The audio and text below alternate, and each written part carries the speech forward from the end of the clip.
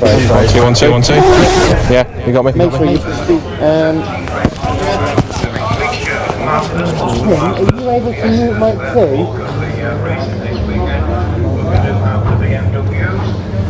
Okay, I just needed to check on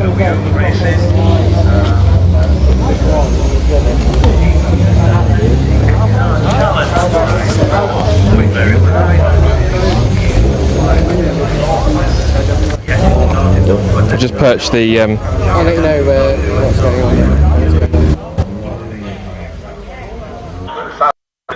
As the years roll on, those particular cars become less and less available, indeed.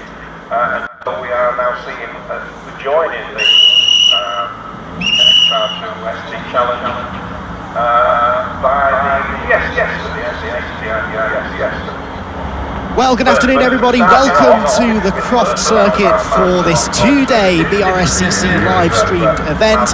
We've got some of the best championships that the BRSCC has to offer racing for us here over the course of this afternoon and a full day of racing tomorrow. And let me tell you that if you like one-make racing, then you are in for an absolute treat, because we've got some of the really popular BRSCC one-make series here. We have not one, not two, but three Mazda MX-5 series, the first of which is grinning up now, the brand new for 2021 Mazda MX-5 Clubman Championship. We also have three different championships catering for Ford Fiestas. We've got the Ford Fiesta Championship itself, the Fiesta Junior Championship, and the ETSL STXR Challenge racing here too, as well as action from the always exciting Nankang Tyre BMW Compact Cup. And then tomorrow we have the first round of the series for the BRSCC Club Sport Trophy. So an awful lot of action on its way to you over the next couple of days. The first race, though, is this one for the new Clubman Championship, which has been introduced for 2021 to cater basically for MX-5 drivers, Mark 1 MX-5 drivers specifically, who just want to race on a single-day programme, essentially. Traditionally, the BRSCC's MX-5 series will take place first race of the day because they've already had their green flag laps, so we'll get into the full preamble of what this championship is once the race is settled down. Into the first corner they go. Harry Storer it is that has the race lead, turning through Clervaux for the first time. They make their way out to Hinton in second position. They're trying to get up the inside of Jay Shepherd. Jay Shepherd in the Wasp liveried car. We've seen racing in the BRSCC Fun Cup Championship in recent years, but he's been doing more and more MX-5 racing over the last 12 months or so, and he is there scrapping away in midfield in that Wasp livery 777 car. Down the back straight towards Tower they go for the first time, into the difficult braking zone. In third place there is number 59 of Kevin Bird, who started 6th on the grid. That's the white car with the orange stripes, so he's had a really demon getaway. So there will be some familiar names in this championship to those of you who've been watching the BRSCC's MX-5 series over the recent years. As I said, usually those events take place over 3 races over 2 days, which means that there's always an overnight stop required for the teams and drivers. That increases the cost of racing in the MX-5 Championships. As there's a big look up the inside. In fact, there's some contact going into Sunny there. That's Robert Greensmith going up the inside and trying to make a move into Sunny in, which ended in almost inevitable contact. But yes, this one-day format for the Clubman Championship, a way of keeping the costs down a little bit more, and hence why it's already proving to be fairly popular. Down through the complex then for the first time, there is Greensmith, the Greensmith name, very familiar of course to MX-5 enthusiasts. Johnny Greensmith, former MX-5 champion of course, and this Robert Greensmith in one of Johnny's old cars actually, battling away here with the 78 of Richard Bartlett, who again has been racing on the BRSCC's MX-5 platforms for a number of years.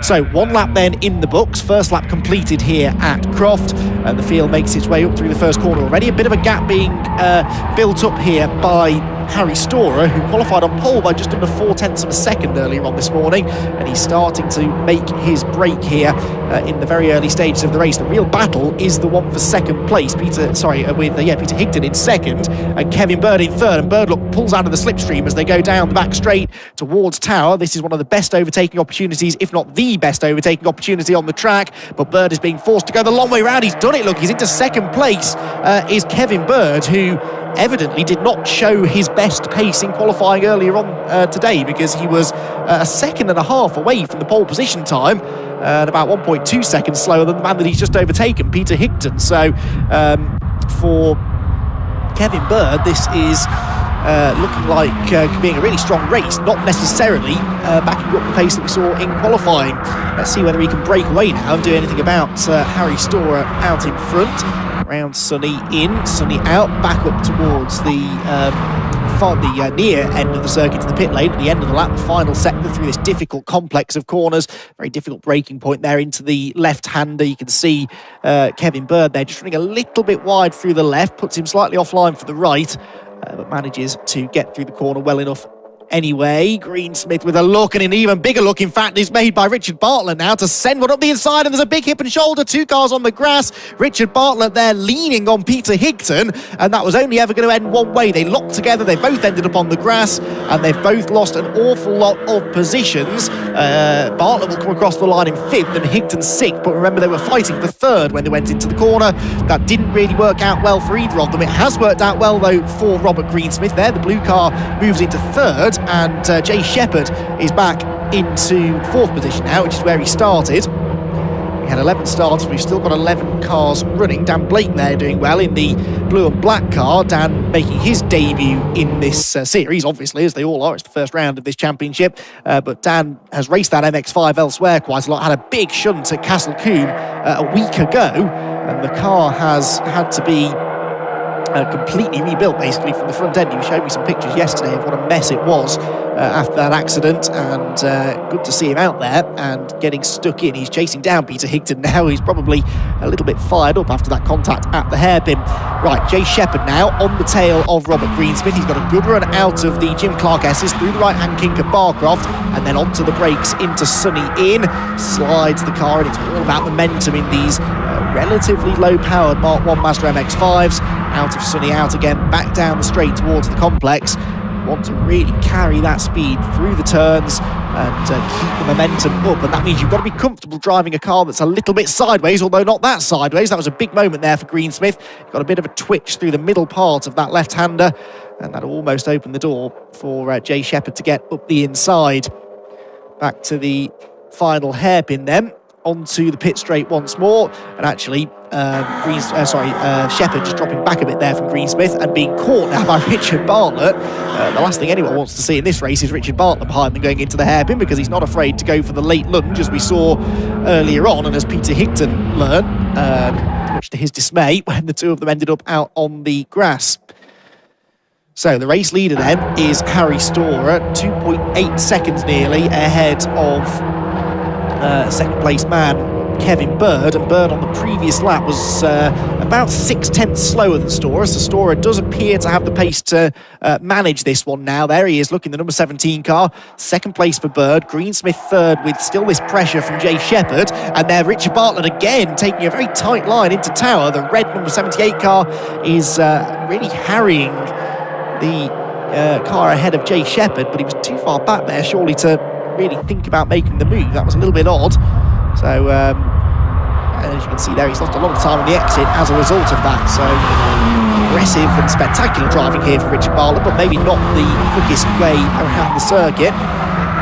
Down into Sonny. This is definitely part of the circuit where Jay Shepherd seems the strongest, isn't it? He closes in on Greensmith and now gets a good exit out of Sonny out. He pulls alongside the 1-2-2 car, this then for 3rd position, wheel to wheel as they head down the back straight towards the complex for this, the 4th time of asking, but the next corner was a left-hander, and that favoured Greensmith. He had the inside line, and so he keeps the 777 car at bay.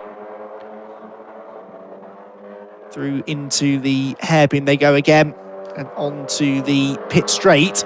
Richard Bartlett just sizing these two up, isn't he, really? Peter Higton on the previous lap was actually slightly quicker than this trio. Let's see if he can continue to close in. In fact, on this particular lap, they're all quicker than Bird ahead as well. So Kevin Bird there, the white and orange car, being reeled in again now by Robert Greensmith. Really found some good speed through the final part of that lap there. He was under a lot of pressure halfway around the lap, but then gets away from Jay Shepherd through the complex. Now that could be different driving styles perhaps, suiting different parts of the circuit. Maybe Greensmith is better through the tight corners and Jay Shepherd better through the high-speed stuff. And of course, that can also be affected by setup. If the cars are set up slightly differently, that will lead to them being quicker at different parts of the circuit. Bartlett with another big lunge up the inside of Jay Shepherd, and there's contact at Tower. Shepherd sideways, eased out wide. Richard Bartlett again with the late lunge there. I'll say late lunge, he signalled his intent very early, pulled to the inside line nice and early, but just braked way later than Jay Shepherd.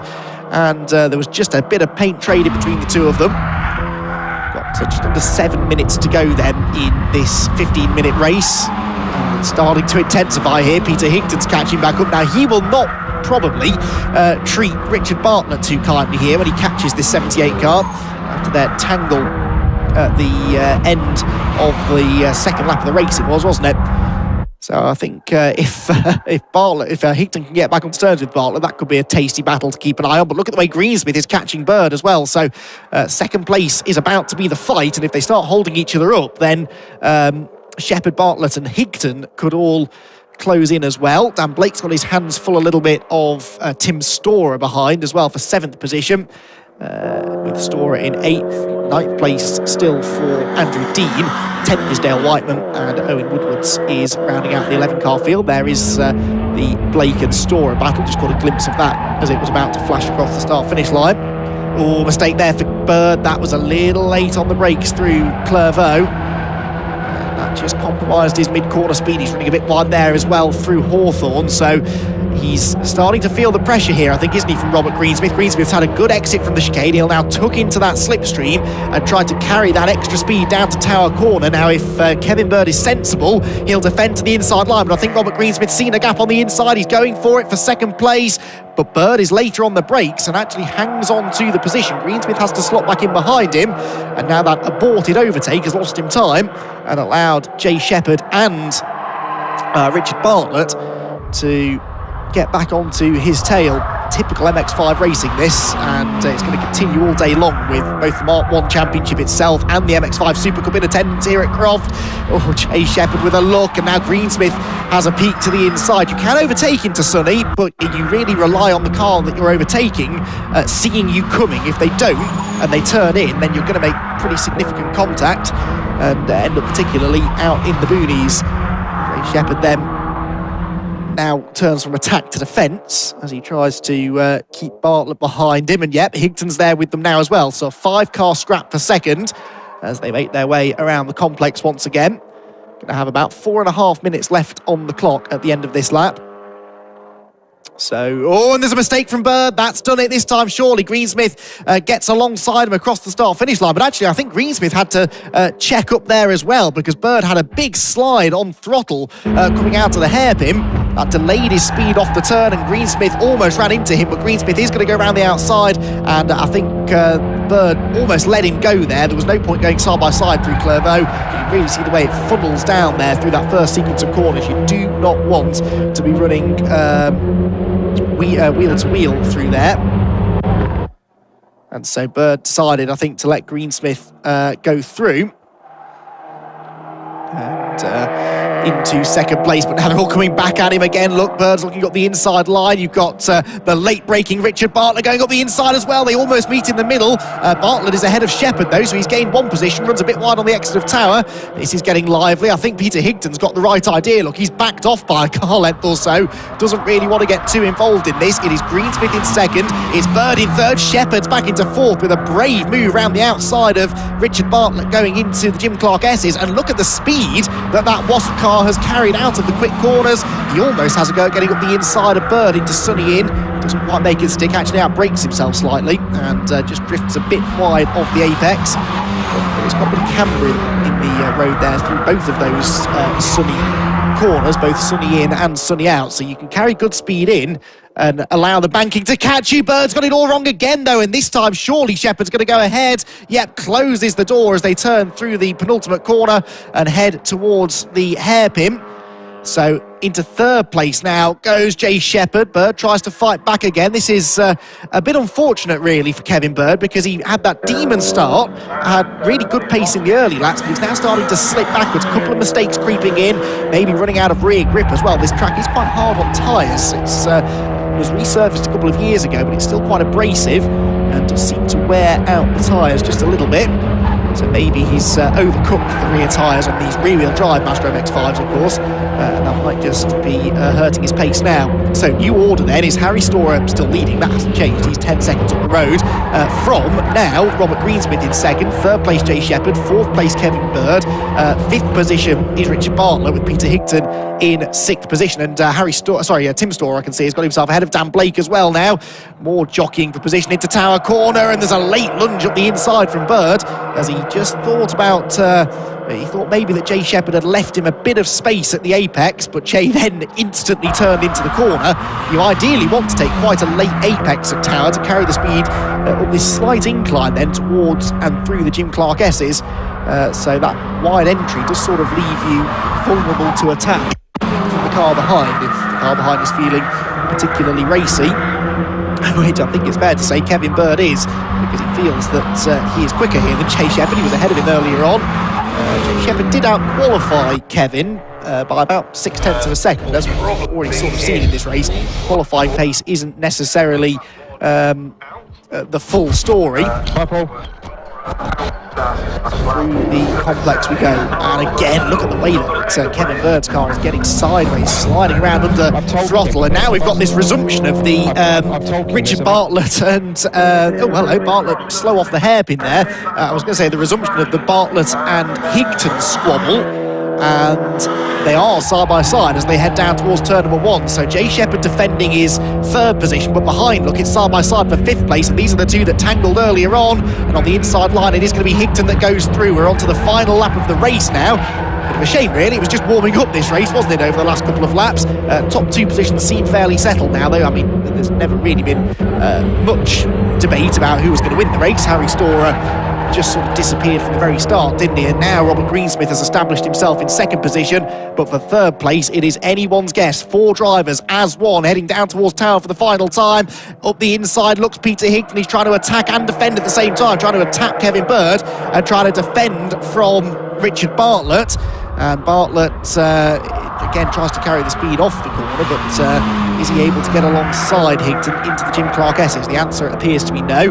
Now Jay Shepherd is making a bit of a break, so it's almost now a three-way fight for fourth position between Bird, Higton and Bartlett. Are we going to see any further changes here? Remember, the final corner here at Croft, that tight hairpin, is a really good place to launch a last lap challenge, and I'm sure at least one of these drivers is going to try and do exactly that. Harry Storer, though, is already heading towards the final corner. There he is, right on cue, heads into the final hairpin. It's been a dominant display, this, for the pole man, who actually set the pole position time despite having some lap times disallowed in qualifying, but a dominant display nonetheless in the race, and the first ever race victory in the Mazda MX-5 Clubman Championship goes to Harry Storer. Congratulations to him. Now, what will be going on for second place, because it's all got very tight again. Look, Robert Greensmith's been reeled in here by Jay Shepherd as they come to the start-finish line. It will be Greensmith second, Shepherd third.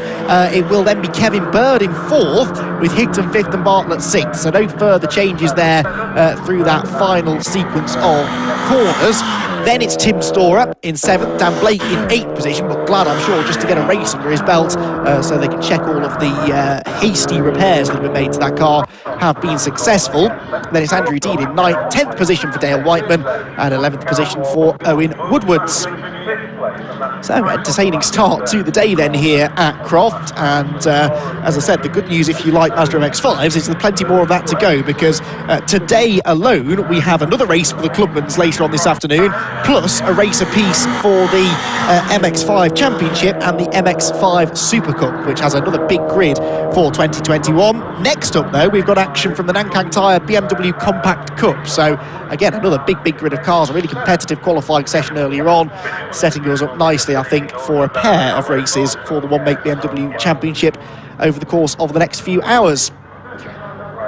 Also got Scott Woodwist roaming up and down the pit lane, hoping to get some podium interviews from him at the end of each of the races too. So we'll bring you all of the news and stories throughout the day here from the Croft circuit. The BRSCC, of course, committing to its live stream programme again this year, with a total of 17 events being covered live for the club this year. Which means that whilst, for the time being at least, we are not able to welcome spectators trackside, we can at least still bring you all of the action from around the country, and for more information on the events that are being live streamed, or indeed events that eventually, hopefully within the next few weeks, you might be able to attend yourself, head over to the BRSCC website. You can also follow all of the live timing for today's racing on the TSL timing website, www.tsl-timing.com, and you can follow then all of the information that I get up here in the commentary box, the position, the lap times, the gaps between the cars. Lap times are going to be interesting today, actually, because this place, as I said, was resurfaced a couple of years ago, but some of our championships haven't raced here since then, or if they have, the track appears to have got quicker in the intervening years, so we're going to see some lap records broken today. Of course, the fastest lap in that race, set by Harry Storer, 1:42.635, was automatically a new Clubman Championship lap record, because it was the first ever race in the Championship's history, let alone here at this particular circuit. So next race, as I said, is for the Nankang Tyre BMW Compact Cup. We've got 32 cars heading out onto the circuit for that one. Quite a few stories after qualifying as well, which will be interesting to follow once we get into the 15-minute race for them. There were a few lap times disallowed for track limits and whatnot, so the amended grid has only just come through, but all of the familiar faces and names from the Compact Cup, and indeed the same kind of true of all of our championships here this weekend. Really healthy grids, and some championships that have struggled for numbers in recent years, most notably things like the Fiesta Junior Championship, for example. Really sizable entries and stacked full of talent as well. The BRSCC has really gone on a bit of a recruitment drive over the winter to try and get as many entrants as possible. And they've done a fantastic job, all of the BRSCC officials and championship coordinators, of putting together some great grids here for us. And the more cars on the track, of course, generally, the better the racing is as well. So that means we're set for a really thrilling season of competition.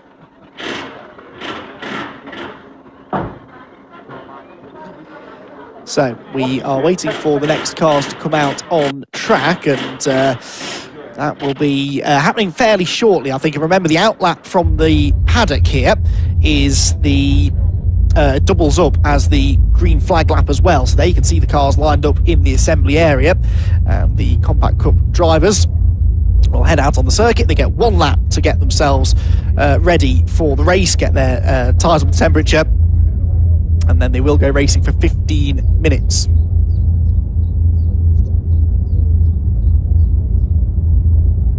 So let's start then our build-up, shall we, to the second race of the day, the Nankang Tyre BMW Compact Cup, which last season saw some pretty thrilling action, as it always does, as with all of the BRSCC's championships, and in fairness, most of the British motorsport community. We had to deal with a shortened season as a result of the COVID pandemic, and basically the first 6 months of the year were a complete write-off, weren't they? But when we did go racing, the championship in 2020 was just as tight as ever, and was won by Stephen Daly, who is the record holder in pretty much every category in this championship. A championship that started back in 2013, moved to the BRSCC a few years later. Scottish driver Stephen Daly, who there you can see in the number one car, has dominated ever since. He has won more races than anybody else in the category. He's had more podiums, more pole positions, more fastest laps.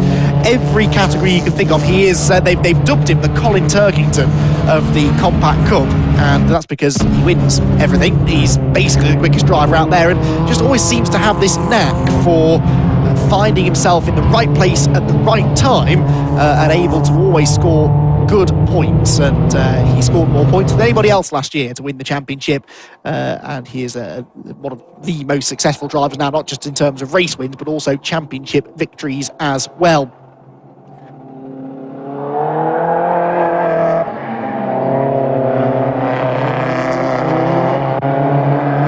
So the grid then is as follows. As you see, Stephen Daly was leading the field around on the pole position, so he will be lining up at the front. He was nearly half a second quicker than anybody else in qualifying, so definitely odds-on favourite for the race victory. Alongside him, though, is Mikey Doble, who some of you may have noticed out on the grid in the Ginetta GT5 Challenge at Thruxton a week ago. He's doubling up this year, racing in both series. There is Mikey in the blue and white number 88 car.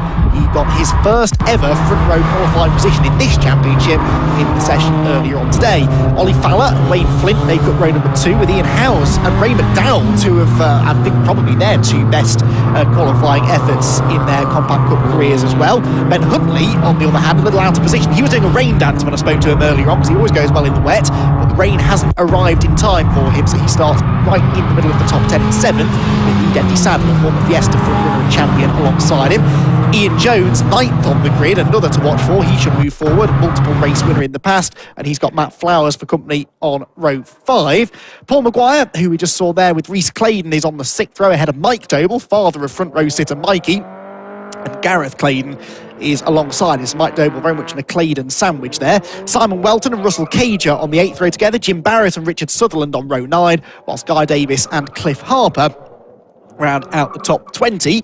Martin Gadsby has Chris McGinley alongside him. Chris McGinley had a spin in qualifying, but qualified strongly nonetheless in his debut in the championship, 22nd on the grid. Tom Middleton and Gregor Pryor are next, ahead of Craig Arkell, who also had a spin in qualifying, and Graham Robertson.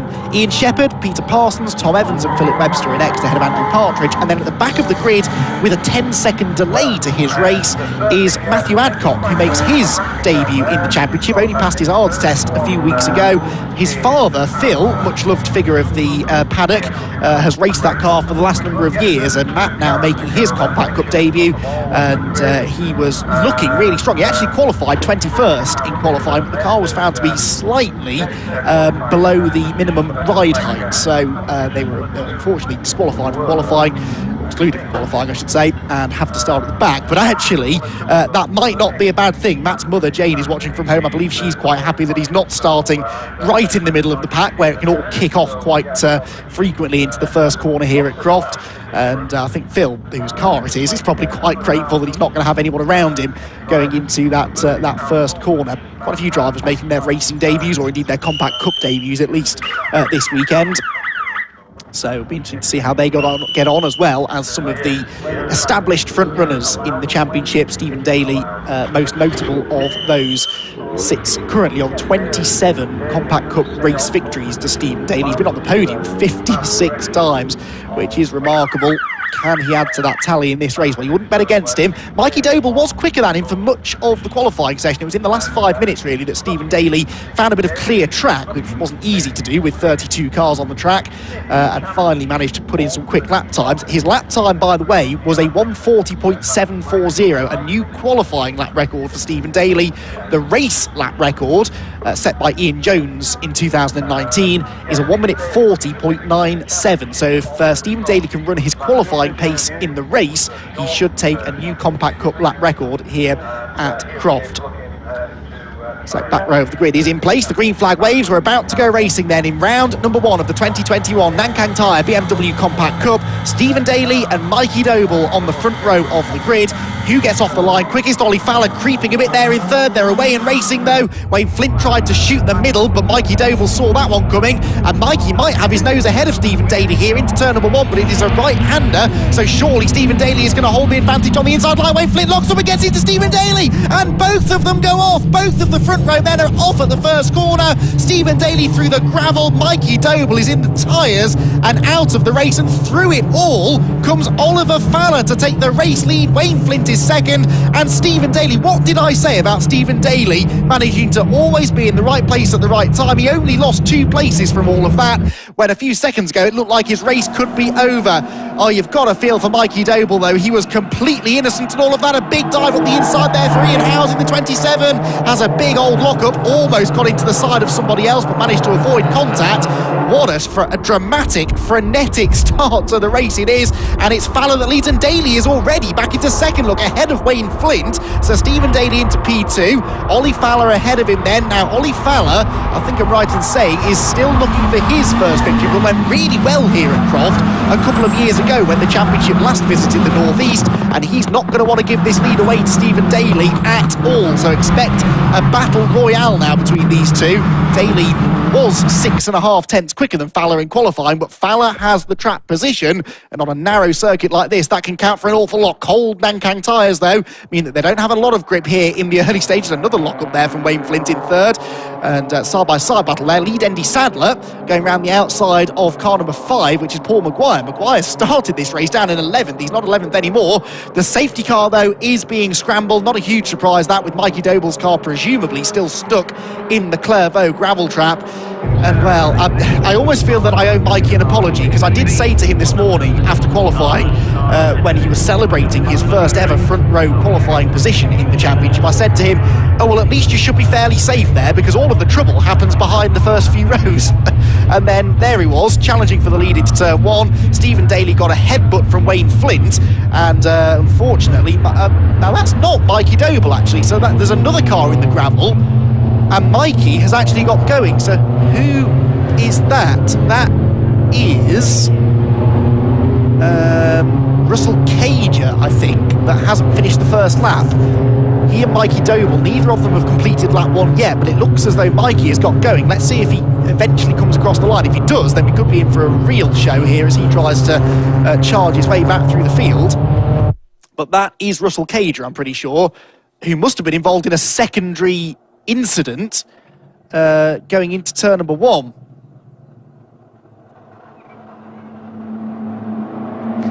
So Wayne Flint then with a few questions to answer, I suspect, after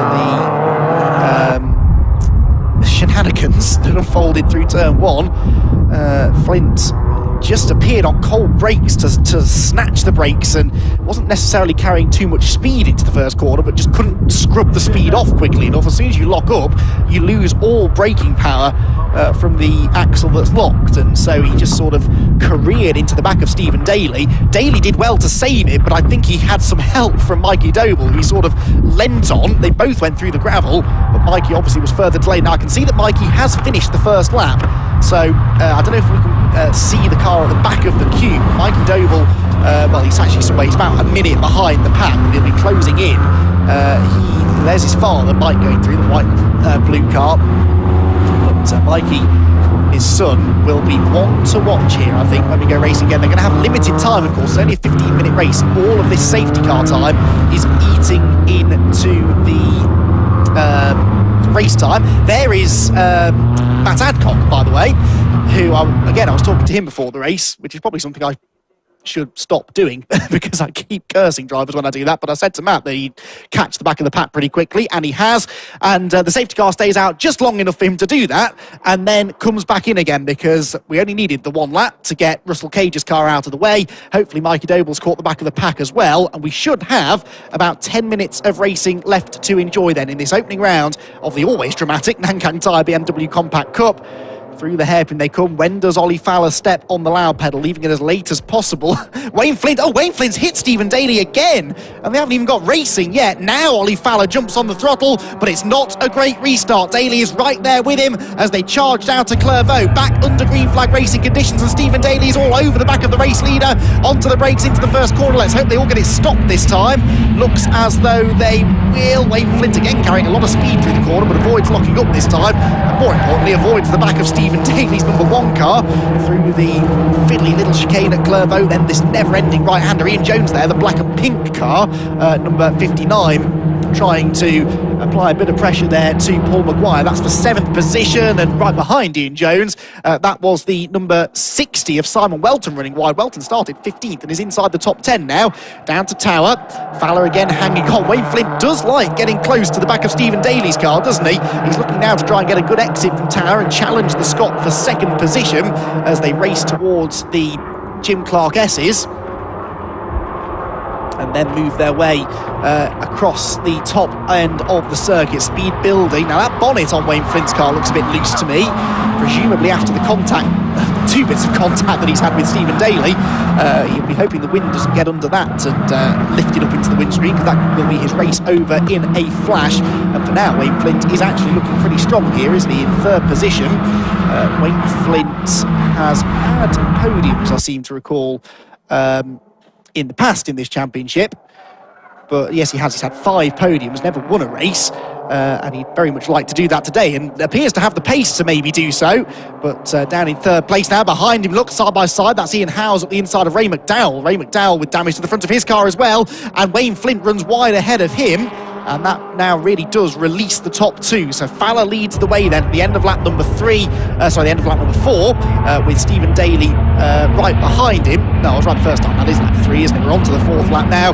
Stephen Daly hops over that curb. The punishment these cars take over the curbs, they're really, really severe here at Croft as well. And there are a few of them which you can, if you hit them wrong, you can do quite a bit of damage to your car. That's the part of the circuit where Stephen Daly's 2019 weekend came to an end. When he hit the tyres and went off, did damage to the car, also hurt his wrist, which meant he couldn't race for the rest of the weekend. Thankfully, safely gets through there this time. Could he challenge Fowler into Tower? The answer is no. Fowler late enough on the brakes to hang on. Wayne Flint trying his best now to get back on terms with them and regroup after that little mistake he had at the hairpin. Now, what progress are those from the back making? Well, Mikey Doble's up 5 positions on that lap already into 26th place. So we've also lost Craig Arkell to the pit lane, unfortunately. So Craig, who had some mechanical issues actually with that car before he even left home. He couldn't get the car started to get it on the trailer. They were working on it late last night to try and get that fixed. Then he went out in qualifying and had a couple of moments. And now it looks like there's maybe some recurring mechanical gremlins that have brought him into the pit lane. So he and Russell Cage are then 2 non-finishers. Everybody else still running though. So 30 cars out on track, and at the front of the field, this is the titanic battle for the race lead. Ollie Fowler looking for his first ever race victory in the Compact Cup, and he has got the winningest driver in Stephen Daly right behind him, applying the pressure, trying to take that victory away from him. Stephen Daly has denied many drivers their first ever victory in this championship, and moved ahead of Steve Roberts, multiple former champion, on the all-times win list toward the end of last year. But he's not stopped winning, and he's not stopped coming back to the Compact Cup either. It's a sign of just how competitive and enjoyable this championship is that Stephen Daly keeps coming back year after year after year. When in a way he has nothing left to prove really, but just wants to keep on adding to that win record. He's got a good exit out of the chicane there. You don't get a huge amount of slipstream actually in these cars, not down a straight of this length, so I don't think he'll gain any further down the back straight. Bit of a dab on the brakes there for Ollie Fowler. That's something else you see drivers do quite a lot here at Croft, because you rattle over these curbs so violently, it can sometimes knock the brake pads off the discs and give the drivers what they call brake knockoff. And so you just dab the brakes in a straight line just to make sure that the pads are where they need to be, and that then allows the car to slow down sufficiently going into the next braking zone. So it's not Fowler trying to brake check Stephen Daly, he's just making sure that his brakes are going to work when he stamps on them down at the end of the back straight. Fowler absorbing this pressure well at the moment. Stephen Daly's car is really bouncing around, isn't it? I know that these cars can rock and bounce around quite a lot over the bumps and the curves, but that car doesn't look healthy to me. I wonder if he's got an issue with the shocks on that number 1 machine perhaps, and that definitely won't be helping his corner speed. All the more impressive then that he's staying with Ollie Fowler here and asking all the right questions of the race leader. Look, Fowler now, he's starting to defend. That's a good thing actually for Stephen Daly.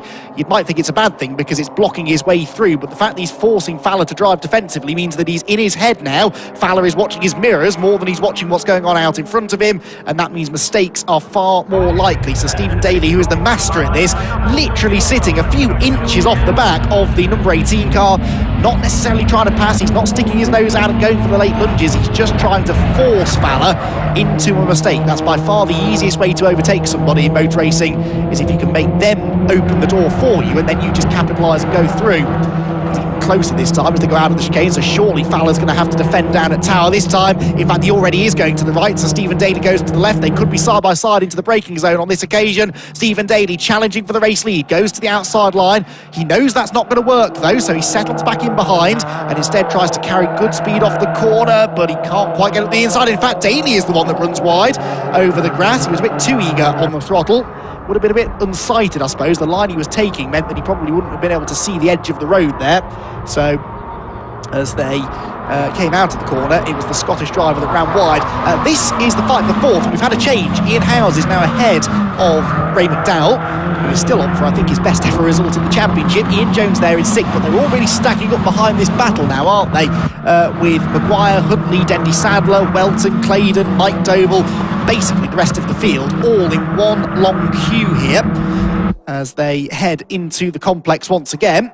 Leaders come through. Wayne Flint getting closer to them now. Wayne was just over a second behind them at the end of the previous lap, but as they have been battling ahead, he's been closing in. Jones is getting delayed a bit here by McDowell, and he's now got Paul Maguire up the inside of him, and there, Ben Huntley, the blue and fluorescent yellow car, goes up the inside into the hairpin as well. There's not room for all of them. There's cars locking up. That's the number 60 on the inside of Simon Welton, the red car that nearly got into the side of Ben Huntley.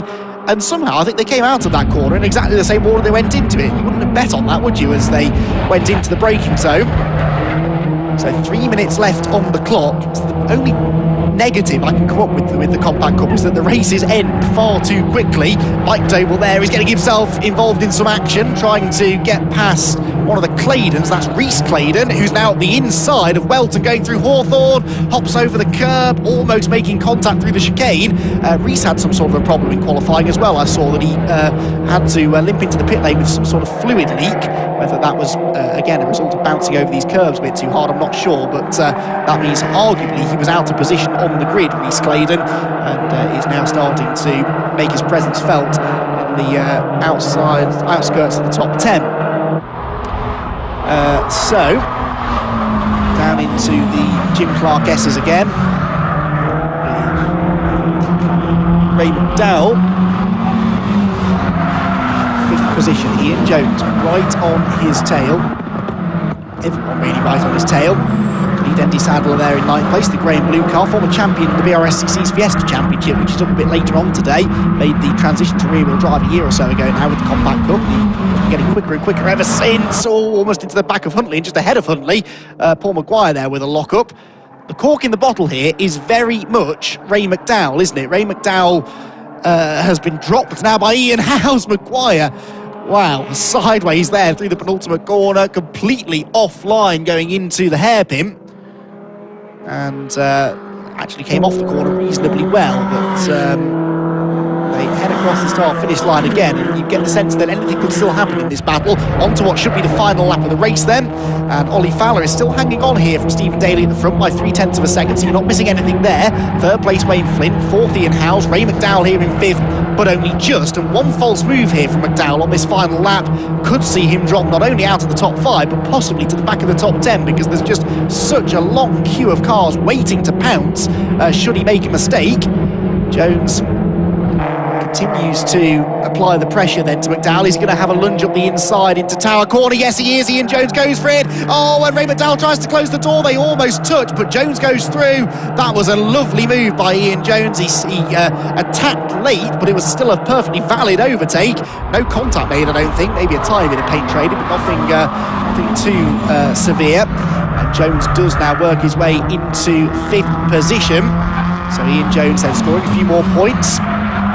Heads into sunny corner. McDowell, though, couldn't be any closer. In fact, he hits Ian Jones, and Jones is out wide. And McDowell is going to try and punt his way back through. While Ray McDowell already had a bit of damage to the front of his car, so another knock isn't going to affect him too badly. And he robustly moves ahead of Ian Jones. And now Paul Maguire, pulls alongside Jones as well. They go into the complex. You don't really want to take your eyes off this battle, but the leaders are heading to the start-finish line to, I think, see the checkered flag. It's going to be touch and go. Maguire eases Jones out wide. Ben Huntley's alongside now as well. Yes, the checkered flag is waiting. There go the leaders. It's Ollie Fowler that takes the victory. Stephen Daly 2nd, Wayne Flint in 3rd. Ian Howes is in 4th position with, deep breath, Ray McDowell in 5th position, I think. Let's see. Yeah, McDowell's 5th, Maguire 6th, Jones down to 7th, Huntley 8th, then Dendy Sadler 9th, Welton 10th, Reese Claydon 11th, Mike Doble 12th. This is all still that same pack of cars. Gareth Claydon was 13th, Guy Davies was 14th, then there was a gap back to Matt Flowers in 15th, Sutherland was 16th, And I'm looking for Mikey Doble. He was 19th by the end, so having been 31st at the end of lap 1, Mikey Doble gets himself back into the top 20. That's not a bad drive at all. How did some of the others get on that I was keeping an eye on? Chris McGinley, 22nd on his debut, and Matt Adcock even worked his way into 27th position by the flag. And we lost, I believe, Ian Shepherd to the pit lane as well towards the end there, so 3 times from the race, but still a very entertaining Compact Cup race, it must be said. So Ollie Fowler then gets himself his first ever race victory in the Nankang Tyre BMW Compact Cup, and he will be over the moon with that, that's for sure. Stephen Daly, meanwhile, gets his 57th career podium and a 6th podium for Wayne Flint. So yeah, some feel-good stories there, but what drama, especially at the start of the race. That was just astonishing. Wayne Flint locking up like that into the first corner. Of course, a very similar thing did happen to Colin Turkington in last year's British Touring Car races here at Croft. Actually, I was mentioning earlier on that Stephen Daly is referred to as the Colin Turkington of this paddock, and he was on the receiving end of contact that looked awfully similar to something that Colin himself experienced here last year. It's quite bumpy, this circuit. Into a lot of the braking zones there are lots of bumps and undulations, and it's so easy to snatch a brake, especially when the brakes are a bit cold. We often talk about building tyre temperature on the green flag lap, but you've got to get the brakes up to temperature as well, and if you don't, then that's what can happen. You snatch the brake, can't get it unlocked, and then you end up careening into the back of somebody, which is unfortunately what happened to Wayne Flynn. We'll wait and see if there's any further action. Maybe the stewards might have a word with him about that. Likewise, that rather robust pass, it must be said, that Ray McDowell made on Ian Jones. Not saying there will definitely be penalties, but it is a possibility, I guess. There's Mikey Doble coming into the pit lane. Car number 88, 19th place finish for him, but what could have been after his first ever front row. And it's got to be said, he's endured quite a bit of bad luck of late. In his Ginetta racing last week, he had some mechanical issues that prevented him from performing to his absolute best. But that is racing, as they say. You can't always have good fortune. But the bad luck you get makes the good fortune all the sweeter when it does happen, I suppose. So, Compact Cup racing completed for the time being. We now move back to Mazda MX-5s again and the Mazda MX-5 Super Cup. The Mark III cars will be the next cars out onto the circuit.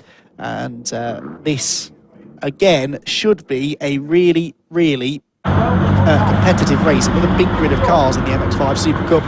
And 39 of them, to be precise, across 2 classes, the Pro Class and the Club Class. Get into that in a bit more detail in a moment or two.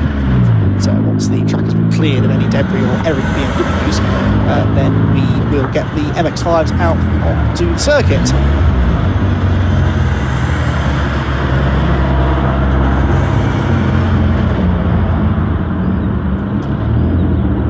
So, MX-5 Super Cup time then. Let's just have a refresher, shall we, of what's been going on in that championship recently, because again, a shortened season last year was certainly not short on drama, because it was a championship battle that went right down to the wire. It looked as though Luke Herbert, multiple former champion, was going to take the 2020 championship as well. But a big accident at Brands Hatch at the Formula Ford Festival, actually, when the MX-5 Super Cup was on the support card at the end of the year. Big and very unfortunate accident for Luke Herbert, meant that the car was too badly damaged for him to get out there in the final rounds of the championship, and that meant that Sam Smith, former Mark I champion, was able to take the Super Cup championship in his first attempt. And actually, the top 2 drivers in last year's Super Cup championship were both debutants in 2020. Sam Smith, the champion, and James Cossons was second place.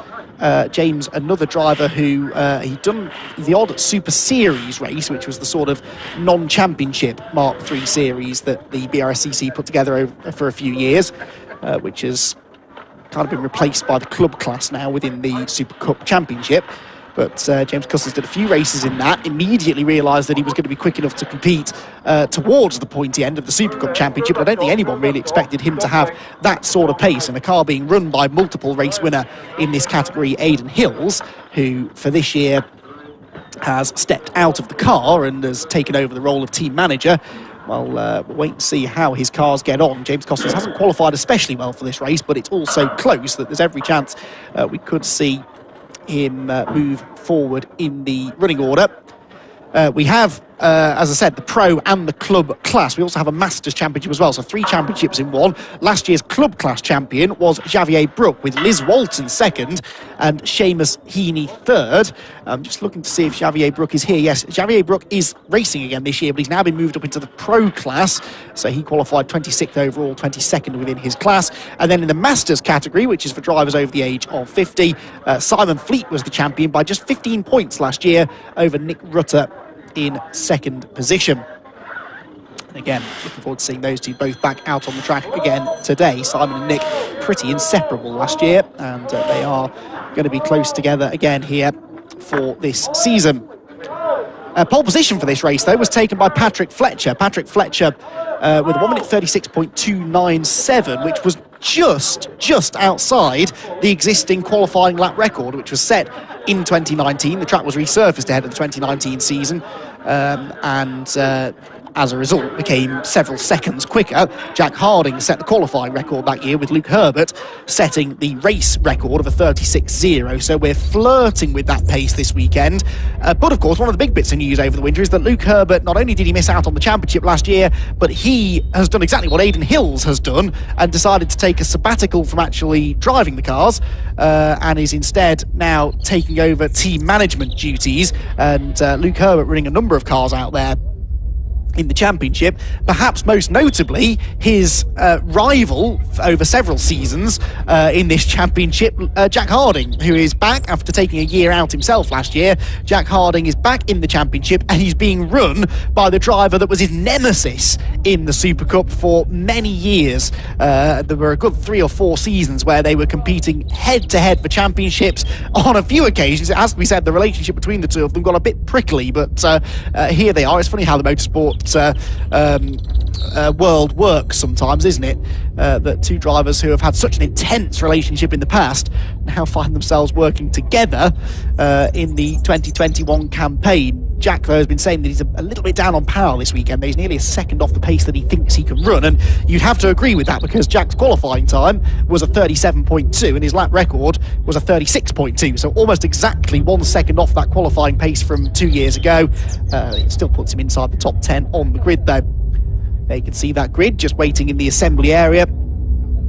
The paddock area you can see directly behind it is actually the original circuit. Croft essentially used to be a big triangle. They used to turn right through Sunny Inn, but then continue straight onto that runway, which is what that paddock area is, and come straight down towards us and rejoin the track at Clairvaux. So the whole complex section at the end of the lap essentially didn't exist, and then of course the circuit closed for a long time, reopened again in the mid-90s, and with much fanfare, and really hasn't changed since. But that's kind of the way we like it, really, because the Croft circuit is one that really does the drivers do favour. It's a difficult circuit and it bites if you get it wrong, but it's one the drivers do enjoy driving nonetheless, because it's fast, it's bumpy, it's unforgiving, it's everything that drivers enjoy in a racetrack.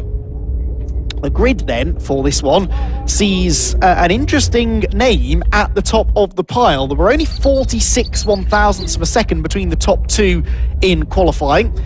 Sam Smith, the reigning champion, was second on the grid, but it's Patrick Fletcher who got pole position. Now, I don't recall Patrick Fletcher taking a pole position in this championship before, at least not from a qualifying session. He might have had some from reversed grids, but I don't think we've ever seen him take a pole position from qualifying. And so Patrick Fletcher, who took that pole, only just, but this is a golden opportunity for him to go and get a race victory. He's got Sam Smith, the reigning champion, alongside him. Adam Bessel is next. Adam Bessel was 5th in last year's championship and lines up 3rd on the grid, ahead of Michael Nibbs, who's been racing in the Mark 1s for a long time. I don't think we've seen Michael in the Super Cup before.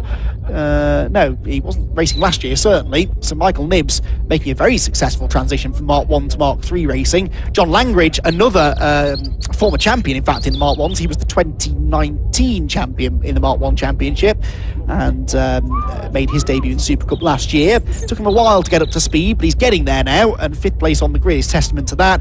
And he's got Martin Tolley. Guess what? He raced in Mark 1s as well for many, many years, and Martin is moving up into the Super Cup this season as well. Then it's Jack Hardings and James Cossins, two very quick drivers coming from the 4th row of the grid. Jack Harding never has won this championship. He's finished runner-up, I think, 3 times, but he's won multiple races, and with no Luke Herbert on the grid, would probably have been targeting a championship campaign this year. He's not got off to a brilliant start with these issues they've had setting the car up, and just a little down on power, as we said. So 7th on the grid for him. James Cossins is 8th, and he was runner-up in last year's championship. Then also one to watch is former Mark 1 champion Will Blackwell-Chambers, who lines up 9th. I think we've got about 4 former Mark 1 champions inside the top 10 on the grid in this Super Cup race, which shows the BRSCC MX-5 racing ladder is working well, and drivers are able to start off in Mark 1s and work their way up into Super Cup. And of course you can now start off, if you want, in the Clubman's Championship before moving into the Mark 1 Championship proper. Rounding out the top 10 is Simon Baldwin, the step-brother of James Blake Baldwin, who is a former Super Cup champion. James not racing here, but the familiar blue car with the orange stripes, you can just see it actually to the left of the assembly area, is his step-brother Simon Baldwin.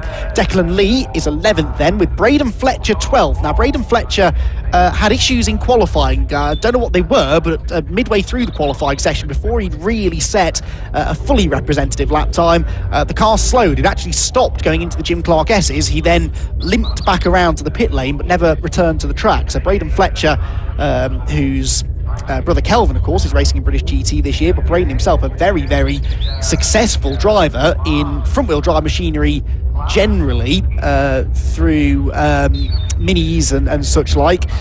Is a very, very handy racer, and I was informed yesterday is also after my job, because he's now taken to presenting motorsport coverage, much as his brother has been doing, of course, in recent times as well. So they're an annoyingly talented family, the Fletchers, and Braden Fletcher certainly should have been further up the grid than 12th, so keep an eye on him if they've got the problems fixed, to see whether he can fight his way into the top 10. He finished 7th in last year's championship, despite not getting on the podium once, and he was telling me yesterday that he thinks this year a championship campaign could be on the cards.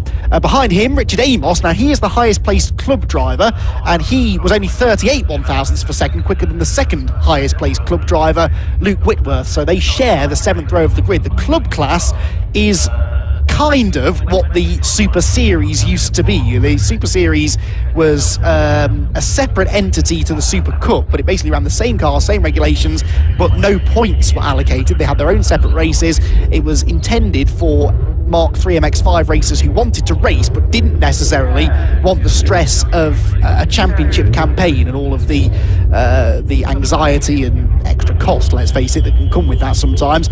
They've now merged the two back together again and called what was the Super Series the club class now. So Richard Amos and Luke Whitworth, they now will score points in the club class, but they're only really bothered about racing each other rather than the pro drivers around them. But many pro drivers there are around them, because they've qualified right in the middle of the grid. So the next sort of 7 drivers are all pro drivers. You've got Chris Richardson and Lee Britton on the 8th row, Nick Dunn and Tom Smith on the 9th row, and then Alex Miller and James Warrior on row 10. Simon Fleet, veteran of the championship, is next up, with Kevin Sylvain alongside him on the 11th row, also in the club class. So Kevin is the 3rd highest placed club driver on the grid. As you can see, that grid is going to be formed in the next few minutes, because the cars are heading out on their warm-up lap, their out lap from the assembly area.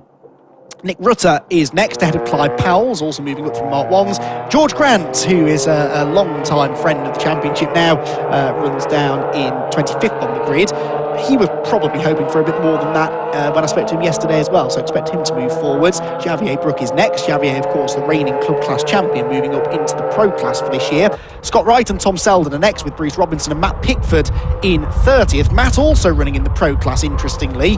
I think I'm right in saying, no, he didn't race pro last year actually, but he is a former podium finisher and I think race winner in the Super Series from a few years ago. So making the step up into the full championship this year. Seamus Heaney and Clive Chisnall are next. Martin Canning and Stephen New are 33rd and 34th on this enormous grid. Benjamin Greenhill, new name to the championship, starts 35th ahead of Martin Heath. Michael Close is 37th on the grid. Michael also running a few cars. Only one car, I think, in this championship, one that he's driving, but he got a couple of Mark 1s out this weekend. Ivor Mayers, former Formula 4 1600 racer, is 38th on the grid. And then issues in qualifying for Duncan Harris mean that he lines up 39th. I actually spoke to Duncan halfway through the session as he was parked up trackside, just actually before the cars come into shot through that final corner. He was parked up against the barriers. He ran wide, did Duncan, coming out of sunny out, and he dropped off the edge of the curb. And then as he tried to get back onto the track, the car bottomed out and cut out instantly. So Duncan wasn't sure at the time what the issue was, but hopefully he's figured it out now and has been able to get the car out on track. He only completed 2 laps, hadn't really got fully up to speed, so intriguing to see what sort of pace he will have in the race.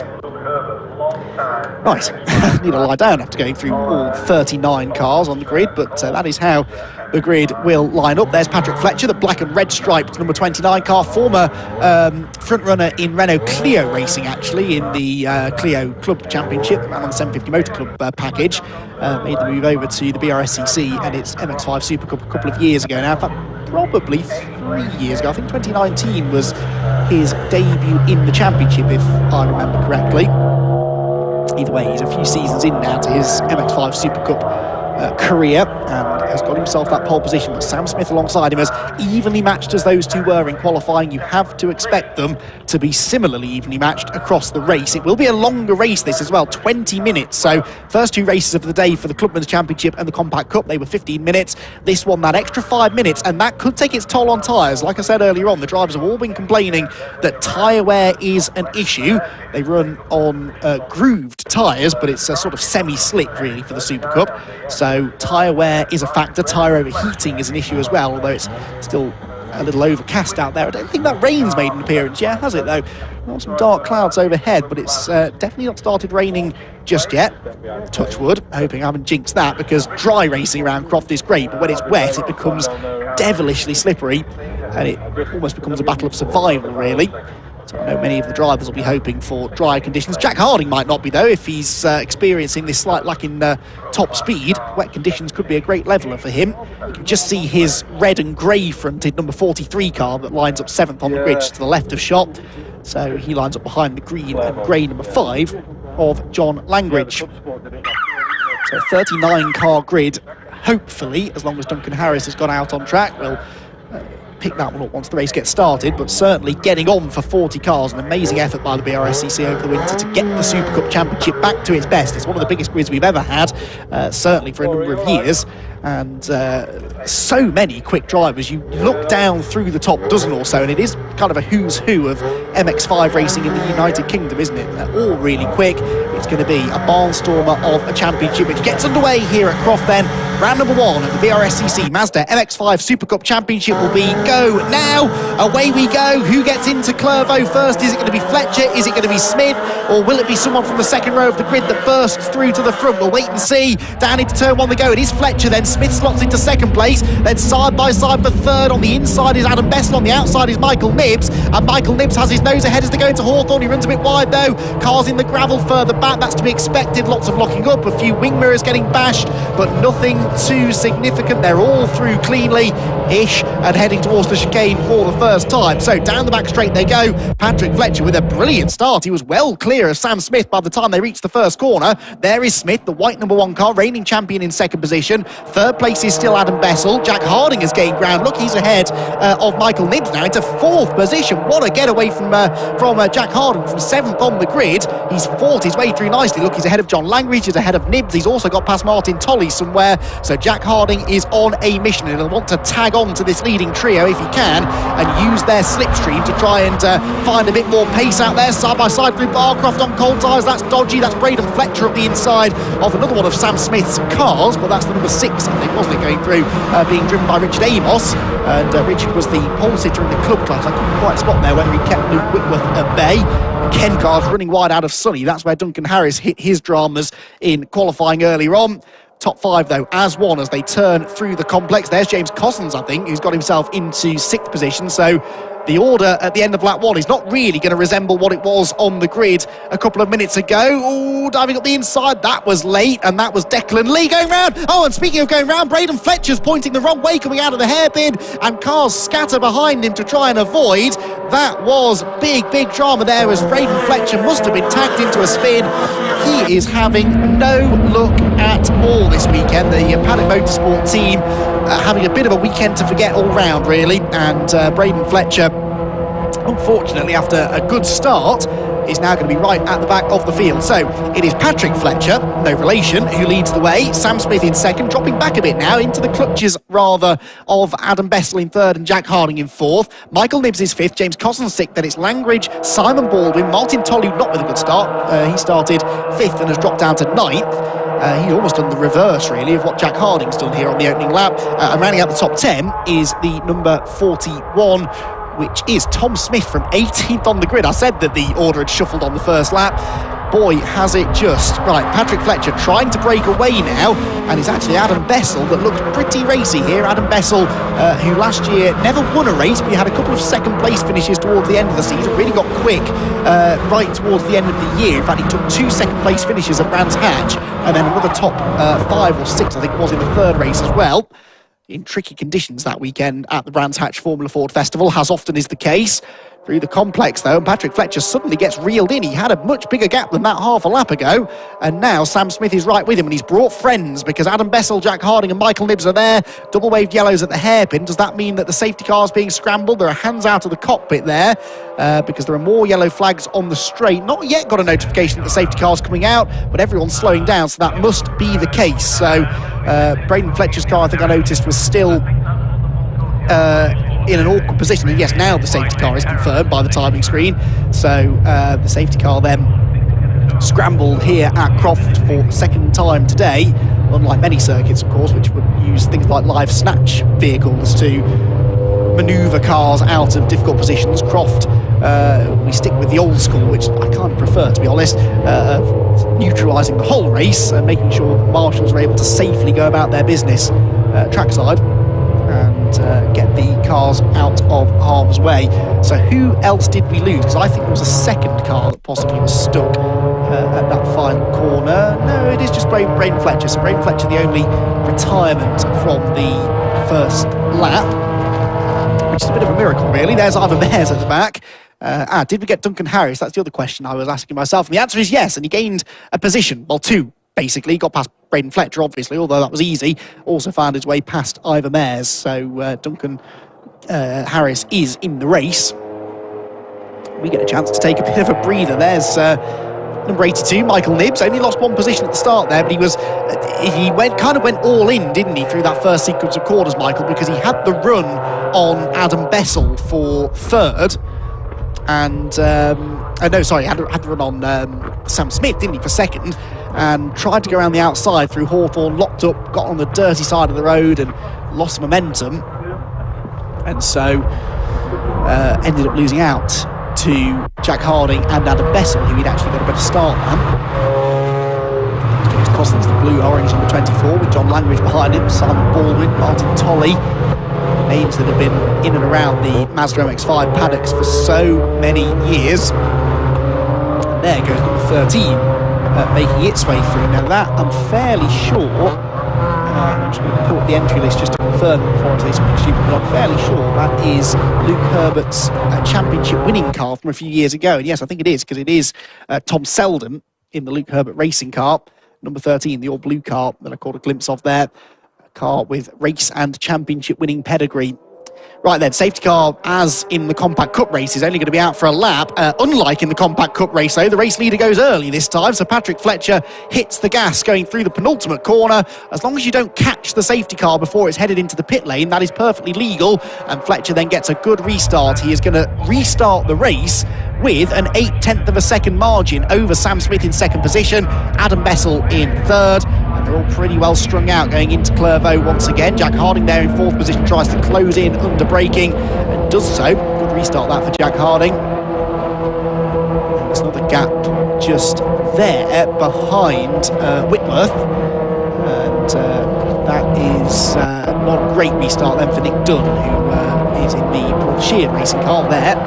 Wasn't able to stay with the cars ahead of him. So, race back underway then. Patrick Fletcher heads through Tower Corner.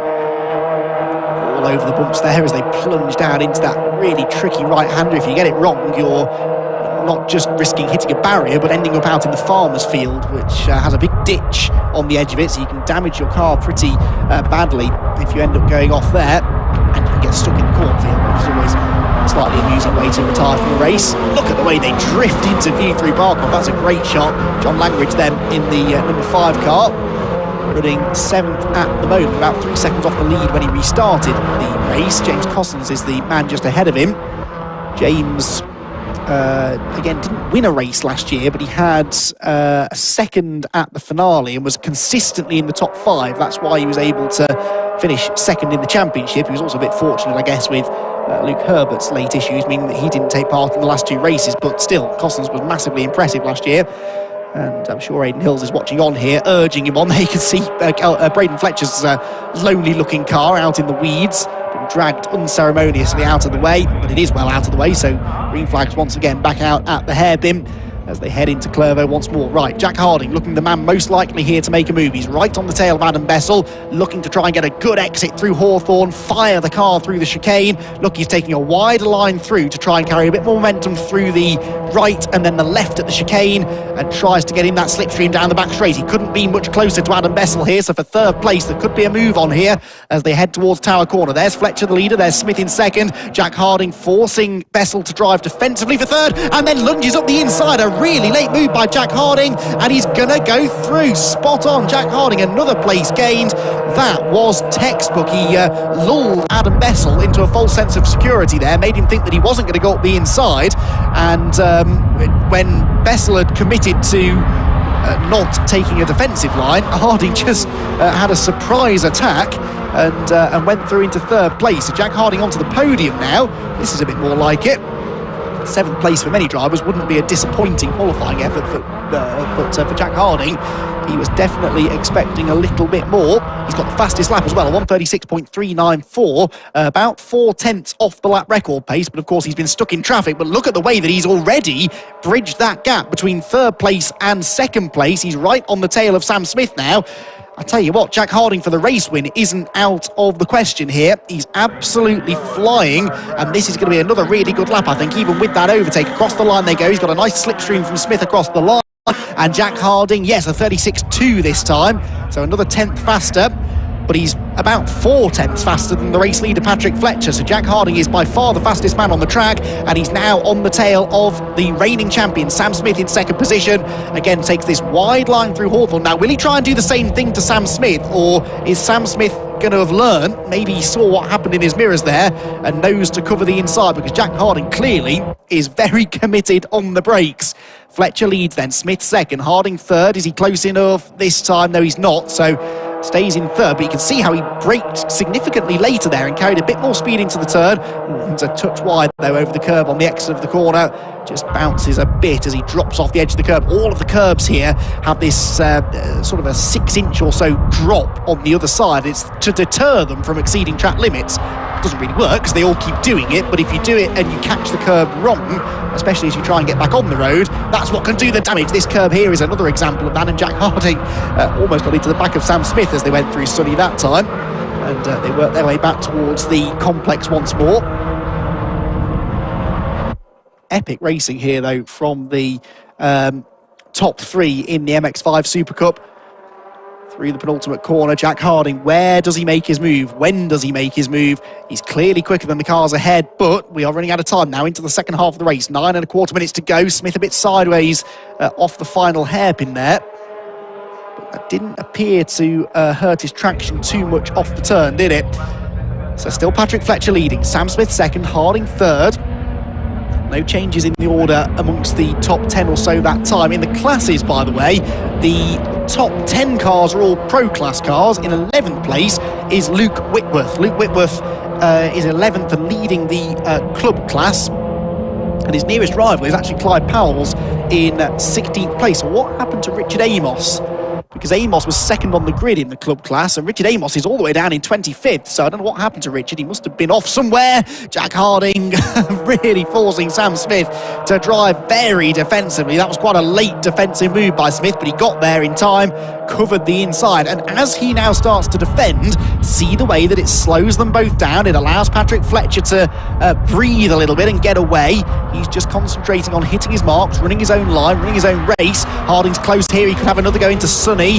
Sam Smith saw that coming, really carries the speed into the corner, lets the banking catch him, and then comes off the corner a little bit stronger than Jack Harding, but Harding is definitely applying the pressure here. And Sam Smith, who was 4 times a race winner last year, is looking as if even second place might be a bit much to ask in this one. He clobbers the curb through the left-hander going into the complex. That puts him slightly offline into the right-hander. He's sideways again. Jack Harding, can he get up the inside of the hairpin? Yes, he can. Jack Harding goes for second place and he's through. Nicely done. So Jack Harding then into P2. Sam Smith, nothing that he could do to stop him there, although he might come back at him now as they go down the pit straight. Well, actually, no lack of top speed there for Jack Harding, was there? He really got away from Sam. I don't know if Sam maybe fluffed a gear change or something, because the car seemed to accelerate well initially and then didn't really go anywhere. So Harding is second. He is 1.3 seconds now behind Patrick Fletcher, but is capable of going 2, 3, maybe 4 tenths a lap quicker than Fletcher, and he's still got 7 minutes to do this. So based on those numbers, he should be able to catch Fletcher before the end. The real question is whether or not he's going to be able to get past him before the end, because Fletcher, you can bet, is going to put a really, really stout defence up. Patrick Fletcher did not enter the final round of last year's championship, so finished a long way down the order, but yeah, did go winless in 2020, winless in 2019, despite coming very close on a number of occasions, particularly through reversed grids. Can he get his first victory in the championship? Ollie Fowler took his first ever Compact Cup victory earlier on.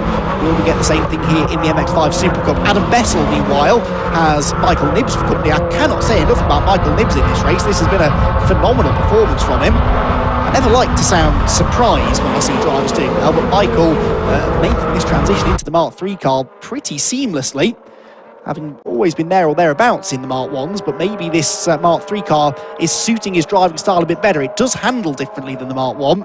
It's quite a bit stiffer and snappier. It's less forgiving than the Mark 1 cars. You'll notice in the Mark 1s, they really slide them like a lovely 4-wheel drift through the corners, and you can kind of mash the throttle coming out of the tight turns, and it just kind of deals with it. But the Super Cup cars, if you lose the rear end, they're very prone to snapping on you and firing you off the road. So maybe that slightly smoother driving style required for these cars is suiting Michael Nibbs, who always has been quite a smooth driver. As I say that, though, he's soaring away at the wheel there through Hawthorne as he tries to get the front end of the car turned in.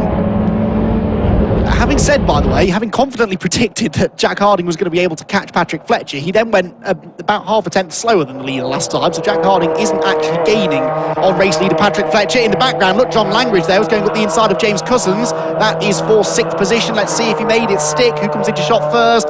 No, still James ahead. So James Cousins there, look in the background, the blue-fronted car is still in 6th place, but John Langridge doing his best to try and get through. Likewise, Michael Nibbs here trying to get past Adam Bess, and Sunny in is a potential overtaking opportunity, but as we've seen a few times already this afternoon, it can often end in a bit of contact. Over the curbs they both go. Back uphill again, this sort of long gradual climb uphill towards the end of the lap. It doesn't really show on the camera lens, but when you walk that bit of the track, it is quite a rise before you get to the final corners. Langridge again is alongside Cossins in the background. So as Michael Nibbs frustratedly still can't get past Adam Bessel, we might be on for a change for 6th fairly shortly. Bessel out of the hairpin, and then we'll hold and see what happens behind Cossins and Langridge. Langridge all over him, carries good speed off the turn, but there's just nowhere to go. You can only turn the cars so tightly, and pretty much any car that comes and races here at Croft is on full lock through that hairpin, so it's quite hard to get a tighter line than the other car around you through there. So Langridge then is applying the pressure, a bit like Michael Nibbs up the road, not really able to get through. Martin Tolley, by the way, towards the back of the top 10, has just gone 9th, ahead of Tom Smith, so that is a change Where did Smith start? He started 18th, didn't he? Of course, Tolley started all the way up in 6th. So Martin Tolley only now starting to make progress back to the front. Once more, James Cossons defends the inside into Tower. John Langridge, who's really got this Super Cup car sorted now, but maybe just a little bit disappointed after the way that first lap went. He started 5th, he's now down in 7th and trying to get 6th place back away from Cossons. Almost pulled alongside him there as they went into the Jim Clark S's. Cossons manages to keep ahead. He's very sideways though through Barcroft corner. Langridge will be sensing blood in the water here. The lead gap, incidentally, is now starting to creep down because on the previous lap, Jack Harding was 3/10 quicker than Patrick Fletcher. So 1.1 seconds was the gap at the start of the 9th lap. We've got 3 minutes still to go. So there's a couple more laps to be done here. Is there anything Jack Harding can do about our race leader? There goes Cossons, still keeping Langridge at bay. And in fact, Langridge isn't quite as close this time. Turn into the hairpin, keep an eye to the timing tower on the left-hand side of the screen and look at the top of it. You can see that gap has come down again. Another really good lap from Jack Harding, about 3.5 tenths quicker than Fletcher, which means he's now right within slipstreaming range. 7/10 of a second is still a few car lengths, so Fletcher won't be sweating just yet, but with probably time for 2 more laps, Jack Harding is closer now than he's ever been. Double wave yellows at Clervaux because there's a car off in the gravel. Not sure who that was, who didn't come through. That's going to be the answer to that. Someone outside of the top 20, I think, that hasn't made his way through. There is the leader, though. Patrick Fletcher in the lead of the race, but only just. Jack Harding, I told you, was within slipstreaming range. Once you get within 3/4 of a second or so, the last chunk of time disappears in a flash. Oh, and that is, it's Duncan Harris, isn't it? Duncan Harris, who had that issue in qualifying, had been running well, actually. He worked his way nearly into the top 30. But from the back of the grid, but sadly it's going to be a non-finish. Right, what's going to happen at the front? There will be 1 lap to go after this one. Clervaux is going to be out of bounds for overtaking because there are yellow flags there, but Harding will know that. They've both driven past Duncan Harris's stricken car already, so he'll know there'll be yellows there, but everywhere else is fair game. He's good on the brakes into Tower. He's made a nice move on Sam Smith into this next corner at the hairpin, of course, and Jack Harding is going to try and really force the issue here. Fletcher defends the inside line. Can Harding get the better exit from the corner? Takes such a wide line in, but look, on full lock, he just can't get up the inside as they come off the corner. Across the start-finish line they go again in the slipstream, and Jack Harding, 1 more lap to go. Is Jack Harding going to be able to take the race victory, or is Patrick Fletcher going to take his first victory in the championship through the first corner? Yellow flag still out, so no overtaking there, but the greens are back out from this point onwards. So can Jack Harding get that run out of the chicane? That's probably his best bet, I think. Get the run out of the chicane, get in the slipstream and try to force a move down at Tower, down into the braking zone. They're about to go then. 40 seconds left on the clock, so this should be the final lap of the race, and this is one of the final overtaking opportunities. Fletcher on the inside, to the outside goes Jack Harding. He's not going to go right round the outside, so he ducks back into the line, tries to carry the speed off the corner, but he's tried that a few times, hasn't he, on a number of drivers. Seems to have maybe a bit of understeer through that part of the circuit. He can't get underneath Patrick Fletcher by the time they get to the Jim Clark S's, so now he really is running out of time. Sunny Inn is the next place that he could try and launch an attack, but Patrick Fletcher surely will see it coming. Yes, moves to the inside to defend, so Harding goes to the outside, almost gets in the back of Patrick Fletcher's car there, almost touching as they go through one of the fastest parts of the track, and now they head towards the complex. 3 more corners to go, and Jack Harding is pulling alongside. This is it, this is the challenge for the race lead. 3 corners between one of these drivers and the checkered flag. Harding tries to go to the outside, Fletcher sees him off. 2 corners to go now, and really only one of them is a place that you can pass. That's this next one at the hairpin. Fletcher is surely going to defend the inside line. Yes, he does, but he locks up, he runs a bit wide. That might give Harding a better exit from the corner. He's not going to get there though. Patrick Fletcher is finally going to do it. He takes the checkered flag and wins round number 1 of the Mazda MX-5 Super Cup here from Croft. A brilliant race that was between Fletcher and Harding. Jack Harding from 7th on the grid. I spoke to his dad just after qualifying and he really wasn't full of optimism for the weekend ahead, but he'll be smiling now, that's for sure. 2nd position for Jack Harding, some valuable championship points. 3rd place goes the way in the end of Sam Smith with Adam Bessel 4th, Michael Nibbs 5th, James Cossons got the better of John Langridge for 6th, with Simon Tolley in 8th position. 9th place for the 41, which was Tom Smith, and rounding out the top 10, Simon Baldwin in the number 2 car. Then in 11th position, the winning club class driver was Luke Whitworth.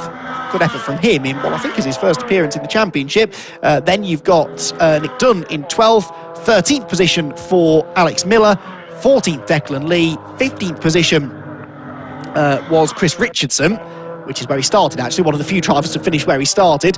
Will Blackwell-Chambers. Now, what happened to Will Blackwell-Chambers? Because he qualified 9th, didn't he? And Will finished 16th. So, I'll be honest, I missed that. I didn't notice. He must have had a drama at the start of the race because he never was a factor in the top 10, was he? Clyde Powell, 17th, 18th place for another newbie, number 47, which was James Warrior, 20th on the grid. 19th place for Kevin Sylvain. Rounding out the top 10 was the 419 of Martin. Rounding out the top 20 was Martin Canning from 33rd on the grid. So the Mazda MX-5 Super Cup is back with a bang, and they'll be back out again tomorrow for 2 races. It's a triple header weekend as usual for the Super Cup, and we're looking forward to their 2 races tomorrow immensely. Next on track, we have the BRSCC Fiesta Junior Championship with their qualifying session, so we'll, I'm sure, get a little bit of coverage of that, but we are hopefully going to be able to check in with our podium finishing drivers this time, with Scott Woodwiss down in the pit lane, so we'll have plenty of time to chat to those top 3. And some stories they'll have to tell. Patrick Fletcher may have led every lap of that race, but he didn't have it all his own way. Jack Harding coming from 7th on the grid to 2nd. And Sam Smith, who probably had the quietest race of all 3 of them. He sort of went with Fletcher initially, then seemed to fade towards the end. So I'd be interested to hear from Scott whether that was tyre wear from Sam Smith, or whether maybe there was some other issue that saw him drop off the pace. It's possible, of course, that Jack Harding and Patrick Fletcher, spurring each other on there, were just going a bit too quickly for anybody else to keep up. Got a feel for Braden Fletcher as well, and for Duncan Harris, the only 2 non-finishers from the race, so 37 finishers from the 39 starters. And we'll look forward to seeing those 2 coming from the back of the grid in tomorrow's 2nd race of the season. In particular, Braden Fletcher from the very back. There is a very happy Patrick Fletcher, Patch as he's affectionately known in the motorsport community here in the UK. Jack Harding gets out, stretches, breathes a sigh of relief in the background, look, and there'll be a fist bump or a handshake between the 2 of them. And yeah, brilliant camaraderie between the drivers in the Super Cup Championship. They're fierce competitors on the track, but they are great friends of it. Right, let's head down then to the pit lane, shall we? And we are going to hear from Scott Woodwiss. Well, I know there's one person who's absolutely made up for that here down the in the assembly area here for the top 3. It's the man you can see on camera, Patrick Fletcher. Just let him get his glasses on, and then we can chat with him. Patrick, we just bring you over here for a sec. I know that you made up. Smile says it all. Can I be the first to say, congratulations. I know it's been a long time coming. Well done, your first win. And Jack pushed you, but you made it hard until the end. Yeah, I had a good start and actually managed to get a little bit of gap from the Sam. So at that point I felt quite comfortable. But then at that point, the safety car came out, and then it was like, oh, I've got another 15 minutes of trying to keep it on the road and keeping it in front, hopefully. So I thought I was doing well until a couple of laps at the end. I think Jack did quite a lot out of me. I don't know if Jack was the fastest lap or not, but he caught me up really in the last couple of laps, and I was just trying to keep it on the road and put it in the right places to keep first position. Fantastic. What does it mean to finally get your first win? Because you've worked a long time for that. Yeah, it's been an awesome day so far. I've had first pole with Super Cup, and I've also had my first win. So I just want to say thanks to my team, my dad, my mum, my mechanic and tips, and everyone who's helped me get this first win. Thank you very much. Go enjoy. Congratulations, well done. Let's go and move over. You come with here. It's our 2nd place man, Jack Harding. Well, welcome back to Super Cup, 2nd place, and I think after the 24 hours that you've had, that's quite just reward for the team, isn't it? 2nd place and driven like you've never been away. Yeah, no, it's been a busy one, busy 24 hours. We'll get into it, but yeah, we're now running with Luke Herbert, which is obviously my old arch rival. So I never thought that would happen, but here we are, and I can see why he's won so many championships. Car's mega. we had an issue in qualifying with broken cat, so we were down on power. Did well to qualify 7th, and I knew I could come from there, but I didn't think it was going to be this strong. So yeah, no, a couple more laps, or even a lap I think I'd have had him, but yeah, run out of laps. You're looking in good form, so well done for second place and front race start for race 2 again. Thank you. Thanks to all the sponsors as well. Cheers. Good stuff, well done. Let's move on to our man in third place down here, which is our defending champion. Seth Smith, you want to come over for a sec? Well, defending champion, third place. Yeah, that wasn't too bad, was it? It wasn't too bad. I don't quite know whether we had really good pace yesterday. Obviously, Jack's massively caught up in Patrick, but didn't have the speed to challenge Patrick, and Jack was on a bit of a mission then. So I tried to stay with him, tried to keep him behind, but I think we've got some speed to find overnight. But it's looking competitive though. Of course, with these in front, you're going to make your title defence a bit more difficult. Yeah, 100%. I mean, Jack's obviously returned to the championship. He's no mud. He knows what he's doing, and Patrick was obviously a great front runner last year. So yeah, they just had it. They did a better job than we did today, and hopefully we'll do a better job tomorrow. You have some time to have a look set up for tomorrow. So well done, and best of luck for tomorrow. Thank you. Cheers. Right, now we've got our club class as well, which we'll be able to have a chat to. I think we've got race winner, the club. Sorry? Yeah. Club. No, I'm second. Second place. I'll have a chat with Clive then, and see how he found that race in particular. But Clive, second place in club class, and not a bad way to start the season. Absolutely, yeah. From 24th, the porters told me I went from 24th to 16th, so pleased with that. I think there was a bit of an argy-bargy in the hairpin here, but everybody got round that and got on with the race. So brilliant race. Good stuff. And of course, it's nice healthy points towards the club class championships. You hope for the makings of a good season. Absolutely, yeah. Fingers crossed. Good stuff. Well done. Congratulations on that one. It's also come up as have a chat to Kevin Sylvain as well. Kelvin, well, that wasn't bad for the first weekend, was it? Just in a car, yeah. First ever car, and you race, yeah. grab yourself a podium. Yeah, well chuffed with that, yeah. Obviously BC Cars done an amazing job with the car, and then obviously Crouch and Needham sponsored back me. Obviously I've come from motorbike racing, and yeah, well pleased. Yeah. Fantastic. And how are you looking forward to race 2? It's supposed to be wet. On a motorbike I love the wet, so boys I'm sure they'll set the car up and we'll go and give it a go. Good stuff. Well done for your first race to get a class podium, yeah. And hopefully more the same in race 2. Thank you very much. Good stuff. Well, that's the end of the race for the moment. We're going to the Fiesta Junior qualifying session, so we'll take a bit of a break and hand you back to Andy to start things off for the moment, and more racing this afternoon. But well done to Incredible. It's MX-5 Super Cup racing. There's more of that coming up this afternoon.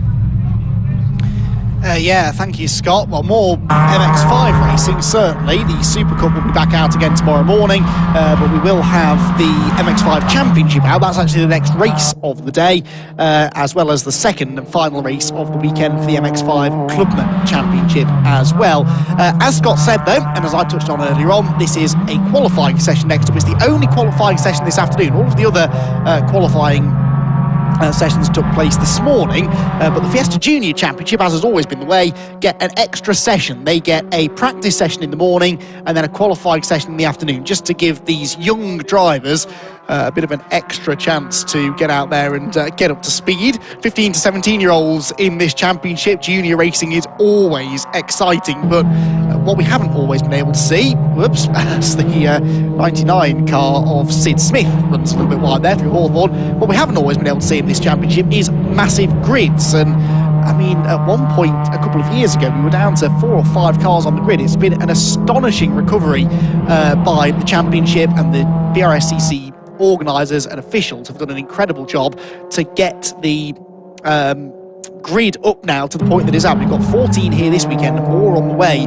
later on this season. We've got a few drivers moving into this championship this year who are really excited to be on the grid, and yeah, it's going to be fascinating to see which of those drivers is getting up to speed quickest. It's always one of the great things about junior racing, because drivers obviously right at the very start of their circuit racing careers, some of them are quick right from the off, and then others take maybe half a season to get up to speed. And as you get through the year, you really see that transition happen before your eyes. It's one of my favourite things about motor racing. Whoops, that is 76 Alex Lay, I believe, who's off. That's the Trade Price Cars liveried machine. Yep, number 76 off at Hawthorne. Cold rear tyres are not a Fiesta Junior driver's friend. and these short wheelbase front wheel drive cars, very stiffly sprung at the back as well, so very easy to lose the rear of the car on cold tyres. It looks like that's what happened to Alex Lay there. We had a similar occurrence actually during practice earlier on for Archie Handy. I think we saw him a moment or two ago, the number 41 car, the pink car. I wouldn't mind having a look at that car actually, number 41, because the whole team have been doing an incredible job of repairing that car. He had a big off, did Archie, at Clairvaux in practice, and did damage to the front and rear of the car. There he is, just flashed through the shop. And his team and family, and mainly his father Simon, spent the rest of the morning right outside my commentary box actually doing an awful lot of work on the car, and they've got it patched up. I don't think it looks quite in showroom condition, but it looks a heck of a lot better than it did when it came in after practice, and Archie was absolutely okay. They've got him out for qualifying, but that was doubtful when the car first came back, but they have got it back out there, so huge congratulations to the team. And Archie, I'm sure, will want to reward them now with a quick time in qualifying. Number 99 there, Sid Smith. He was fastest in practice earlier on, 141.686, so that's the sort of time they're aiming for. At the moment, though, it's actually Deegan Fairclough, who's making his debut in the championship, who is fastest. So Deegan Fairclough with a 142.367, as you can see, quicker than Jensen Brickley, who was second in practice and is second in this qualifying session at the moment. Third position is Joseph Knight. Fourth for Albert Webster. And Albert Webster then in the number 2 car was 6th in practice, 4th at the moment. Dylan Hotchins 5th, 6th position for 75, and that is Harry Garman. And Sid Smith down in, he was down in 7th or 8th. He's just jumped up to 4th position after that lap. So Sid Smith turns his way through Clairvaux, hops over the curbs, goes on to another lap. So through the never-ending right-hander here at Hawthorne. Let's see if we can follow him round this lap then, through the chicane, hops over the curbs again, picks the speed up now down the back straight towards Tower Corner. And Sid Smith, how close can he get to that practice time? He set it quite late in the session. It was his 5th lap of practice, but a lot of drivers set their fastest laps on the last lap, the 7th lap of practice the same length as this session, 15 minutes, so it could be right at the end of the session when they really get themselves up to speed, because you've got to be able to build the tyre temperature up, but you've also got to build your confidence up in the car, and as young, inexperienced drivers, that is not always that easy to do. So Sid Smith then now heads through Barcroft down into Sunny. Immaculately prepared car this, but he's been caught, isn't he, by the car behind him. So, and then he runs a bit wide as well through the middle of Sunny. So the car behind him is it's the number 88, isn't it? And he's going to have to let him go. He has to let Joseph Knight through. So it's actually Joseph Knight then, the black car, that could be on a really quick lap here. Hops up onto 3 wheels through the complex into the penultimate corner and then up towards the hairpin. We know this isn't going to be an improvement for Sid Smith because he's backed off, but the car ahead of Joseph Knight, could this be a pole position time? Joseph is 5th at the moment, half a second off pole position. Comes out of the final corner. Sid Smith heads for the pit lane. What can Joseph Knight do, though? He was 5th at the start of the lap. He comes across the line now and wait for the timing screen to update. Actually, it's not an improvement, so maybe he got delayed a bit before he got past Sid Smith. Anyway, wasn't an improvement in the end for the 88 car, so it's still Fairclough quickest then, with Jensen Brickley 2nd. Improvement into 8th position for James Wallace, which is the position he was in practice earlier on. Did a 143.427 in that practice session. That was a 43.465, so nearly an identical pace. Incidentally, the lap record is going to be broken today, I'm fairly certain, at least in qualifying, because the Fiesta Juniors have not raced here since the track was resurfaced. 2017 is when the lap records were set. Jack Davidson has the fastest ever qualifying lap of a 143.174, and Scott Cansdale did a 143.261 in the race that year. So sort of low 1 minute 43 is the time to beat, and in practice earlier on we had mid 41s, so we're 2.5 plus seconds quicker than we were all those years ago. 4 years ago now that would have been. And already in this session a 41.8 for Deegan Fairclough would be a new Fiesta Junior lap record. So into the complex then, we're following again here Joseph Knight. Alex Lay, after that spin that he had, is second quickest now, and would you look at how close that is. So Deegan Fairclough is on provisional pole by 1/1000th of a second. It could not be any closer than that. So Fairclough then on pole position, Alex Lay second, Jensen Brickley is third, and he's only 0.38 of a second back as well. So the top three pretty evenly matched at the moment. This is the 281. This is car that didn't go out in qualifying practice, earlier on actually. This is George Davis, so we've got an extra car, unless he's changed his number. No, George did not go out earlier on. In comes Jensen Brickley, from third position.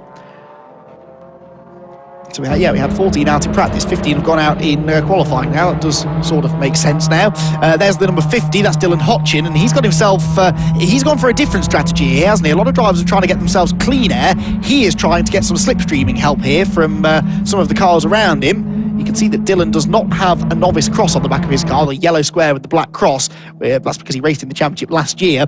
Those with the novice cross, they're in one of some of their first races, perhaps their first ever car race this weekend. So really trying to learn quickly as they try to compete with some of those who have a season of experience in the championship already. Through the Jim Clark S's, 47 there is one of those novice drivers, that's James Pope, who was 13th quickest in practice. At the moment he is rounding out the 15 runners.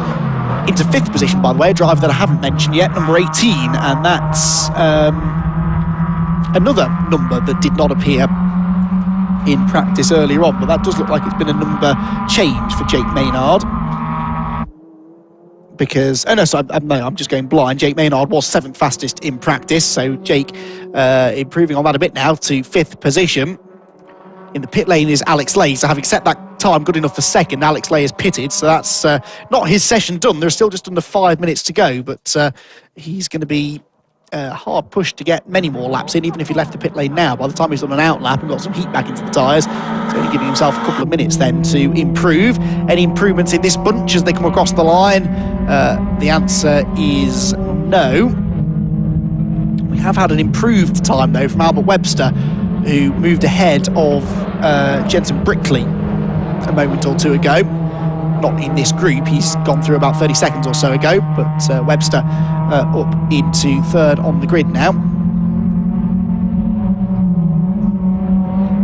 Still in Hotchin then, down into Tower Corner, trying to find further improvements here in this qualifying session. We have had an improvement for Jake Triggs, a bit further down the order. Look, 11th place for him now, moves ahead of Archie Handy, whose pace is pretty handy at the moment. Actually, a 43.9 is quite a bit quicker than he ever went in practice. He only got one lap in fairness, before he crashed, but 45.7 was the time he did in the practice session, so to be in the 43s now is pretty impressive, and good reward for the team who were repairing that car earlier on today. There goes the 19 car, so that is Daniel Lewis, who was slowest in practice, but he's second slowest at the moment in the qualifying session, and actually has to slow down there because he got held up rather behind the 47 car of Pope. So they're the two slowest cars in the session getting themselves together.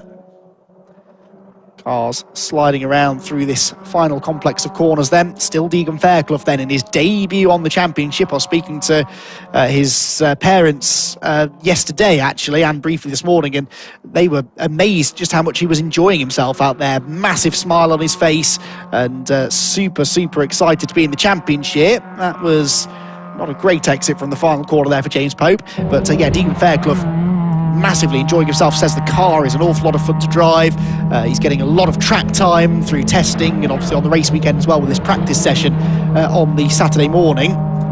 No racing today for Fiesta Juniors. They practice and qualify on the Saturday, race on the Sunday. It's almost like a mini touring car format really for the Fiesta Juniors, and of course that is kind of the point, because whilst a lot of junior categories use rear-wheel drive cars, sort of setting drivers off on a single-seater or sports car and GT path, what Fiesta Juniors does is train you how to be a touring car driver. And we've seen drivers come out of Fiesta Juniors and Fiesta Racing in general and go on to achieve pretty pretty big things at the very highest levels of touring car racing. So now I'm sure it's something that these drivers are all hoping to do, and it's why we're seeing more and more interest from the big touring car teams being shown in championships like this one in particular, really. Continue even to follow the 19 then of Daniel Lewis as he tries to improve on 14th place. Minute and 40 seconds still to go here, and Deegan Fairclough still with that pole position. Lay in second, just hasn't been able to improve, although Lay has just come out of the pit lane actually. Both he and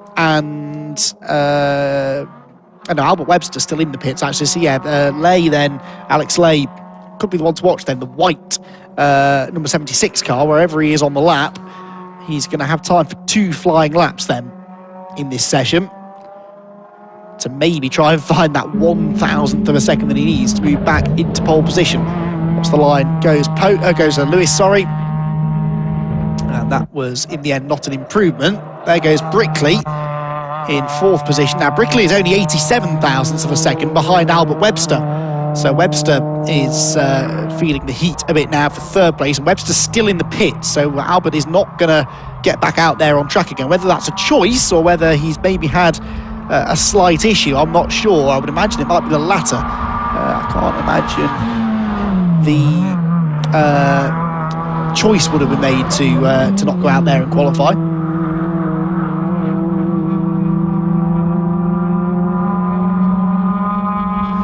So yeah, I would imagine with you only get 15 minutes of qualifying, these drivers will want to maximise their track time. So I would have thought that Albert Webster would have been out there if he could be, but yeah, he's elected to spend most of the session in the pit lane. Alex Lay, by the way, his first flying lap was about 1.5 seconds off his best, but he is back out there now with his tyres up to temperature, potentially about to go quicker. Brickley comes across the line. He's going to be the first driver to see the checkered flag, I think, and Jensen Brickley stays in 4th position, but I'm looking for Alex Lay, and hopefully we can spot him out on the track somewhere, maybe the number 76 car, the white with the red and blue stripes.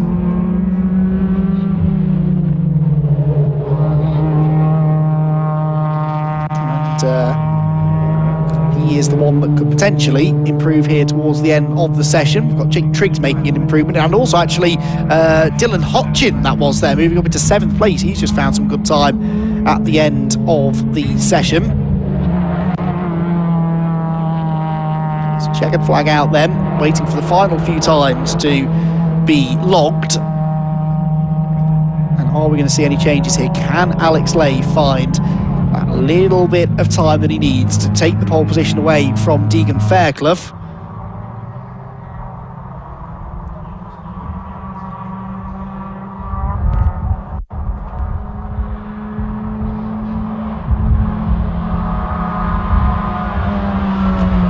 So Fairclough then has backed off. He's taking the checkered flag. Alex Lay is the one that I'm watching for here. So now he's taking the checkered flag now and almost improved, but was only a 10th away from his previous best. So stays in 2nd position. Webster 3rd, Brickley 4th, Maynard 5th, Knight in 6th place, Dylan Hotchin 7th. And 8th position looks as though it's going to go the way of number 99, Sid Smith. So that's the big story here. Then Sid Smith with maybe some sort of an issue, because Sid did a 41.68 in practice, which was the fastest time in practice, and he's only managed a 43.1 here, so 1.5 seconds off the pace.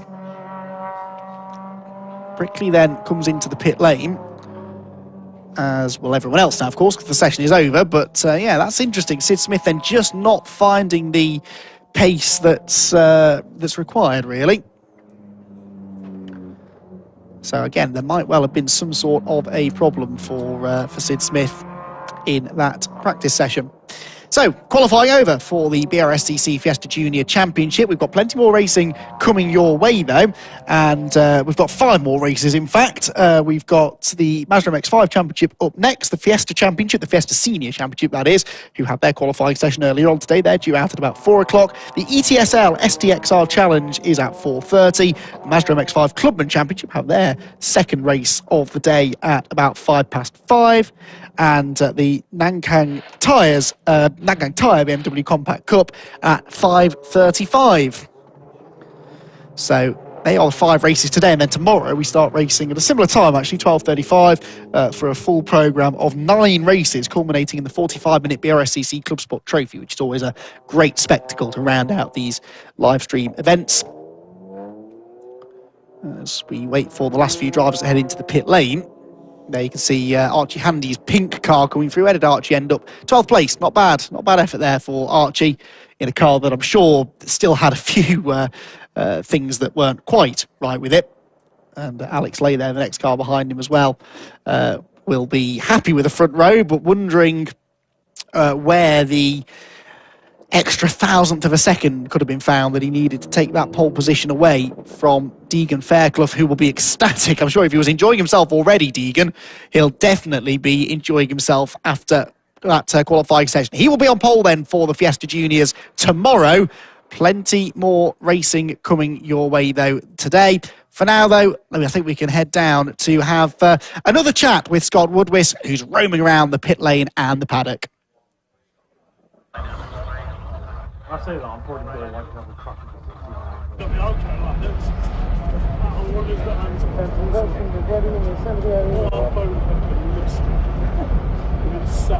Come back to me if you want. Folks, row 8 is for Paul Bateman and 34 Colin Greytrix. And row 9, 3 Richard Wotton and 37 Tim Dorr. Row 10 is 31 Bryn Griffiths, 155. So we will get down to Scott Woodwiss momentarily, who I think is in the assembly area ahead of our next race, which is for the MX-5 Clubman Championship. And the cars, as you can see, for the MX-5 Championship. Just too many MX-5 championships around these days, aren't there? Because we have 3 of them racing here this weekend, MX-5 championships, and this is indeed the Mazda MX-5 Championship, which is the original one for the Mark 1 cars, and the pack.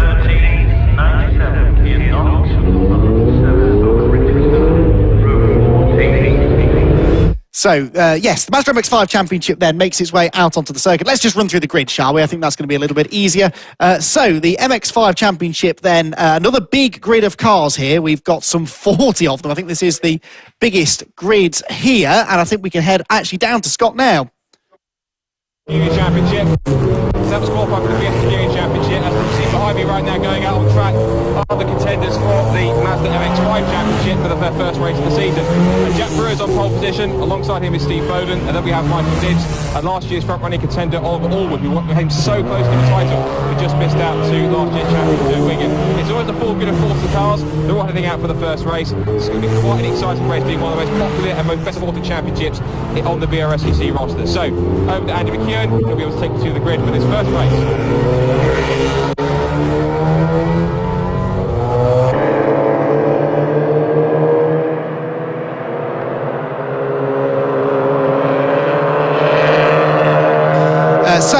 The cars head out then onto their green flag lap. I think we can take a look at how they're going to line up for this one then. Should be a really, really exciting race this.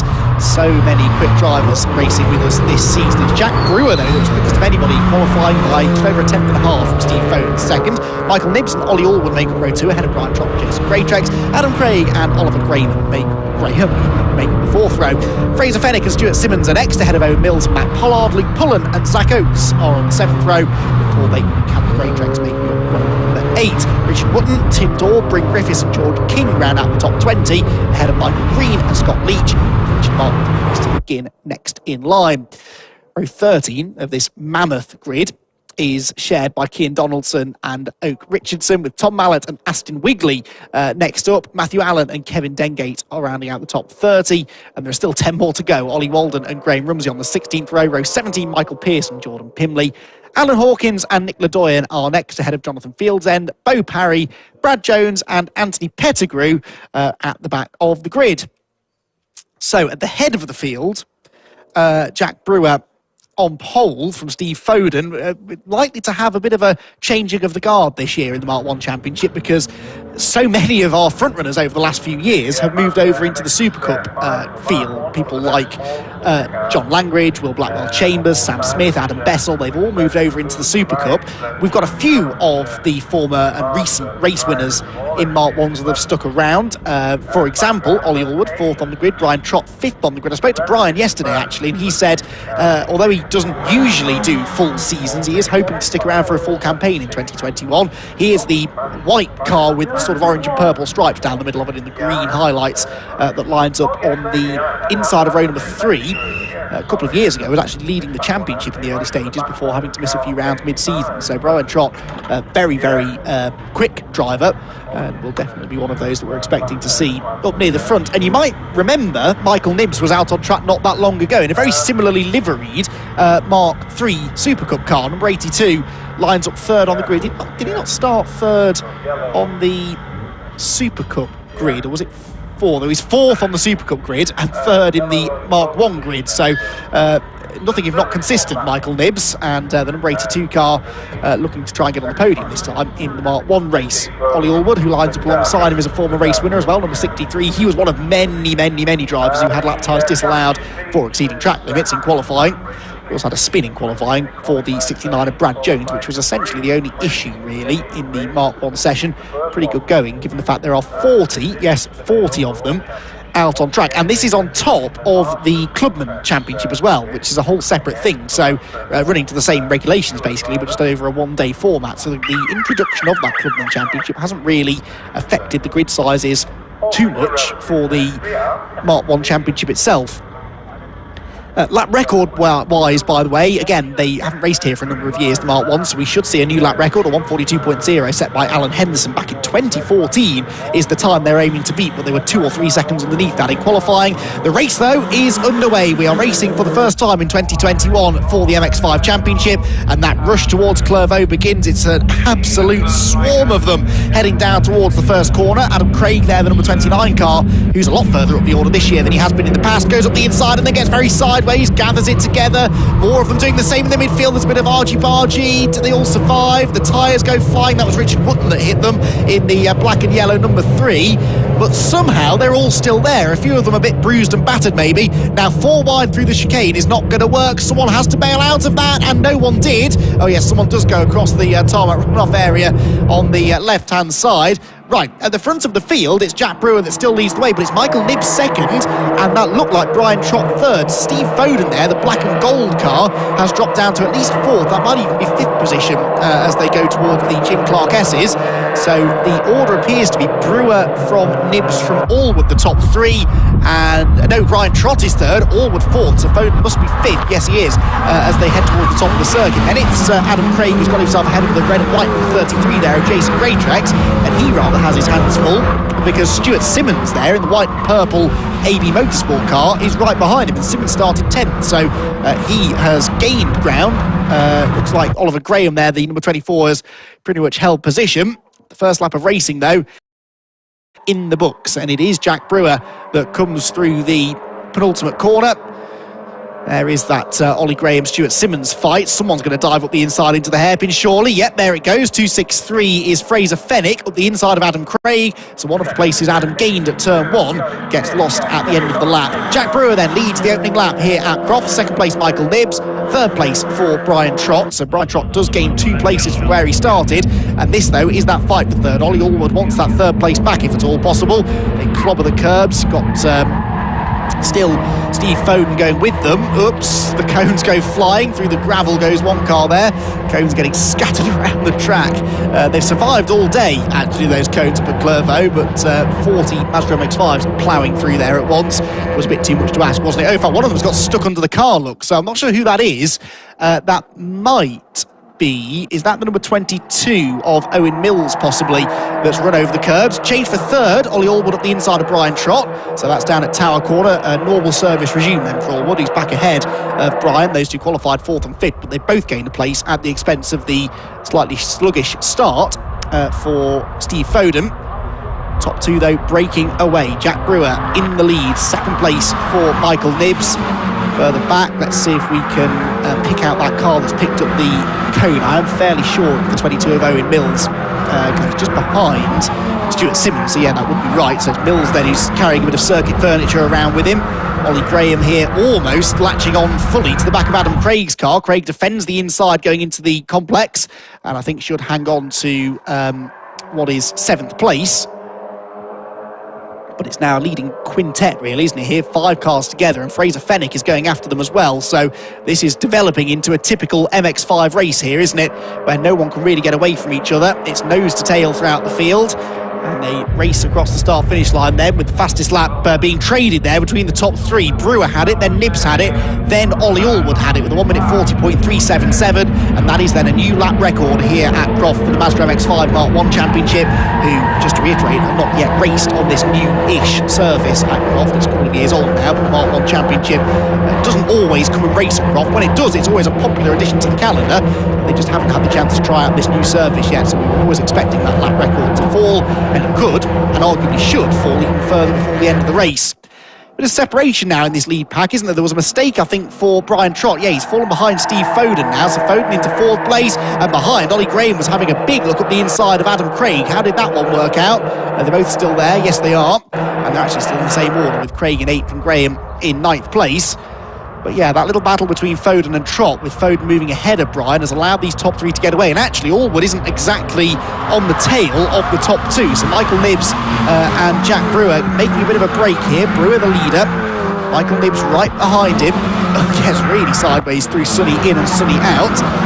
And drops off the edge of the curve, just like there on the exit of the second part of the corner.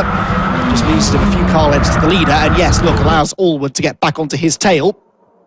So once again, 3 for the lead. Steve Foden warming to the task now, isn't he? Wasn't on his toes at the start, but he's worked his way up into 4th place, and he is gaining on the leading 3. Allwood up the inside of Michael Nibbs. There's always going to be contact at the hairpin. I think Nibbs just about avoided significant contact because he saw Allwood coming, but there was almost certainly a bit of paint traded there, and for nothing in the end, because Allwood didn't get through, and all it achieved was allowed Jack Brewer to pull out of the 1 second bracket now, just over a second the gap between 1st and 2nd, as they complete lap number 3 of the race. Fastest lap this time, and therefore lap record goes to Brewer, but I think we should get down into the 39s before the end of the race. The qualifying pace for Jack Brewer was a 39.9, and he's just done a 40.2, essentially, 40.198, but basically 1 minute 40.2, so a few more attempts to be found once he gets the tyres up to temperature. Adam Craig in the background there skips the chicane, the yellow car that was running in 8th position. Did he lose any positions as a result of that? Blue flag's waving for some reason. All of these cars should be on the lead lap, but Craig possibly going slowly after having shortcut the chicane. Stuart Simmons, Ollie Graham was the car right behind him, and Graham, I can see in the background, has gone through now, so Ollie Graham into 9th place, into 8th place ahead of Adam Craig. As the race now starts to settle into a bit of a rhythm, top 4 with this gap back to Brian Trott, who's just strangely not off the pace exactly, but not on the pace we normally see him running at. And Simmons, look, has lost out again now to Adam Craig. I assure you, in the background, I saw that Simmons was up alongside Craig. You can see Graham has gone through, but Adam Craig has at least stemmed the flow at just 1 position lost. And someone's in the Farmers Field at Tower. I wondered how long that would take. It is number 70, which is Michael Pearce, who qualified 33rd, and now he's finding that ditch that the marshal was telling him about there. If you go off at speed, you sort of sail over the ditch, but then as you try and sort of crawl your way back on the track, you can easily end up falling into it and getting stuck. So it's as good as a gravel trap in that way, in that once you're off the road, it's hard to get back on. Fraser Fenwick up the inside of Brian Trott, who doesn't seem to have the straight line speed required there, does he? Fenwick just drives straight past him and moves into 5th position. So Fraser Fenwick into the top 5 now, having qualified down in 9th, so he's one of the drivers that's coming forwards rather than backwards in this one. Runs very wide through Hawthorne though, and Brian Trott sees a chance to get it straight back. He's up the inside into the chicane, and he's gone through, so Brian Trott then moves ahead once again of Fraser Fenwick, and all of that jockeying for position is bringing Jason Greytrex onto their coattails. So a 3-way fight here for 5th position, developing quite nicely. They turn their way through Tower Corner once again, ticking towards half race distance, then 12.5 minutes or so to go.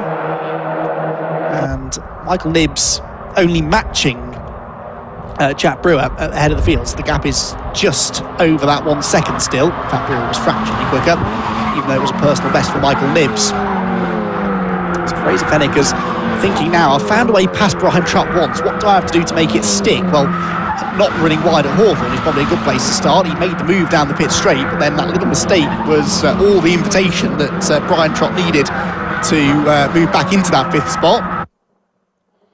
And Jason Greatrex now very much part of this as well, which makes Fraser Fenwick's job doubly difficult, because he's got not only the job of trying to attack Brian Trott, but he's also trying to keep one eye on the mirror to see what Jason Greatrex is doing.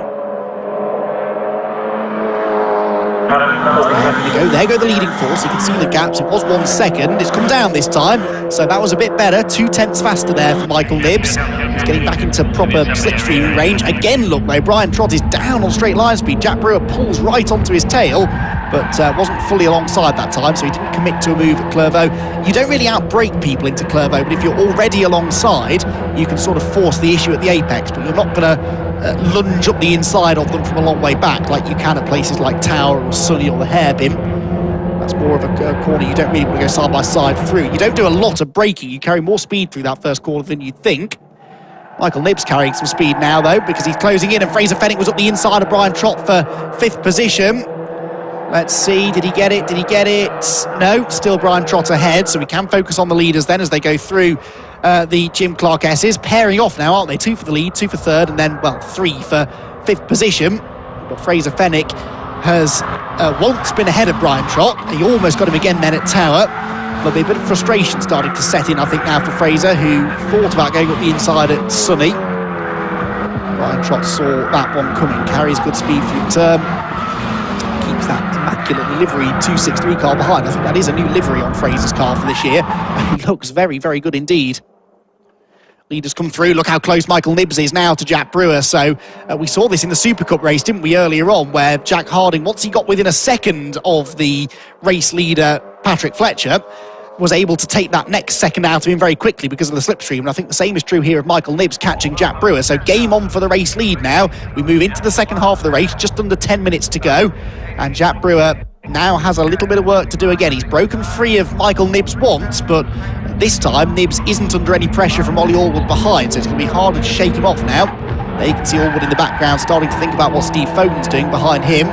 Still Trott 5th. We've had some changing behind them because Adam Craig has dropped 4 positions on that lap. Adam Craig falls down to 13th place. Not quite sure what happened there. I also spotted we had yellow flags at the complex, but I can't actually tell you what that's for. In fact, there are yellow flags right the way through the complex, so I don't know why the yellow flag is there at the final couple of corners. Possibly a car off in the final sector. We'll try and find out who it is. Could be debris, I suppose, on the track, but I suspect... Well, let's see, what can the timing screen tell us? Who's gone missing? Luke Pullen apparently has gone missing, so too what we know about number 70, Michael Pearce. He's off digging for crops down at Tower, so I think it must be number 38 that we've lost at the complex. Exactly where he's gone, I'm not entirely sure, but that appears to be the car that is off towards the end of the lap. Yellow flags then through the final few corners, and that's the part of the circuit the leaders are heading to now, and that's doubly frustrating for Michael Nibbs because he's in prime attacking position as they go into the left-hander at the start of the complex, and could have thought about attacking Jack Brewer for the lead properly there had the yellow flags not been out. They're back in again now through the hairpin, and is Ollie Allwood getting closer? Oh, there we go. Is that an AB Motorsport car? Yeah, that will be Pullen then off. He's pulled off going into the hairpin rather than gone off, so mechanical issue rather than a mistake. Right, leaders through, but I'm now interested in the gap between second and third. That was 1.7 seconds, and it's still 1.7 seconds. No, it's 1.3 seconds now, excuse me. So it did come down, Allwood to Nibbs, and that's without Nibbs and Brewer really fighting each other too hard. So Ollie Allwood finding a second win now as we move into the middle part of the race, and bringing with him Steve Foden.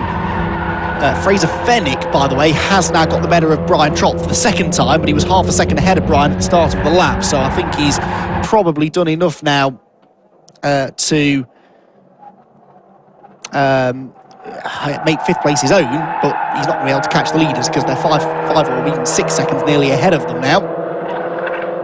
Still Trott 6th, Jason Greatrex 7th, Ollie Graham 8th, 9th Simmons, 10th Mills, as the leaders head through the Jim Clark S's, and Michael Nibbs once again starts to build for an attack now. The yellow flags have gone in at the complex, so he's free to overtake wherever he likes now. But that rather depends on where Jack Brewer leaves him the open door to go through, and so far Jack hasn't made a single mistake, has he?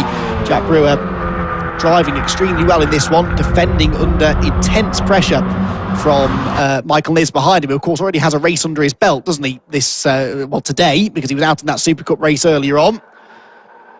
So Jack Brewer works his way through. 7th in the championship last year was Jack Brewer. Again, a shortened campaign, but they still got into double figures, I think, as far as numbers of races in 2020. Joe Wigan was the champion. He's moved on to other things this year, though. Ollie Allwood, therefore, the highest placed returning driver from last season. He finished 2nd, and he's running 3rd in this race. 1.9 seconds off the lead now, but again, was sort of matching these two last time was Allwood. So if at any point over the remaining 6.25 minutes these two really start delaying each other, Allwood could get right back into this, and Foden as well. Brian Trott, I can tell you, is losing more ground. He's down to 7th place now, because Jason Greatrex has gone past him into 6th, and also within the top 10, Owen Mills, despite dragging that cone around behind him, has got past Stuart Simmons. So the AB Motorsport car's fading a bit here, actually, as we go through the race. So just under 6 minutes to go then, and Jack Brewer has 6 more minutes to try and keep Michael Nibbs behind him. It seems the impossible task, because Nibbs is just so close to him, and you can't imagine the pressure that you're under as a racer when you've got a car filling your mirrors like this. I mean, there is often only a foot between the rear of Brewer's car and the front of Nibbs' car. If you slide even a foot or so wide of the apex, Nibbs is going to be on the inside, and once he's there, it's probably job done. So Jack Brewer has to be inch perfect now in the remaining few laps in this race in order to keep Michael Nibbs behind. This is the part of the circuit Nibbs seems good, isn't it? Coming out of Sunny, he always forces Brewer to defend into the complex, but it's very hard to really force the move through there.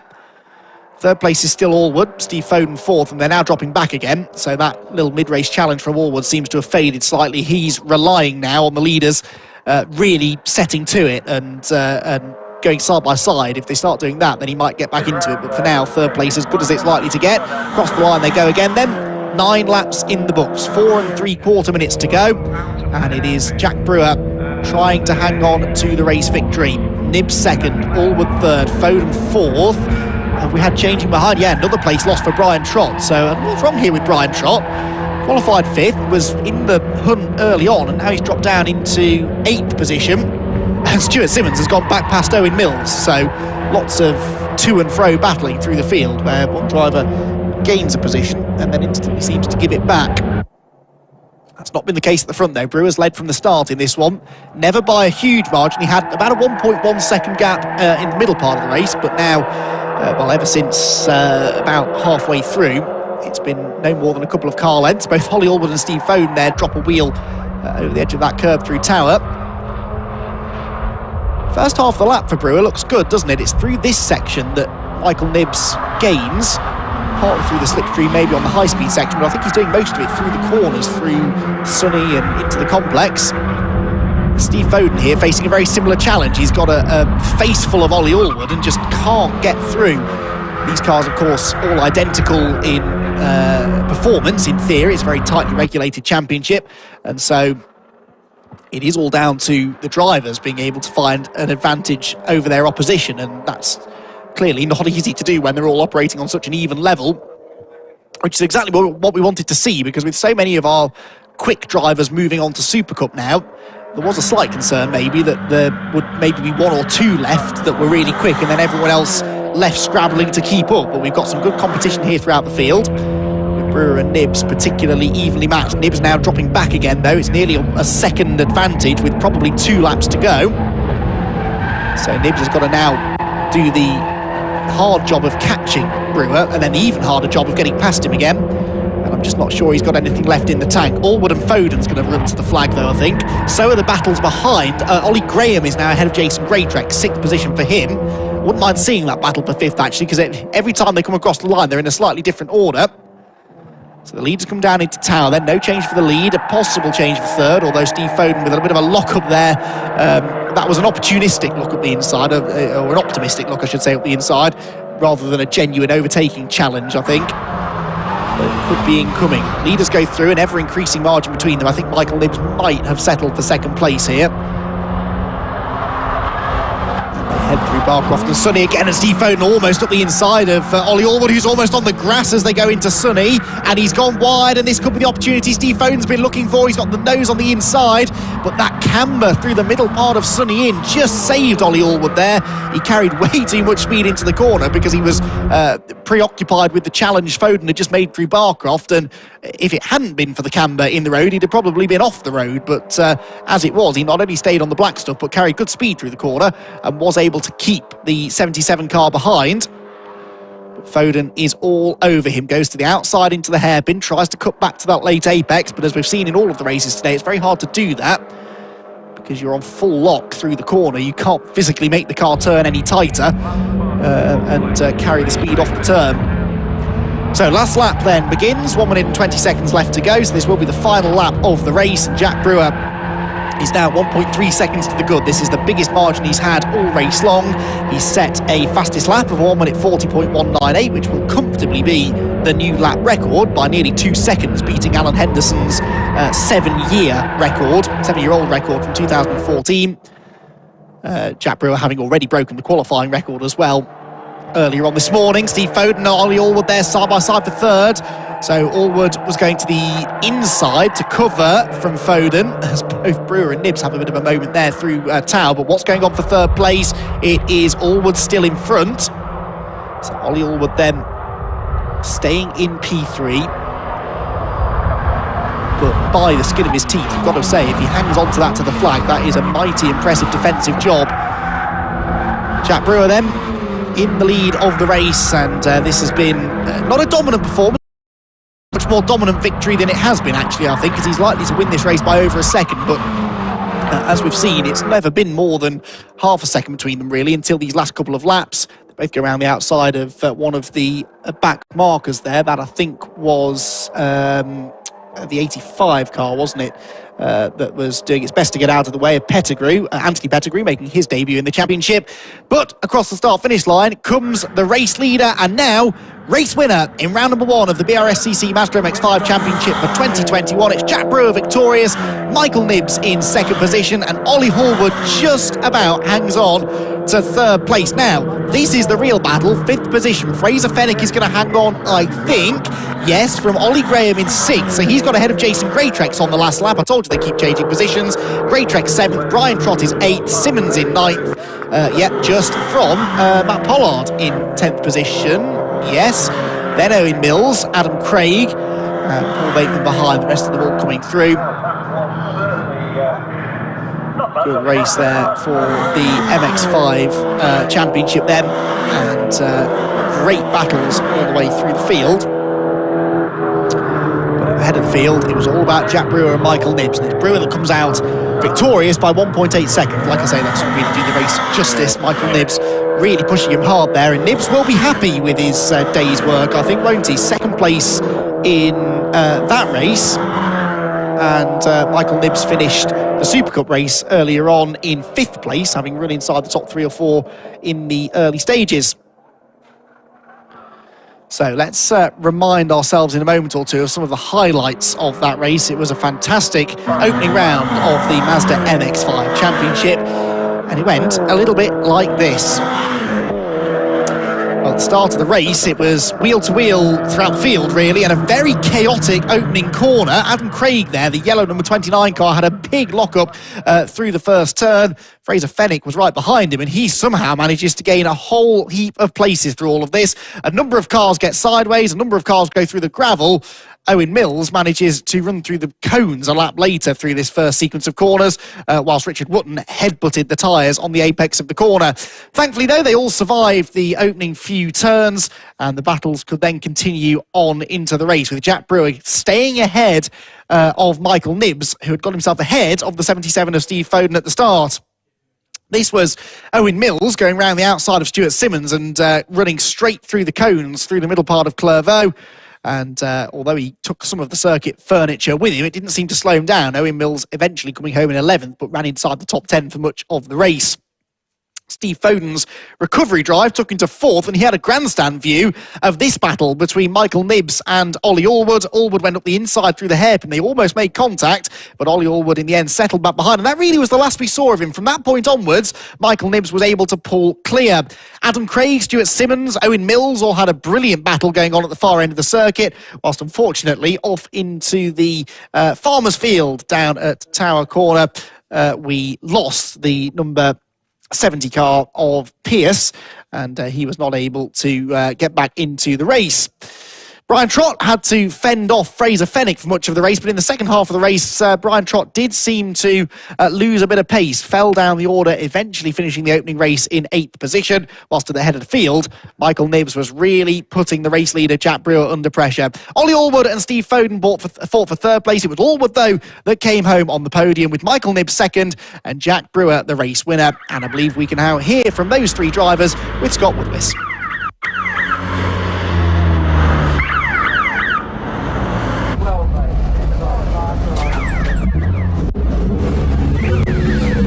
There we go, 2 Mazda MX-5 races today, 2 first-time winners. We had it in the Super Cup with Patrick Fletcher, and that man there, Jack Brewer, who I know has been waiting for that for a long time. And again, the look on his face absolutely says it all, but I think I have to quickly dive in there and have a chat and see how he's feeling. Jack, 2 first-time winners in Mazdas today, so I know that's been a long time coming. I think the look on your face says it all. You're made up with that. I can't believe it. The boys behind me, the Tucker boys, just have done the best job all weekend. The car is spot on. It looks brilliant. Airborne have done a brilliant job of the car, and I'm over the moon with it. I can't believe I won it. It was a close one because obviously Michael was giving you a lot of pressure, particularly in the second half of that race, but he managed to get a small gap towards the end, so that seemed to help out. He closed up quite a lot, sort of in the middle part of the race, and then he made a mistake through turn 2, and it just gave me that little bit of rest that I needed more than anything. But I'm over the moon. Massive thank you to Project as well for sponsoring me and Sports One Clothing, as well as obviously Airborne, already said. I'm over the moon with it. No pressure, but you got to do it again tomorrow. Yeah, it'll be right. Quite confident, I like it. Now listen, go and celebrate tonight. Well done. Yes, the first win MX-5's top class win. I know you've been waiting for that for ages. Yeah, fingers crossed for more. Good stuff. Well done, mate. Congratulations. Right, let's now maybe swift on. Let's have a chat with Michael Nibbs in 2nd place. Michael, if we bring you over. That's not bad. Is that your best result in Mark 1s? It certainly is, yeah. My first podium, so... Fantastic. Good stuff. You pushed Jack all the way though, that was very close at its points. Yeah, I just stepped his bumper from the beginning to the end. I was thinking there might be a last lap dice, but it didn't happen. Car seems well sorted this year. Yeah, thanks to an NHA motorsport from your neighbour's house. So now you've got the daunting prospect of being on the front row for the second race. You've got to try and beat him down to turn 1 now. Good stuff. Well done, Michael. Best result. Congratulations. Great job. And now we need to see where Ollie Allwood's got to. I've just seen Jack Brewer's behind us. Ollie has disappeared, it seems. I was hoping we'd have a chat with Ollie, but he seems to have run off. So we might possibly have to wrap it there. We're hoping to chat to Ollie, but he seems to have run off. So apologies for that. But yeah, 2 first-time winners in Mazda MX-5 today. We had Patrick Fletcher earlier. Now we've got Jack Brewer. First-time winners everywhere. Actually, before we go, he's just turned up. Actually, I was wondering where Ollie had got to. Let's just sorting out his hat here for a second, and we'll get it on. Hello, Ollie. That's not a bad way to start 2021, is it? On the podium and kind of picking up somewhere where you left off from last year. Yeah, we really had the pace out there, to be honest. These guys, so far, this thing is absolute rocket ship. Mike got it really, really well. And congratulations to Jack as well on the win. For us, yeah, it was okay. You know, got away at the start okay. Got into third quite quickly, and then just trying to hang on. I took one shot and Nibbs hit going into the hairpin and didn't come off. But I knew I wasn't going to do him down the straight. And after that, it was just trying to keep the tyres on because they just burn away. And I think Steve Foden's tyres hung on a little bit better than mine. So I ended up having to defend from him towards the end. But it was a good battle. I enjoyed it. Third place, not bad. You've been doing this for a few years, so you know how it works. So you're on the pace in terms of the front runners. So I can't imagine it'll be long until you're up there getting a victory again. No, I think Good stuff, man. Well up for third place. Good way to start, and we'll see you tomorrow. Cheers, thanks. Good stuff. So we did get all three in the end. Congratulations to our top three in the Mazda MX-5s. We're now heading off to the first race of the Fiesta Championship and the brand new turbo Fiestas in the ST240 cars. They are absolute rocket ships, and as you'll see, Andy, they're going to set quite the pace as they head out for race number one.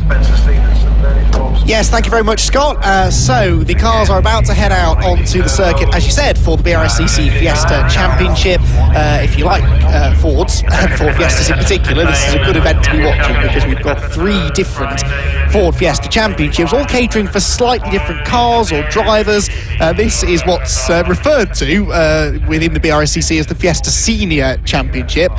We had the Fiesta Juniors out qualifying earlier on. They'll have 2 races tomorrow. The Fiesta Seniors, though, as well as being open to more experienced drivers, obviously, also has a couple of different classes of car, or different types of cars. So you've got the Fiesta STs that are the shape of Fiesta that was out in the Fiesta Junior Championship earlier on. We also have the Z-Tex, the newer shape Ford Fiestas. Not even the latest shape Fiesta anymore, is it? But it was been racing in this championship pretty much as soon as that shape of Fiesta came out. And we've got a number of them out there now. Most of which appear to be running in this invitational class, which is new, the ST180 Turbo class for the slightly more powerful Fiestas, and we've got about half the grid running in that invitational class here this weekend. Last year, the championship was won by Sam Watkins with Spencer Stevenson second. Now, Sam Watkins isn't back, at least this weekend, but Spencer is. So Spencer Stevenson arguably was the pre-event favourite. However, he was only third on the grid. Zach Lucas took pole position from John Cooper second. John Cooper, you'd expect to see racing minis rather than Fords, I suppose, with a name like that, but John Cooper second on the grid. It's worth pointing out there the top 3 on the grid were covered by less than 1/10 of a second, so exceptionally tight in qualifying, and that means we're probably going to get some close racing today. Zach Lucas on pole position. In fairness to him, only competed in 1 event last year, which was Silverstone. The Fiesta Championship took place over 3 events last year because of the shortened season, COVID, etc., etc. Cadwell Park was the season opener. He didn't race there. Croft here was actually the championship decider. He didn't race there, but he did race in the middle meeting at Silverstone in September, where he scored solid points in both races. Actually, he was a top 5 contender with Zach Lucas in both of those races, and he has now made good on that promise of pace from last year by sticking his Ford Fiesta on pole position. And Zachary Lucas, as I said, arguably then, after qualifying, I suppose, is the easy pick, isn't he, for pre-race favourite. Run by Daniels Motorsport, that car. Daniels Motorsport also running David Nye, former British touring car racer, who lines up on the 3rd row of the grid, another veteran of the championship. Also got the Jam Sport team out there, and Jamie Going, the team boss, is racing, as he often does, in his ST, which is also running in the invitational class, actually, despite not being one of these ST180 turbos. So Jamie Going, at least it's not listed as an ST180 turbo. Sometimes drivers can turn up in different cars than you expect them to, but Jamie Going, who's raced in Renault Clios as well in the past, but best known for his Ford Fiesta exploits, the owner of the Jam Sport team. But it is Zachary Lucas on pole position, and it's a Daniels Motorsport 1-2 because John Cooper is second on the grid, and we can take a look very shortly at how that grid lines up. We're just waiting for the cars to all filter out onto the circuit. You can see now the different shapes and sizes of Ford Fiesta. It is this, the turbo class appears to be the facelifted version of the Ford Fiesta, so it is the newer shape Ford Fiesta with that signature, almost Aston Martin-esque grille that seems to be on most Fords. Now, oh, there's a spin already on the green flag lap. That's not supposed to happen. Is that... no, it's not Rosie Hunt. It is. I could see we're seeing a number on that. I think it might have been Matt Chambers.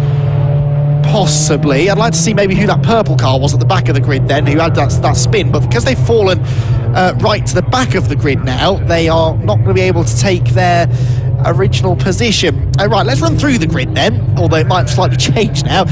Zachary Lucas and John Cooper on the front row, just 32 thousandths between them in qualifying, and Spencer Stevenson third was only 96 1,000ths of a second on pole position, so very tight between those 3. Rob Smith fourth, David Nye is fifth, ahead of Luke Pinder. Jamie Going is seventh and shares the 4th row with Simon Horobin, who's been racing in the championship for a number of years now.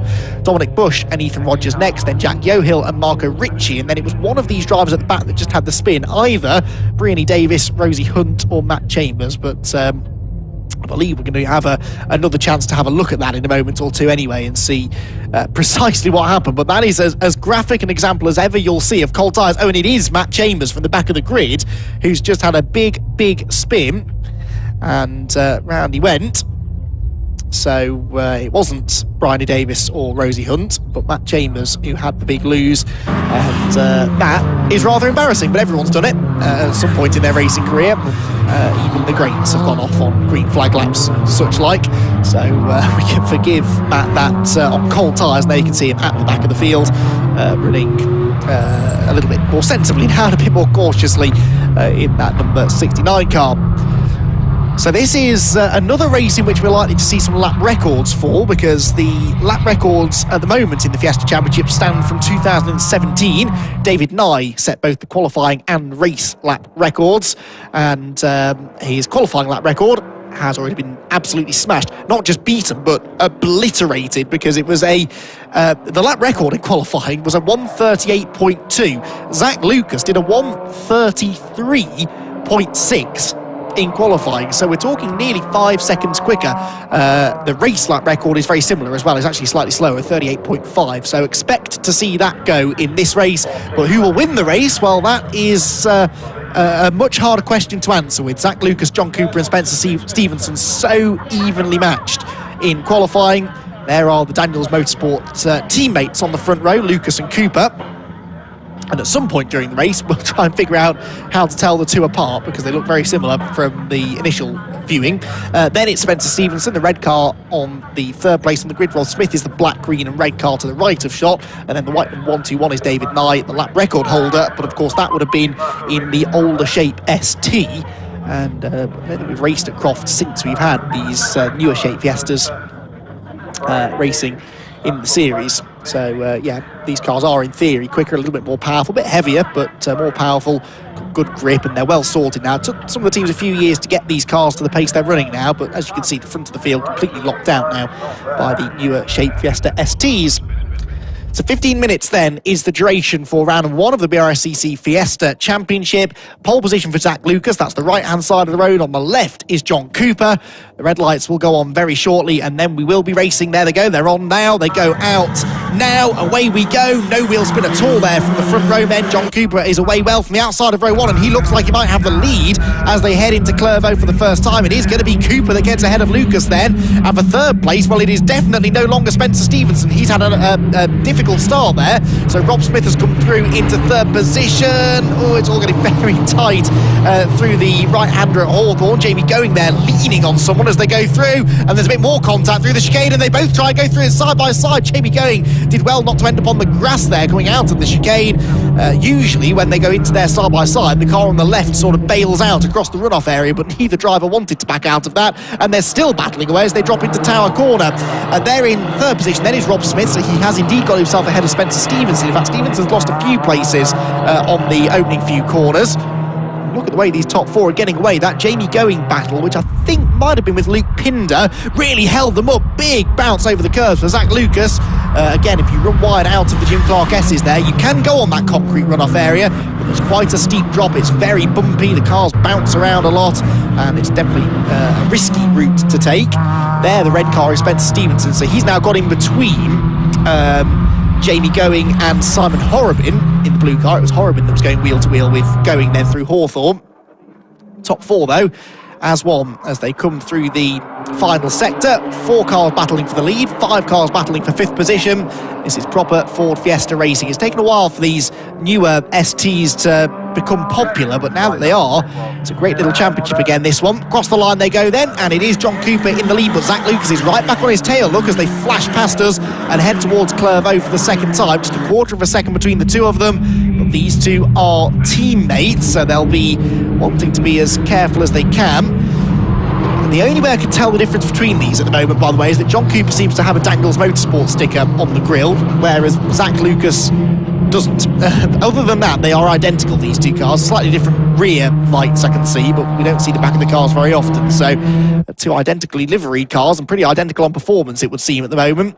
as they start to try and get away from, in third position, Rob Smith, who's flicked his hazards on somehow. There is Luke Pinder. So Pinder's come from 6th to 4th, 2 places gained for him after a good getaway off the line. And it's Jamie going 5th, Stevenson 6th, Horrobin 7th. David Nye maybe struggling to make the transition then across from the older car to the newer one. Just not quite running at the same sort of pace as we'd usually see from him. Same kind of true of Simon Horrobin, actually, down in 7th position. Onto the back straight they go again. Leaders accelerating up the hill. John Cooper then not getting away here and defends heavily to the left-hander right behind him, though. Zach Lucas gets all out of shape and was almost heading for the grass there. Very easy to lose the rear through there. You're braking on a turn and it's very bumpy as well. There's often a lot of dirt and gravel on the road from earlier misdemeanors through that section. The 2 teammates almost making contact off the final corner. Zach Lucas carried a lot more speed than John Cooper did off the final hairpin and almost ran into the back of the race leader. Avoided it, but that lost him a lot of momentum coming onto the pit straight, and so they end up single file once again. But that was a good opportunity potentially for Zach Lucas to try and make a move. No change in the order further back, although within some of the older Fiesta ST runners we have had some changing. Number 50 Marco Ritchie getting himself ahead of Jack Yohill, but that is for 11th place overall. Into the brakes through Tower Corner. Look at the battle for 5th getting more and more intense. Jamie going there defending from Stevenson in 6th position, and 2nd place man Zach Lucas on the grass. He's looking a bit scrappy here, isn't he, Zach Lucas? Just making a few mistakes. Perhaps didn't expect to be behind his teammate John Cooper in the early stages. And that was very, very close to disaster. Then the 5th place battle sees going ahead of Stevenson still. Then Horrobin and Nice, no change, but they're very, very close to each other. You sense that there will be overtaking within this group as the race goes on. Work their way again towards the end of a lap where the leaders, despite that mistake for Zach Lucas at Tower, have got themselves back together again. It's a great testament, isn't it, to the regulations that these cars are all so evenly matched. No one really has a significant pace advantage over anybody else. Well, that was a late lunge by Dominic Bush, who is the red number 9 car just tagged onto the back of this group. Fastest lap now goes to 2nd place man Lucas. Well, that's interesting because he was off the track at Tower and somehow still sets a new fastest lap. A 1:34.257 is comfortably the new lap record as Stevenson loses 5th place, does he, to Simon Horrobin. Horrobin's through at Clairvaux. So Spencer Stevenson started 3rd. He's now down into 6th place. This race hasn't gone according to plan. Jamie Going is starting to disappear out in front of this group as well now. But we'll see whether or not Horrobin is able to go with him. Look at the way the rear of these cars bounce around and braking, especially, it seems, the Daniels Motorsport cars. David Nye now at the inside of Spencer Stevenson at Tower. That's a nice move. That is for... what's that now? 7th place for David Nye, down to 8th for Spencer Stevenson, who was within a 10th of a second of pole position, but he just hasn't been able to show that pace in the race, has he? Check back on some of the cars running a bit further down the order there, coming out of Tower Corner. The race leaders are making their way back towards the complex again. Is it still going to be Cooper ahead of Lucas at the head of the field? It is just, but they're all back together again now with Rob Smith and Luke Pinder very much part of the battle again. Very wide line taken by Smith there through the right-hand element of the complex. And it doesn't seem to slow him down too much. Speaking of not going slowly, not a great exit there for John Cooper means that Zach Lucas, who was very quick off the hairpin, almost again got alongside him. But you can sense the frustration here for Lucas because you get the feeling that if this was anyone other than his teammate, he would have probably had a real go at getting through by now.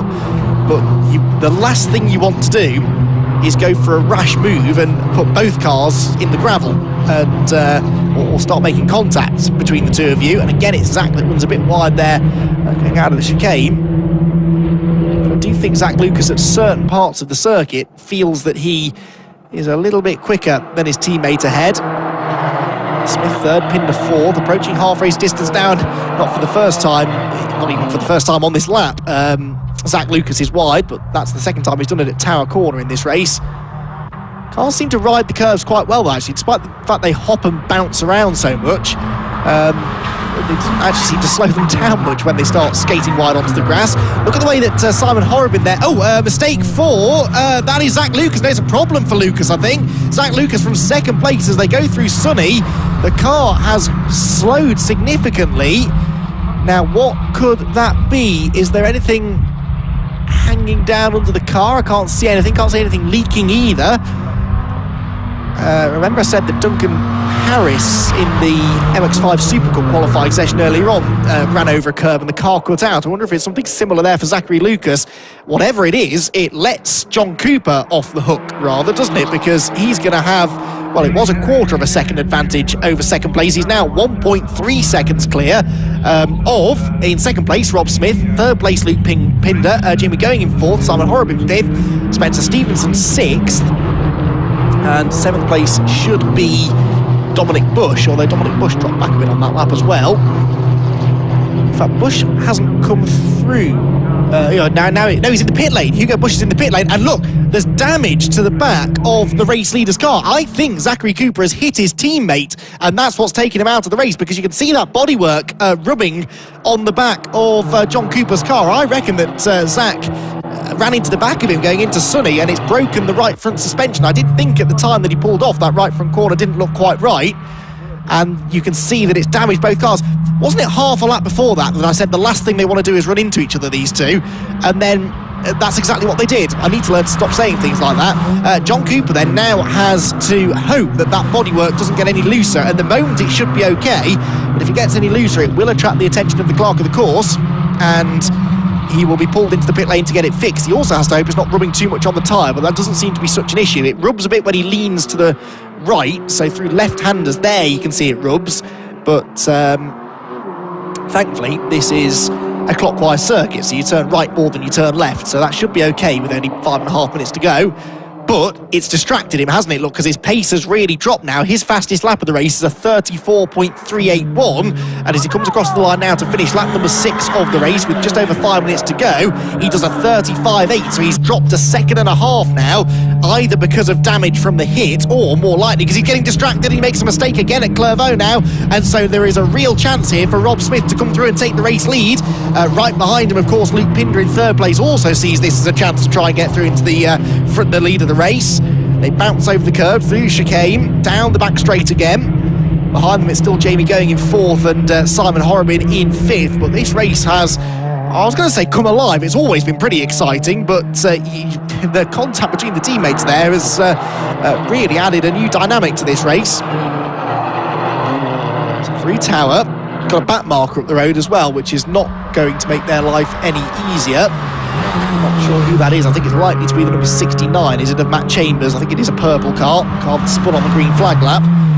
Is the first car to go a lap down, but that could maybe present an opportunity for Rob Smith here, who, yeah, he's going to carry much more speed out of Sunny. Oh dear, that's not worked out well for the leader. They go either side of Matt Chambers' lapped car, and John Cooper almost had to take to the grass to get past him. You'd have thought that would lose him more momentum, but he must have kept his foot in it because he actually came off the corner every bit as quick as Rob Smith did.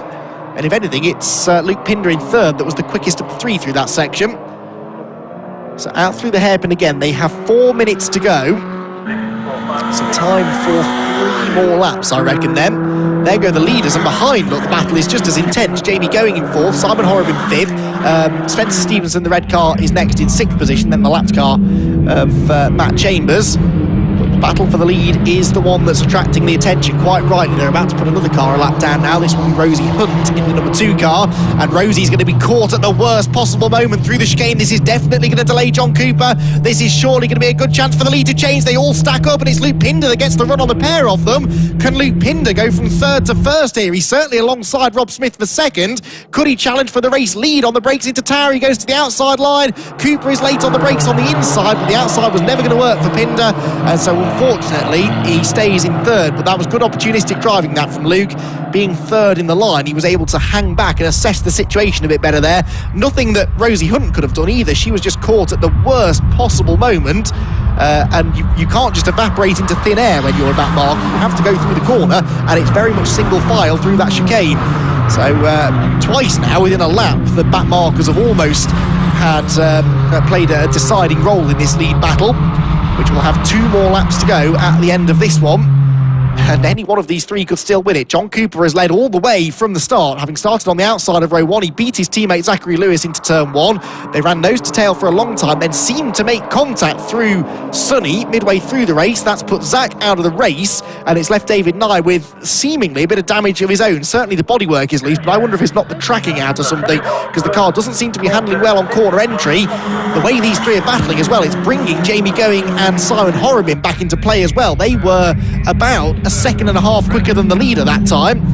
So already a 3-way fight for the win. Could it soon become a 5-way fight there? You can see how close Going and Horobin are. Up the inside for second place now goes Luke Pinder. Has he got his nose fully up the inside of Rob Smith? They're going to lean on each other again through the chicane, but Rob commits to the corner, gets sideways, he's out on the grass. Pinder's going to get the better exit, and this is music to the ears of John Cooper, who finally has a bit of breathing space. A lot of momentum lost there, though, I'm afraid, for Rob Smith, so he could lose third as well to Jamie Going.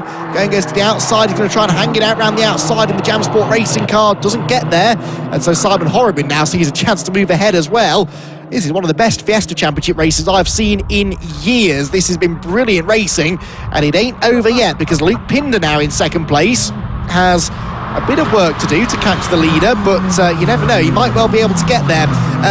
By the way, David Nye, who's having a terrible race by his standards, he's 24 seconds behind this group, but he's just set the fastest lap, which means he's got his lap record back now. 1:34.228 is about 4.3 seconds quicker than his previous lap record. I don't know where he's lost those 27 or 28 seconds, but he's clearly found some speed now. As the leaders are busy tripping over each other, he is able to get the lap record back. So that's something that he'll be happy about, I suppose, at the end of what's otherwise been a slightly frustrating race. Right, final lap then is about to begin. What is the gap going to be between Cooper and Luke Pinder, who managed to get through, remember, into second early on in the lap? It's 1 second. So on to the final lap. Can Pinder get there? Question 1. Can he then get past John Cooper? That's the big question, really. He's definitely quicker than Cooper.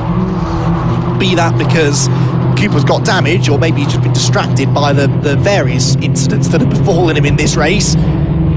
Out of the chicane then. Pinder closing in already, I'd say, but the trouble is, by the time he gets there, he's going to have run out of overtaking opportunities. He's definitely not close enough into tower, but he's going to be later on the brakes, he hopes, and carry a bit more speed off the turn. There you can see visibly how much more corner speed he's taken. Pinder there sticking the hazard lights on as well to try and distract John Cooper ahead of him. That's a new one. I've heard of flashing the headlights. Sticking the hazards on is a new tactic. I'm not sure it's working though, because he's not getting any closer to John Cooper. He now heads through another one of the danger spots. Certainly it was a danger spot for him earlier on, wasn't it, when he was accosted by his teammate Zachary Lucas. I think John Cooper, against all of the odds here, is going to hang on. 5 minutes ago, you would have bet your house on anyone other than John Cooper winning this race, but Luke Pinder, as close as he's getting, I don't think he's going to quite get there in time.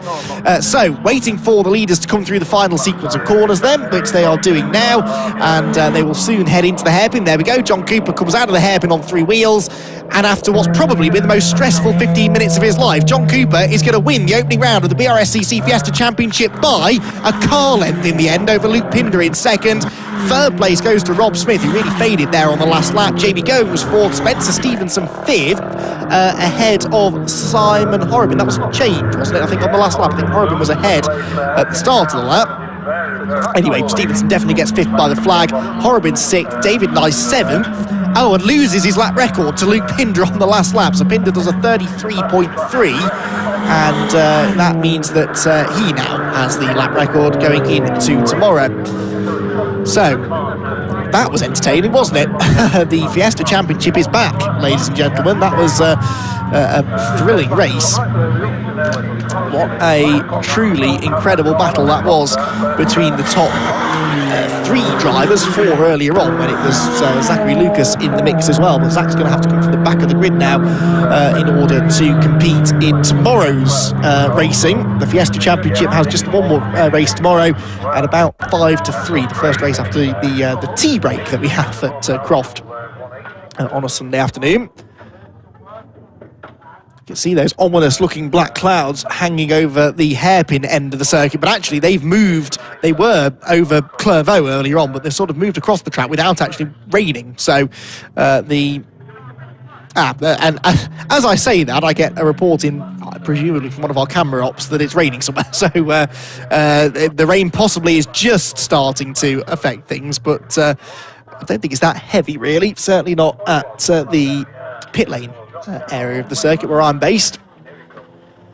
So the last couple of cars coming across the line, and the podium finishers will be heading to the pit lane very shortly.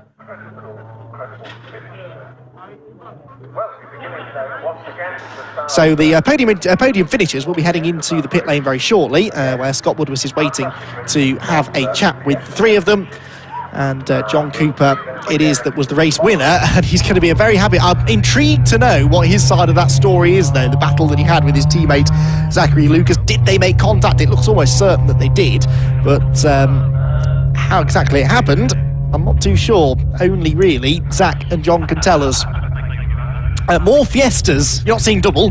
This is another Fiesta Championship, but this one is the northern-based STXR Challenge, the ETSL STXR Challenge for 2021. Very grateful to have ETSL on board with their championship sponsorship this year.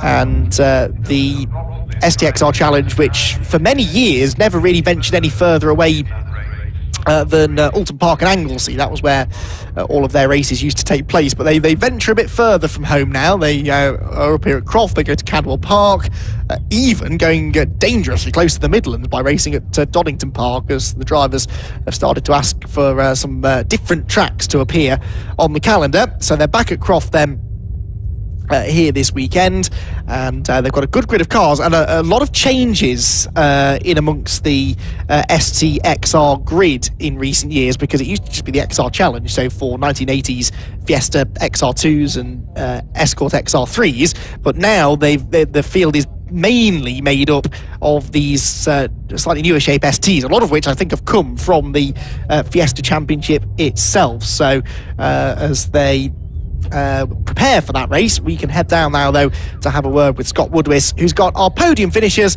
from our Fiesta Championship race. What a race it was. They've got some real stories to tell, I'm sure.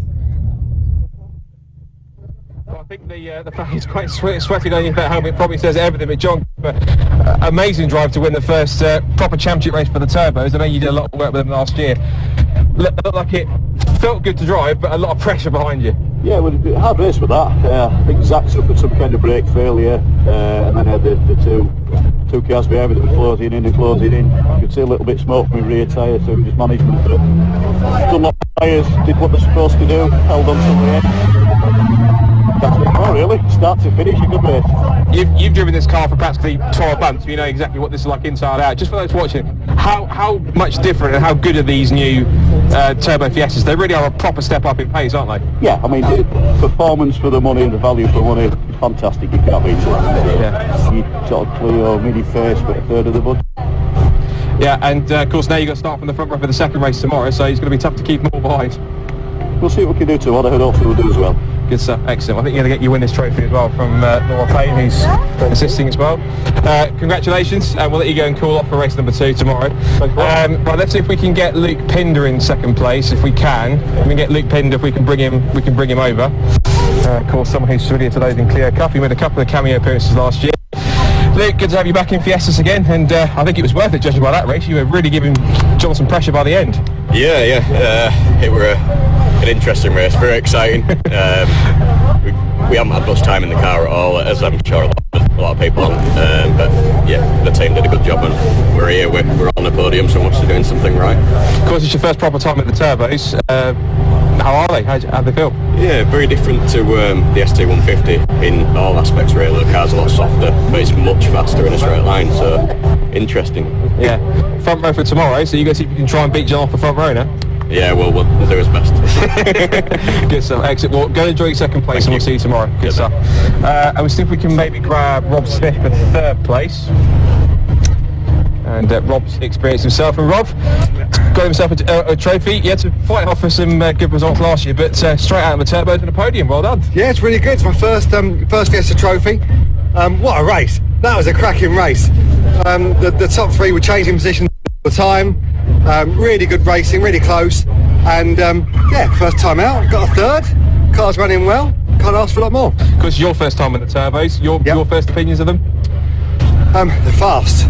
They're like little touring cars. We need to do a bit of work on the brakes and the handling, but it's a brand new series and a brand new car. So yeah, looking forward to ironing out a few creases. But from that first race, if that's anything to go by, this season's going to be absolutely mega exciting. Yeah, you look as though you're properly on the pace, so you might give these two a headache in race 2. Yeah, I certainly want to. That's what I'm here for. Good stuff. Well, listen, well done. Enjoy your trophy, and we'll see you tomorrow. Lovely. Thank you very much. Good stuff. Let's see if we can get the ST150s in, and we'll have a chat. We can bring them down. So top 3 for them. As I very quickly check on my results here for a second, because I haven't got them in my ears. So Ethan Rogers was the winner in ST150s, and then it was Jack Dewhill, and then Rosie Hunt on her first race got third place. So we'll bring Ethan Rogers in from ST150s, and Ethan, it's your second full season starting in the ST150s, and not a bad way to start from the class with a win. No, it's a great race, great pace, and nice up the pole, and the lap record as well. That must feel quite satisfying going out there and picking up the new lap record, obviously with the resurfacing, but extra little bonus to take away. Yeah, it's been a really good weekend. I'm happy with it. Good stuff. And now you got to go at it again for race 2. Yeah, hopefully, yeah. Good stuff. We'll go and enjoy it. Well done, and we'll see you in a bit. I was hoping maybe to get Jack Dewhill if we could in second place. We'll speak to Rosie. We'll speak to Rosie Hunt. So.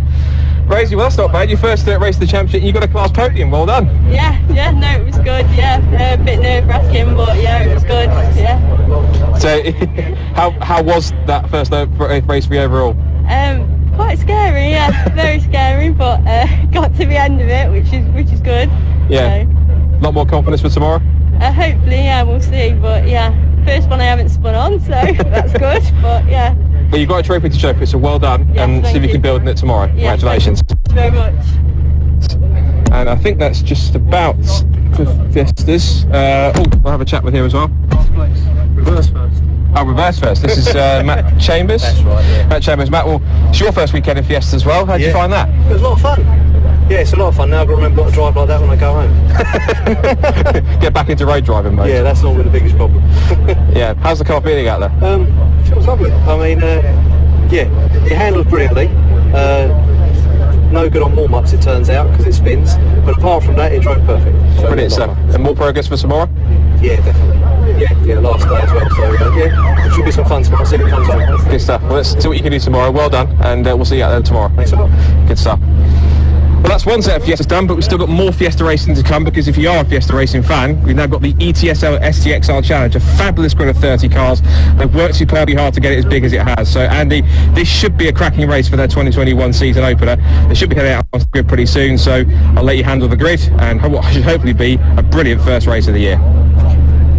Yeah, I tend to agree with you, Scott. I think it will be. We've got, as you said, a big grid of cars, and the only slight shame is that there aren't so many of the XRs on it anymore, but it is still a good grid, and a lot of the XR frontrunners from recent years have moved up now into the STs. Some of them are liking the STs, some of them, though, are not, interestingly, so we might well see a few of them heading back into the XRs, maybe even for selected rounds later on in the year. I know I was speaking to Michael Heath about this yesterday, and he was certainly considering maybe flipping between the two, doing certain rounds in the ST and certain rounds in the XR. We have still got 5 of the XRs out there, though, 4 of which are XR2, one of the XR3Is in the hands of Jason Hennifer, but the bulk of the field made up by Ford Fiesta STs, much the same as we saw out in the Fiesta Junior race earlier on.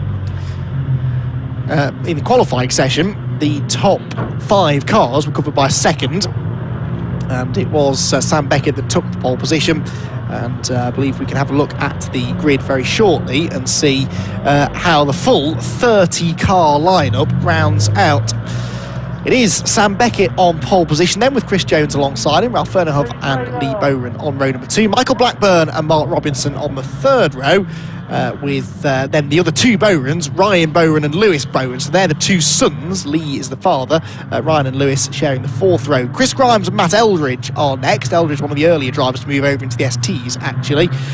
Then it was Luke Woodward and Michael Heath, with Steve McMurrow and Simon Robinson on the 7th row of the grid. Paul Brettel and Jordan Shorrock next up. Running out the top 20 are Paul Green. Now, Paul Green is the first of the class...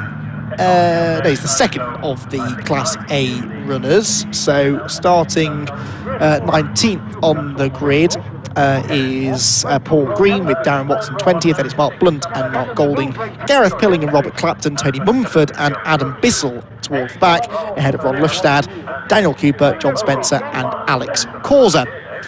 So the bulk of the cars then running in Class D, they are the STs. We have then Class A and B, which were the traditional 2 classes in this championship. Class A for the XR2s, Class B for the XR3s. Only one XR3 here, though, so as long as he finishes the races, Jason Hennifer guaranteed some race wins. But in Class A, Simon Robinson is the pole sitter in the XR2s. He's got... a decent margin over Paul Green in second. Robinson's qualified 14th on the grid and was about a second or so quicker than Paul Green in qualifying. So Paul Green might have a bit of company from Daniel Cooper and Alex Causa, maybe, who are quite evenly matched for third and fourth in class. We shall wait and see. So the Sam Beckett then on the pole position, with Chris Jones alongside him, and Ralph Fernhoff and Lee Bowron are next. And I think what I've just overheard, which I didn't know, is that they've split the XRs from the STs. So that's why the grid graphic we had wasn't quite right. Because although some of the XRs have outqualified the STs, they've separated the grid, because of course off the line the more powerful STs should have an advantage. So it's just to try and limit some of those closing speeds basically between the really quick STs and the slightly slower in a straight line XRs. But through the corners, something Michael Heath was telling me yesterday is that the XRs actually are a little bit quicker. So over a tight and twisty lap like this one, that's why the XRs are maybe a little bit more competitive and they should move forward in the race. Michael Heath, who lines up 12th on the grid, of course, multiple former XR2 champion, is one of those that really hasn't made the transition into the STs all that well. 2.7 seconds off the pole position pace for Michael, but he's still enjoying his racing, and he is very much at the centre of the STXR Challenge community in and around the paddock, and he'll be looking forward to a good race here and hopefully moving forward into the top 10. So, Sam Beckett then, the silver, yellow and black car on the inside of row 1. The black and green on the outside is Chris Jones. Let's see who gets into Clairvaux corner first. As we've seen in previous races, even if you're a bit slower than the cars behind you, it's not impossible to defend a lead around here. So the start is crucial. Got to get off the line well, got to get into that first corner safely, and then watch the cold tyres, those rears being very, very slippery. In the early stages can lead to a few issues. Speaking of issues, one of the XR2s into the pit lane. That might have been Alex Causa, possibly. I think he had some issues in qualifying. Yeah, I can see Daniel Cooper at the back of the grid, so I think Alex Causa possibly is in strife. He was way off the pace in qualifying, so I assume he's had some sort of a mechanical issue. But we'll see how the rest of the XR field get on as they try and move through the field. So a new era of racing then, really, in the ETSL STXR Challenge, about to get underway here from Croft for round number 1 of their 2021 championship. Sam Beckett on pole position, Chris Jones alongside him. Let's see who gets into that first corner first, as Chris Jones there in the number 27 car launches from the outside of road number 1. The race is underway. 20 minutes then the race distance as they head towards turn 1, and it's not a good start by Sam Beckett. Look, it's Jones that's got the lead, and Beckett is going to be in the middle of a 3-wide battle for second place heading into turn number 1. Lee Bowron's on the inside but bails out of it, and on the outside, Lee Bowron on the outside, Michael Blackburn on the inside trying to go through. Oh, and there's a spinner at the back, look, and someone has gone backwards into that recticel barrier on the apex.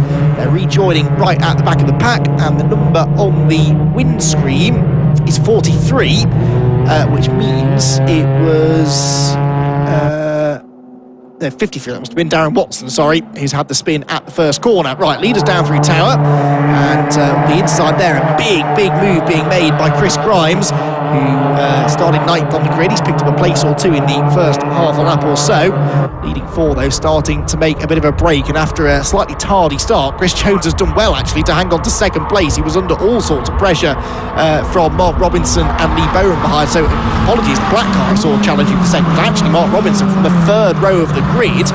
Again, we talk a lot about driving a new car and learning, basic things like braking points and, racing lines and things, but getting a brand new car off the line can be tricky, especially a powerful car like these STs. So I guess for some of them, it was their first ever race start in these cars.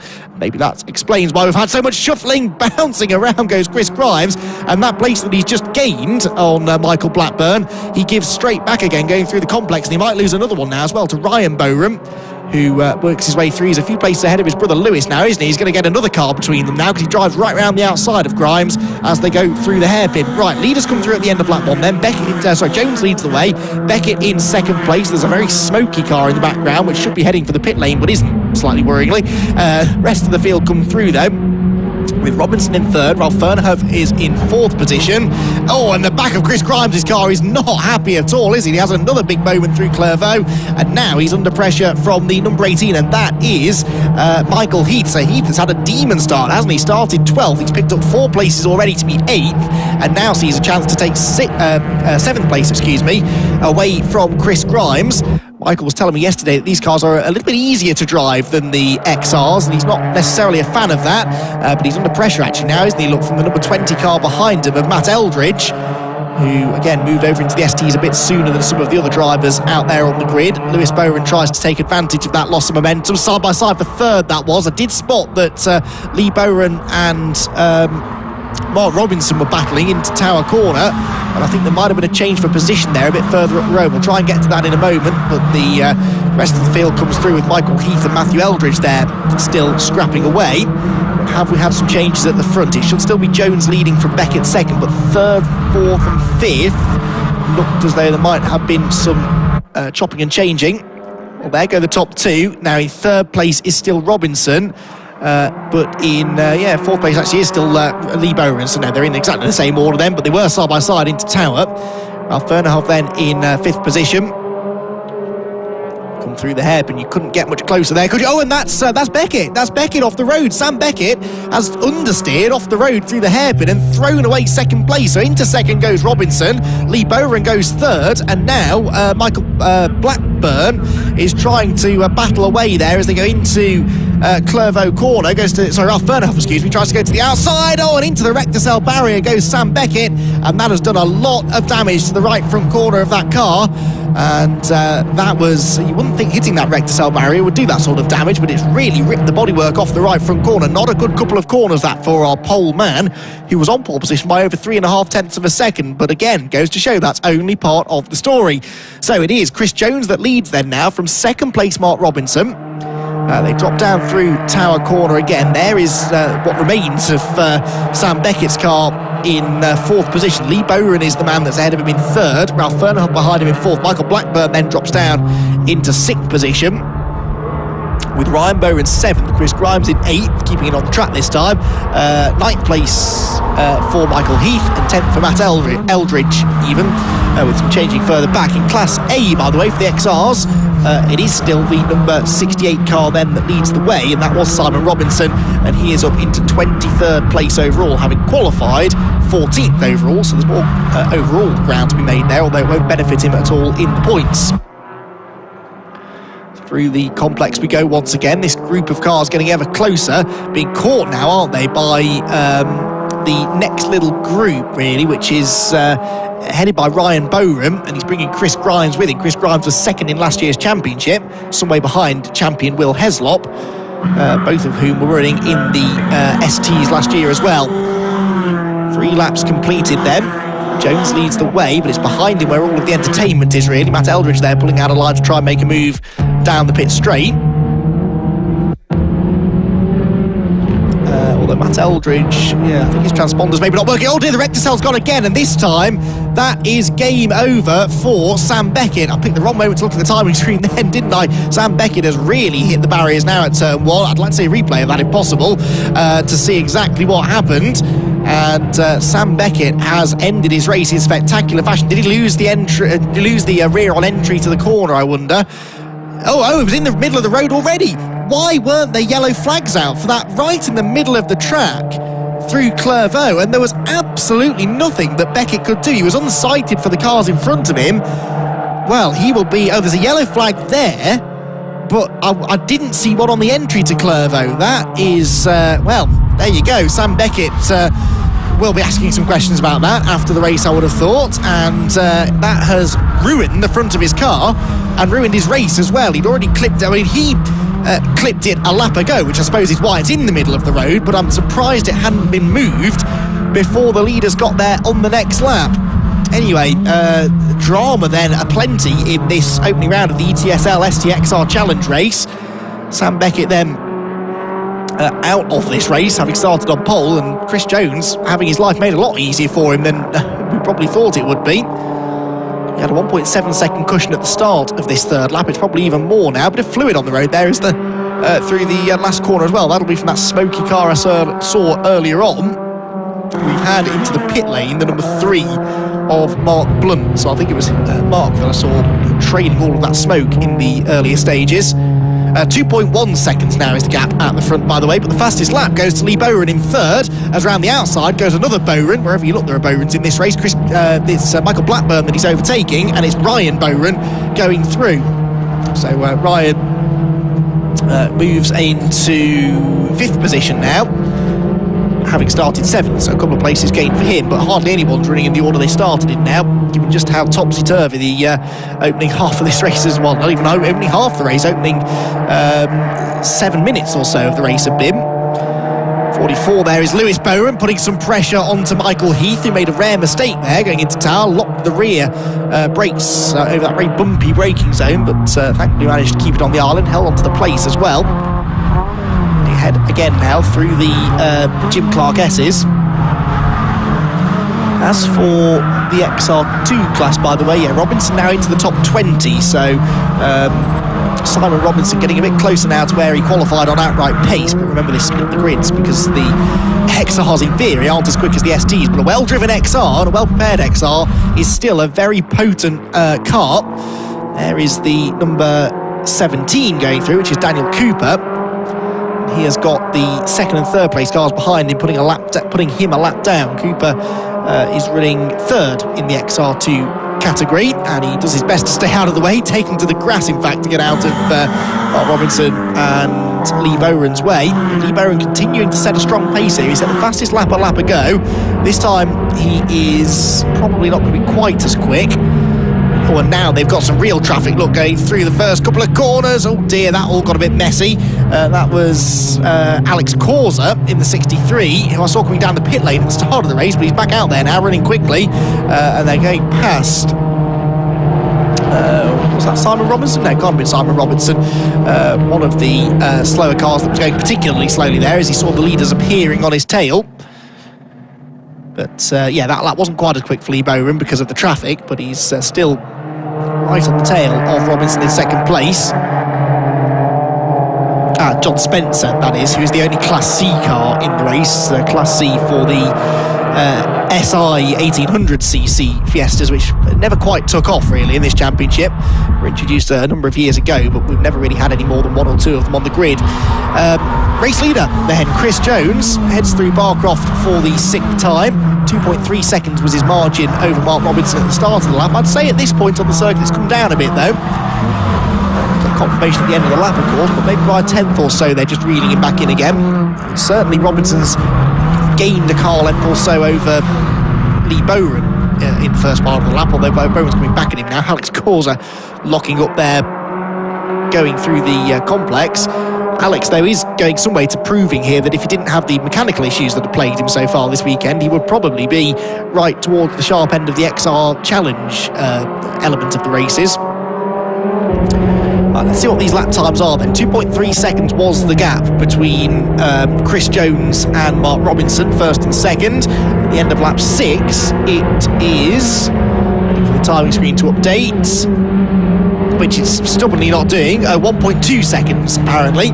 Yes, there we go, now it updates. So 1.24 seconds between the two of them, so it came down that time by about 6 tenths or so.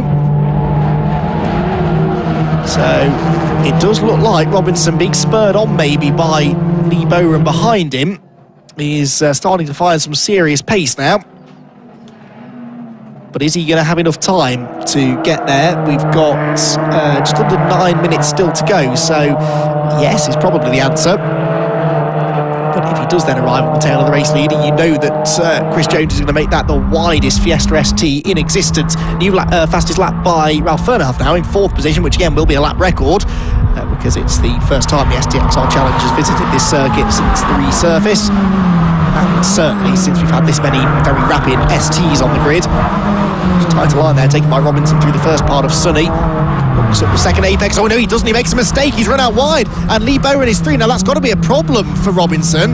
The car suddenly slowed, just as I was saying he was driving so well. And through the second apex, it's like the car just never really picked up speed, did it? Now, something's broken, but what is it? Oh dear, dear. Again, one of the problems with new cars is that you sometimes get these niggly little teething troubles.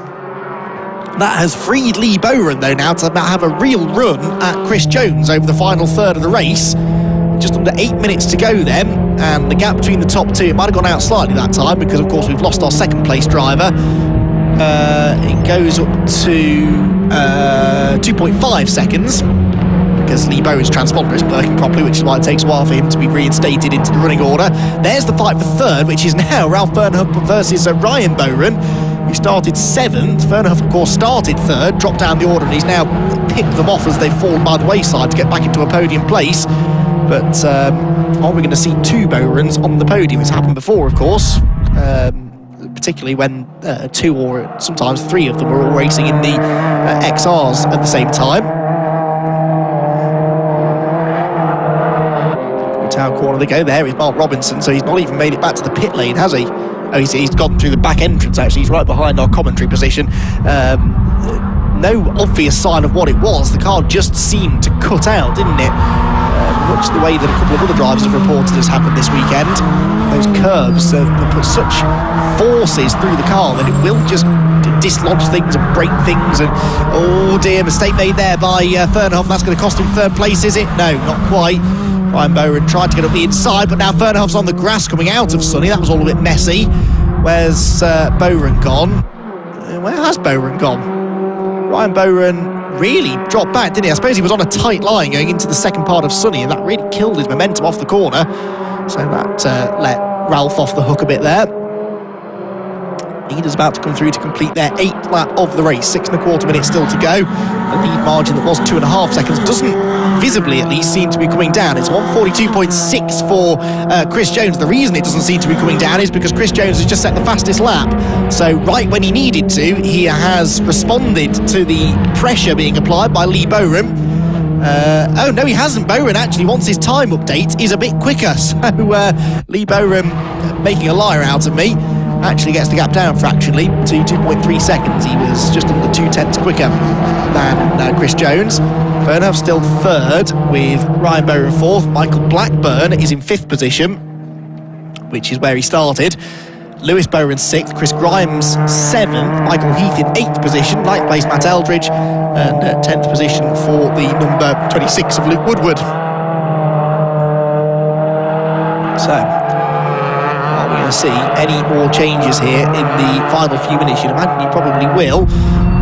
Simon Robinson, by the way, in our latest XR2 update, is now 18th place, right on the tail of the 17th place, number 92 of Paul Brattel. So that's likely to be the last place he gains, though, as there, Ryan Bowen does now get the job done on the inside of Ralph Fernhoff through Sunny. You'd think Ralph would have learned from his mistake there a lap ago, but he made exactly the same error, and so Ryan Bowen got through. So Bowen then does now make it 2 Bowens on the podium, one father and one of the sons. And to be fair, Lewis Bowen's not that far back, is he? He could take 5th place away from Michael Blackburn before the flag. Fernhoff get back up the inside at the hairpin. No. So opt to try and take the wide line. Puff of smoke there was that from Ryan Bowen's car. Slightly concerning maybe, just as he jumped on the power. Right, a 42.6 for Chris Jones, the race leader. Lee Bowen does a 42.5, so he's a 10th quicker. The gap's down to 2.2 seconds, but that's okay. Chris Jones could afford to lose a 10th a lap. It's if Lee Bowen was taking half a second a lap out of him, then it would be concerning. Chicane, back down the back straight again. Leader there goes into tower, the black and green number 27. Chris Jones, who finished, he was actually racing in an XR3 last year, was Chris, so this is his first race in an ST. That's impressive. Chris Jones was second in Class B last year, only 4 points behind Jason Hennifer. And Jason Hennifer, just to give you some context for this, Jason is down in 21st place, and yet the man that he beat to the XR3 Championship last year, Chris Jones, is looking odds on now for a race victory. So it goes to show, doesn't it? Some drivers have warmed to this ST more than others. Others, I'm sure, will learn and grow into it as they go on. But Michael Heath was telling me that after over a decade of racing the XR2, it kind of felt like an old pair of slippers, and now jumping into this ST was just a completely different challenge. Much easier to drive, but that then means that you have to drive it even harder to get the absolute maximum out of it. And some drivers definitely acclimatising to it more. But this is Michael's first race in the ST, of course. Some of the others out there, like the Bones, for example, have a season or two of ST experience under their belt now. Another new fastest lap for Lee Bowen, just as I'm talking about him. And a couple of windscreen wipers coming on. Look, just having got a bit more rain out the back of the circuit. It's a bit gloomier out there, isn't it? So maybe the weather gods are going to just sprinkle an extra bit of drama on this race. That was significantly quicker than the leader that time as well. By significantly, it was 2.5 tenths quicker. But that's good progress for Lee Bowen. He's got the lead gap under 2 seconds now. But with only 2 minutes to go, we've probably got time for this and one more lap. So I'm just not convinced he's got enough time to get there. He is quicker than Chris Jones, but wasn't able to get after him early enough to really have enough time then to do anything about him. It's one thing catching, but as a certain famous commentator did once say, it's an entirely different thing to actually get past. So although there's a chance that Lee Bowen might get within a second or so of the leader, Chris Jones certainly still, it's his race to lose at the moment, isn't it? Pretty sunny. No sign of any rain there, at least nothing that's making the track particularly slippy. Although we've had a few moments down at that end of the track, haven't we? So I suppose if there is a sprinkle of rain, might affect things, but it looks more psychological now, doesn't it? If there is any rain out there, it's just a bit of rain on the windscreen, just enough to distract some of the drivers. And it's amazing how many drivers sort of back off their pace when they get a bit of rain on the windscreen, even if the track isn't actually getting any more slippery. But judging by the fact Lee Bowen set a fastest lap last time around, I don't think the track conditions are deteriorating that much, are they? Last lap board is held out for the drivers. Oh, we've got a car off in the background there, haven't we, at the hairpin? Has it gone off at the hairpin, or is it trying to take the cut through? You can cut through from the exit of Tower and come onto the pit straight, but I'm not sure who that was. Chris Grimes has lost a place on that lap, but it wasn't him. Michael Heath is into 7th place, but there was somebody there that was going very slowly at the back of shop. We'll piece that together in a moment or two. The lead gap went back out that time, by the way, by 2 tenths between Chris Jones and Lee Bowen. So Bowen looks fairly likely to settle for second here. Having said that, they've got this Class C car of John Spencer to put a second lap on, and we saw how troublesome that was earlier on in the race, so not giving this to Chris Jones just yet. Headlights ablaze. You can see the light is starting to fade here in Croft, isn't it? It's only 20 to 5 local time in the afternoon, but those clouds are certainly going to be catching the attention of some of the drivers that are yet to go out on track in our final 2 races of the day. Remember, we've still got the second MX-5 Clubman Championship race coming up next, and then the second and final race of the weekend for the Nankang Tyre BMW Compact Cup. For now, this ETSL STXR Challenge race. Looks as though it's going to be wrapped up by Chris Jones from second on the grid. He got the start, took advantage of some chaos behind him in the early stages, and now it does look as though he is going to come home and take the victory in round number 1 of the 2021 campaign. They passed that stricken car at the hairpin, which is still stuck in position, so it never did make it back to the pit lane. And Chris Jones is going to come through to take the opening victory of the year after seeing off the late threat there from Lee Bowron in second position. Third place is going to be Lee's son, one of his sons anyway, Ryan Bowron, with Ralph Fernhoff in fourth position. And fifth place goes the way of Lewis Bowron, having got the better of Michael Blackburn there in the closing stages. Michael Heath gets a solid 7th. He's happy with that, flashes his lights as he crosses the line. Chris Grimes behind him, and Matt Eldridge actually really caught them there at the end. Matt Eldridge on that final lap was about half a second quicker than Heath and Grimes ahead of him. And then rounding out the top 10 should be Luke Woodward, who started 11th, so he gains 1 position. The car that did not come through was number 69, I think. So that would have been number 69, scanning down my entries. Oh, Mark Robinson. Ah, yes, Mark Robinson did disappear, didn't he? Hadn't noticed that when it happened, but yeah, Mark Robinson there. Qualified 6th on the grid for that race. Sadly, doesn't manage to get to the end of it.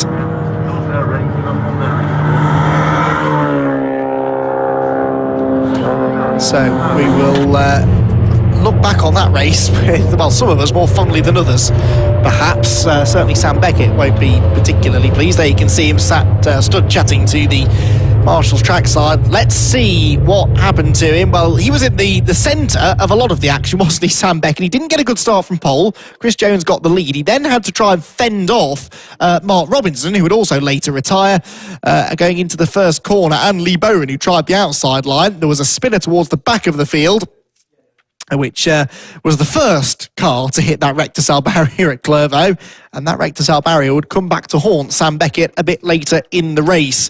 Everyone did, though, make it through the first few corners with varying levels of success as they headed onto the middle part of the lap. Sam Beckett, for what it's worth, looked quicker than Chris Jones in the early stages. Chris Jones really had to watch his mirrors as Sam was applying lots of pressure, but as he kept very close behind the race leader, Sam Beckett, sadly, he would make a mistake at the end of the opening lap, and this was to trigger a very unfortunate sequence of events. At the very next corner, having already thrown away second place, he was up the inside of Ralph Fernhoff and clipped that rector-cell barrier again, put it into the middle of the road. Other drivers did a brilliant job of avoiding it, but the marshals sadly weren't able to get out there and move it over the course of the next lap. And so when Sam Beckett got there the next time, he found his old friend again, and this time it did a lot of damage to the front of the car, probably radiator damage, certainly bodywork damage, and his day was done. So Sam Beckett pulled up at the side of the road. That left Chris Jones with a pretty handy margin at the front of the field. Then it was Mark Robinson's turn to have dramas. Of course, I do remember what happened to Mark Robinson, because he pulled over with a mechanical failure quite early on in the race. The car actually that I think that I saw stopping at the hairpin was actually 53 Darren Watson, which now I think about it makes a lot more sense. Chris Jones, though, held on to the lead. Lee Bowron chased after him towards the end of the race, but couldn't quite get there. So it was Jones that took the race victory. It was a second place for Lee Bowron, and his son Ryan joined him on the podium as well. Class A in the end was won by Simon Robinson pretty commandingly, the first of the XR Challenge cars to get home. Well, an entertaining start to the season then. Let's head down to Scott Woodward in the pit lane, who's got our podium finishers. Well, a fantastic way to start the ETSL STXR Challenge here, of course, and I think a very happy winner of Chris Jones as he heads out of the car. We'll grab for a quick word. Chris, good way to start the season. Definitely. First time in the ST and win first time out. Especially after what happened in qualifying. I can't thank Mark, Dee, Simon, Sam, Matt Williams, everybody helping, all pulling together. We got it back out. It was absolutely perfect. This, of course, is quite a different car to the Escort you're used to. So definitely. Is it a massive difference? Yeah, everything. Speed, the weight, the braking, everything's different. Good fun. Very close. There's lots of us out, so we're all enjoying it. Yeah, mega grid this year, so yeah, you must be really proud of the fact you've got so many cars out there. Yeah, enjoyed that. Good stuff. We'll go and celebrate it. Well done. Thank you. Fantastic Cheers. job. Thank you. Right, let's see if we can go and grab our two Bowens. Lee Bowron here, second place, and we've got another one of the Bowrons here in third. let's see if we can have a quick chat. Let's bring you in, Lee, for second place. All right. Compared to how they ended for your 2020 Capital Park, which we won't talk too much about, that's a good way to make up for it, second place. I'm pretty happy with that. It's been a long time coming, but no, really pleased with that. Really pleased with it.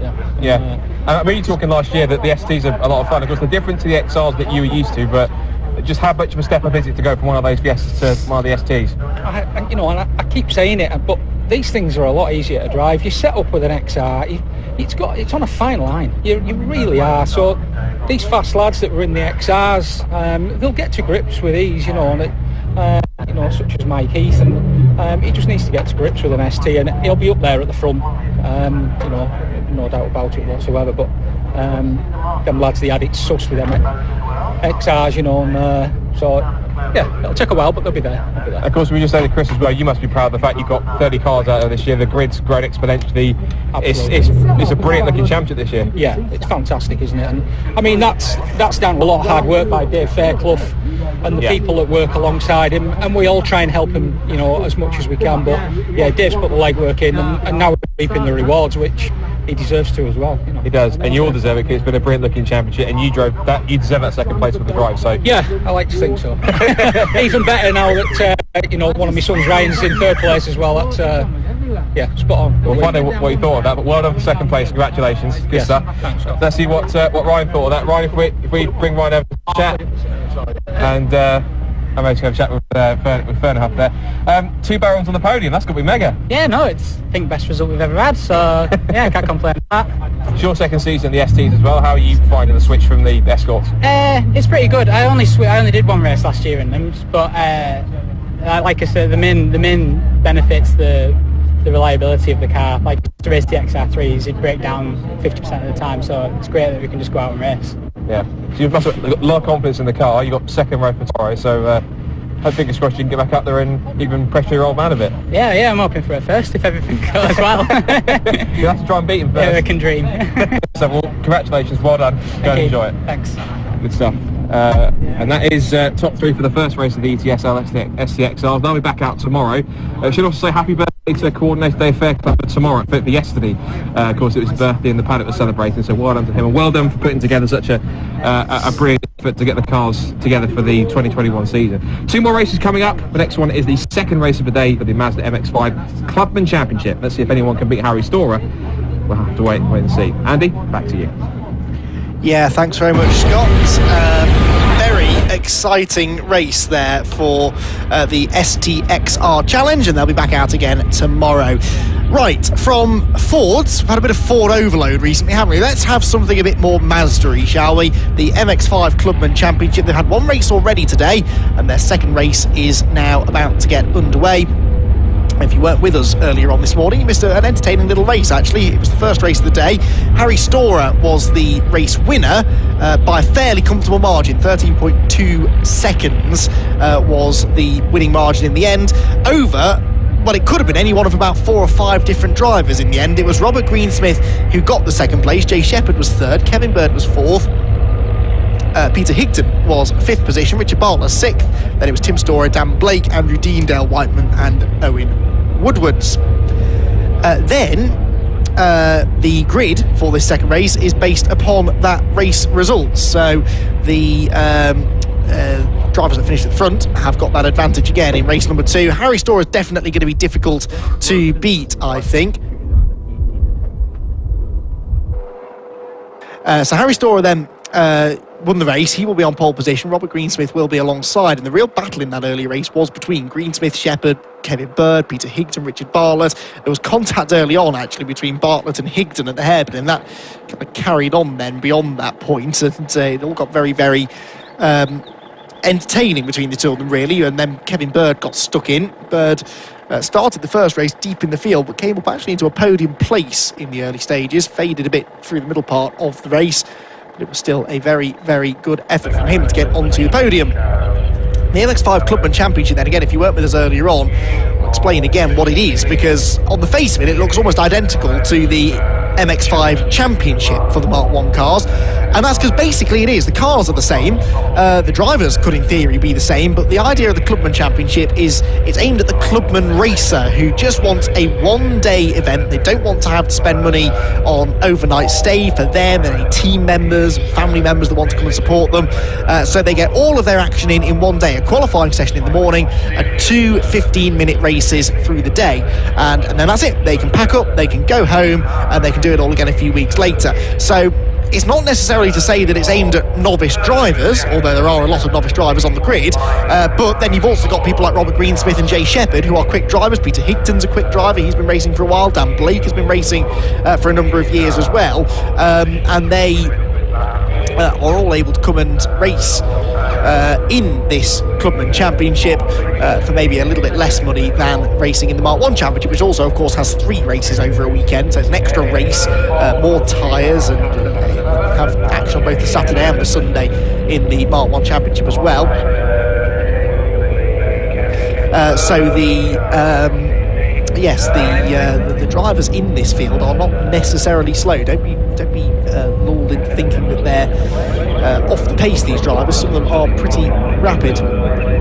The delay, by the way, to getting this race underway appears to be, well, for the reason you can see on your screen. The new JCB truck is out recovering the car, or has been out recovering a car from somewhere around the circuit. There's also some cement dust been put down on the pit straight because of oil or some sort of fluid laid down in our previous race. So we will get this race underway as soon as the track is ready. Good chance, though, to give a shout out to the marshals, who have all been doing a great job all day of keeping the track in perfect racing condition, cleaning up errant MX-5s, BMWs and Ford Fiestas. And the marshals who have been, all of course volunteer marshals, they all do this just because they enjoy it, because they're getting paid. They get paid in that they get front row seats to some of the best motor racing on offer in this country. Yes, they might have to do a bit of clean-up work in between, but it's good fun, great camaraderie between marshals as well, of course. Thank them again for allowing us to go racing, especially in these difficult times. Great to see that we're all here getting involved. As always, they can see the reason for this slight delay, but the cement just being put down on the pit straight. Well, quite a lot of cement just actually. They've swept a lot of it away now because it's sort of done its job of soaking up the fluid that was dropped by one of our STXR competitors, and that looks like a rector-cell barrier. Now, have they still got that rector-cell on the inside of the first corner? I don't know if we can move across and see that first corner.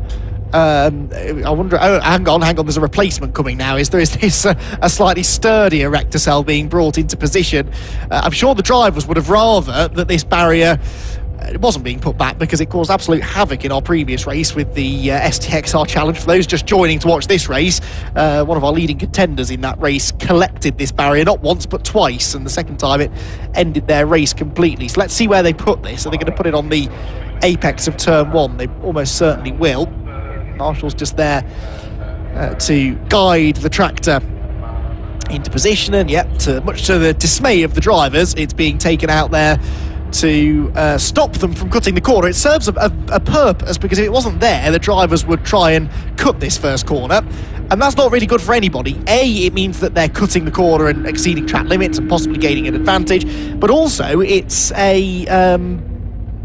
it's actually a bit of a danger to let them cut that corner, because you can see just how raised that curb is, and if you were to put all 4 wheels over that curb, you'd launch straight into the air. So that rector-cell barrier, as annoying as it is when people hit it and knock it into the track, it does serve a purpose, and this is again another reason for this slight delay. Just got to roll it into position. A couple of the circuit workers there just putting it as close to the edge of the curb as they can, and they weigh quite a lot. This is actually a good explanation as to why it did so much damage when it was collected in that previous race, because they are heavy, and they have to be, because they're supposed to be a deterrent to stop racing drivers cutting corners. So they are, good job, they've got it back in place, and I think that means the track is probably ready now to get the cars out onto the track for our penultimate race of the day, the BRSCC Mazda MX-5 Clubman Championship. The Compact Cup will be back out again after for their second race of the weekend. 2 15-minute races then to round out the day.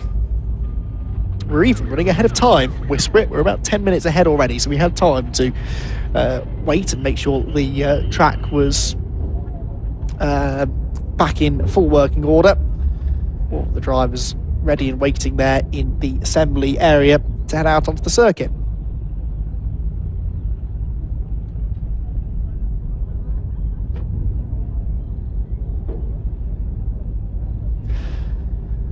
So Harry Storer then on pole position, dominating that first race, set a new lap record, of course, in the process, seeing lap records dropping all day, but this being a new championship, we were always going to see lap records being made. Bulk of the battling being done behind them, really, with the likes of Robert Greensmith, Jay Shepherd, Kevin Bird, Peter Higton, Richard Bartlett, even Tim Storer at one point getting involved. In fact, Storer had a good battle with Dan Blake, who's out there in a hastily repaired car after a big shunt at Castle Combe a week ago. So great work done. He's actually teamed up with Paddock Motorsport, which is the team run by Calvin Fletcher and Martin Plowman, who of course will be out racing in British GT next week at Brands Hatch, back in their British GT competition, this time in a GT3 Bentley. But Paddock Motorsport have helped out running Dan Blake, and that is part of the reason why he's been able to get out there with a car that was in such a mess just a week ago. So the call will very shortly come, hopefully, to get these cars on track. I think most of the, if not all of the cleanup has now been done, and the last of the marshals back at their posts. And yep, thumbs up, green flag. So cars do now head out onto the circuit then.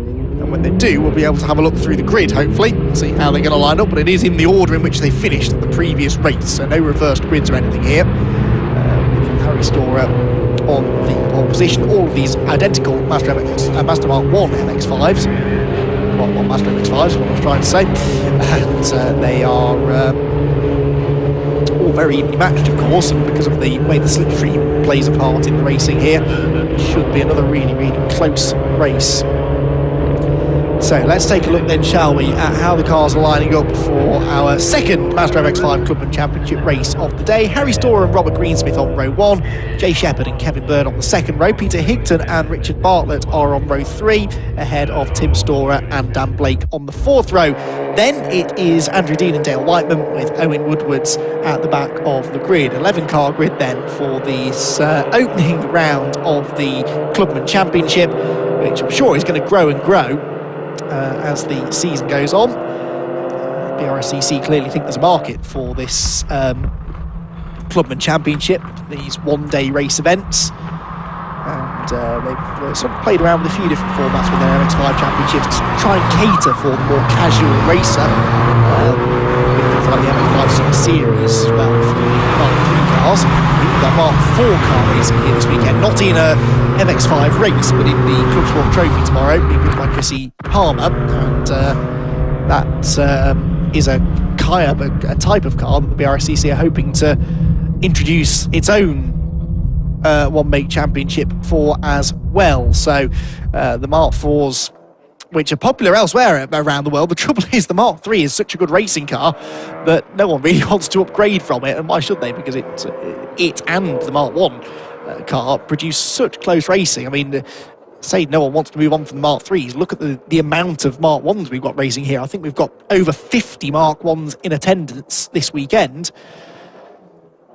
And the Mark 1 car is one of those classic racing cars, really, isn't it? Which just, it's relatively cheap, does everything you want a racing car to do, relatively easy to maintain, and not that difficult to drive in the grand scheme of things anyway, certainly compared to the newer Mark 3 car, which can be a bit snappy. These cars, you'll see when we get going, you can really slide them around and throw them into a corner, mash your foot onto the throttle, power slide out of the corner. Not got a huge amount of power, but they haven't got much grip either, so it not only creates good racing, but it teaches you how to drive a racing car, so that's why it's such a popular place for rookie drivers, and we've got many of them on this grid here today.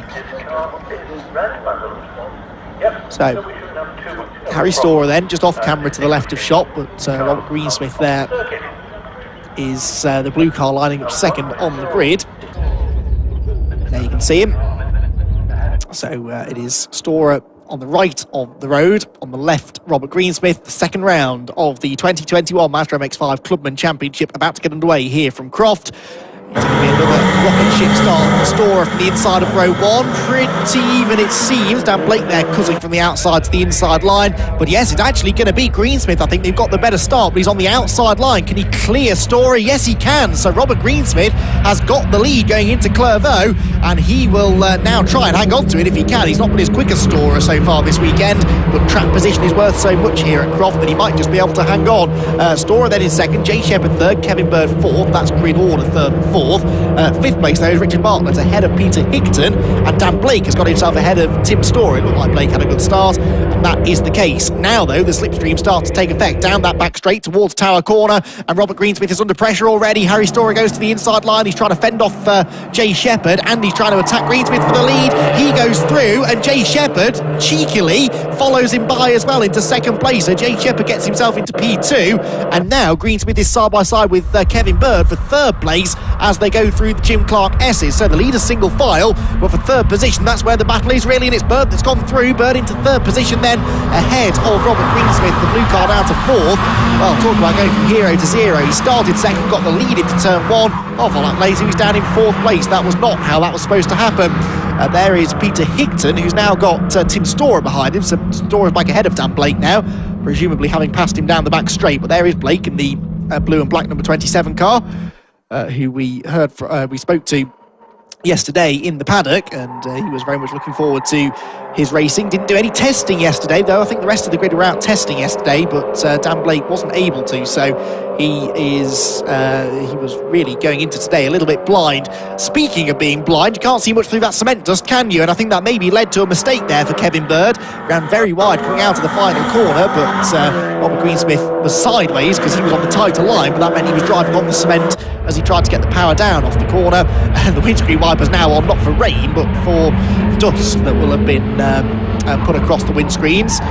Just a little bit of a distraction there, though, for Kevin Bird. Maybe he missed his braking point at Clairvaux. The car really seems to be understeering, doesn't it? And Greensmith surely is going to go up the inside now into the chicane. Couldn't quite build the momentum quickly enough, though. And so it is still Kevin Bird in third. Greensmith fourth. Richard Bartlett fifth, ahead of his race one sparring partner, Peter Higton.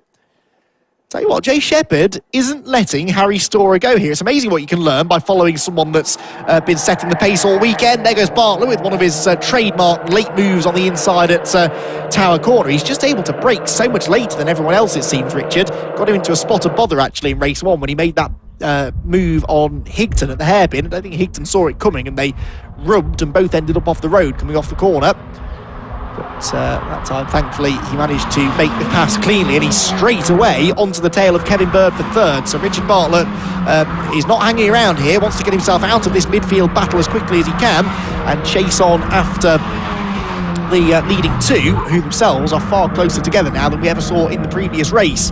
Jay Shepherd wasn't really able to go after Harry Storer. No one was in the first race, but Shepherd is right with him. Look at that. Jay Shepherd, who was a race winner in the Fun Cup Endurance Championship last year, actually, in his own team, Team Wasp, won at Thruxton on the... sorry, didn't win at Thruxton. I beg your pardon. He was leading at Thruxton until the late stages. Didn't quite get the win. Robert Greensmith there up the inside of Richard Bartlett. Heads out of the final hairpin. And they go down the pit straight then, now in the new order of Robert Greensmith fourth and Richard Bartlett in fifth position. Bartlett, though, is going to try again and get up the inside, isn't he? Oh, what a move from Bartlett. That is exactly what I was talking about. He's so much later on the brakes. I don't know how he's doing it, but he's braking so much later than anybody else. And Richard Bartlett just charged through on the inside of Robert Greensmith there and moves back into fourth. This is going to to and fro a little bit, I think, here, isn't it? Bartlett now, though, setting off after Kevin Bird in front. The leaders, by the way, still very close together indeed, with... Oh, no, they're not, because Jay Shepherd's slowing. Jay Shepherd is slowing down the back straight from second place. Oh, what happened there? Jay Shepherd has, for some reason, ground to a halt down the back straight. How many times have I put the curse on a driver today? Literally, as I was saying, he was chasing Harry Storer down. He's managed to, well, he hasn't done anything wrong. It looks like the car's just broken, but poor old Jay Shepherd, there he is. Unfortunately, the Wasp liveried car out of the race, and Jay Shepherd will be scratching his head. He's shaking his head now in the car, isn't he, as he tries to figure out what on earth went wrong, but he's not going anywhere, is he? That car is out of this one. So Jay Shepherd then goes no further. Jay had a big accident in that car at Silverstone last year, so I don't know if it's the same one that they've rebuilt. I think it probably is. Seem to remember he got out in it at Brands Hatch at the end of the year as well, so they got it fixed up. And Greensmith back on the inside. That's exactly what he did last time, isn't it? Dived up the inside of Bartlett at the hairpin, but Bartlett gets a good exit. Can he pull fully alongside down the pit straight? Doesn't look like he will, but we know he's good on the brakes. Now Greensmith surely this time is going to defend that inside line. He does. Bartlett goes to the outside. Seems to have a bit more straight line speed though, does Bartlett. Possibly different gear ratios in use. He's going to sail around the outside of Greensmith and gets back into that third place. Greensmith almost tags his rear bumper there as the two lines merged on the exit. Again though, Bartlett runs out wide. Greensmith does get into the back of him this time, and Bartlett waves at him. That's not going to stop him. Robert Greensmith is still going to be just as keen to get past you, whether you start making rude hand gestures at him or not, Richard. That was a great presence of mind there from Richard Bartlett, who you'd think would have his hands full just trying to hang on to the place. Windscreen wipers on for both of our leading drivers now, and this isn't an area of the circuit where there's been cement dust down, so maybe a bit more drizzle in the air, but you can see the track is still bone dry. So just a bit of psychological rain again here, maybe. Oh, there's a green flag there. Oh, of course, that's because there are yellows where Jay Shepherd has pulled off, obviously. So the battle again for second place then looks as though it's going to attract most of our attention. Oh, well, that caught everyone's attention. That's a big lose for Tim Storer. I mean, he arrived at the corner about 10 mile an hour quicker than poor old Peter Higton, who had to jump out of his way. And Tim Storer lost control then because he was carrying too much speed. He ran out onto the grass and lost the rear of the car and then spun right across to the inside. It's quite hard to end up on the inside there.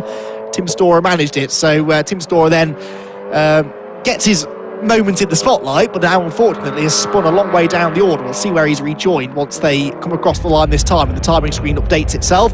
We have just over half the race to go, 7 minutes and 50 seconds left on the clock. This is the fight for second place now then, isn't it? Because Kevin Bird is in P2, Richard Bartlett's behind him in third. Bartlett's going to try another one of these moves up the inside, is he? Well, he doesn't have to because Bird runs straight off the track, and I think it is getting a bit slippery down there now because that car just didn't look as though it had the adhesion that it needed to make the corner.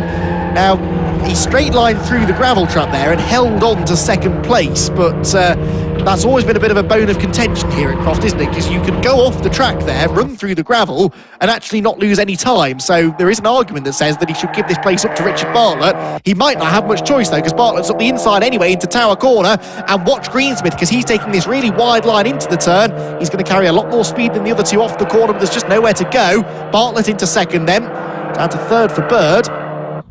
And Robert Greensmith settles in behind them in fourth for the time being.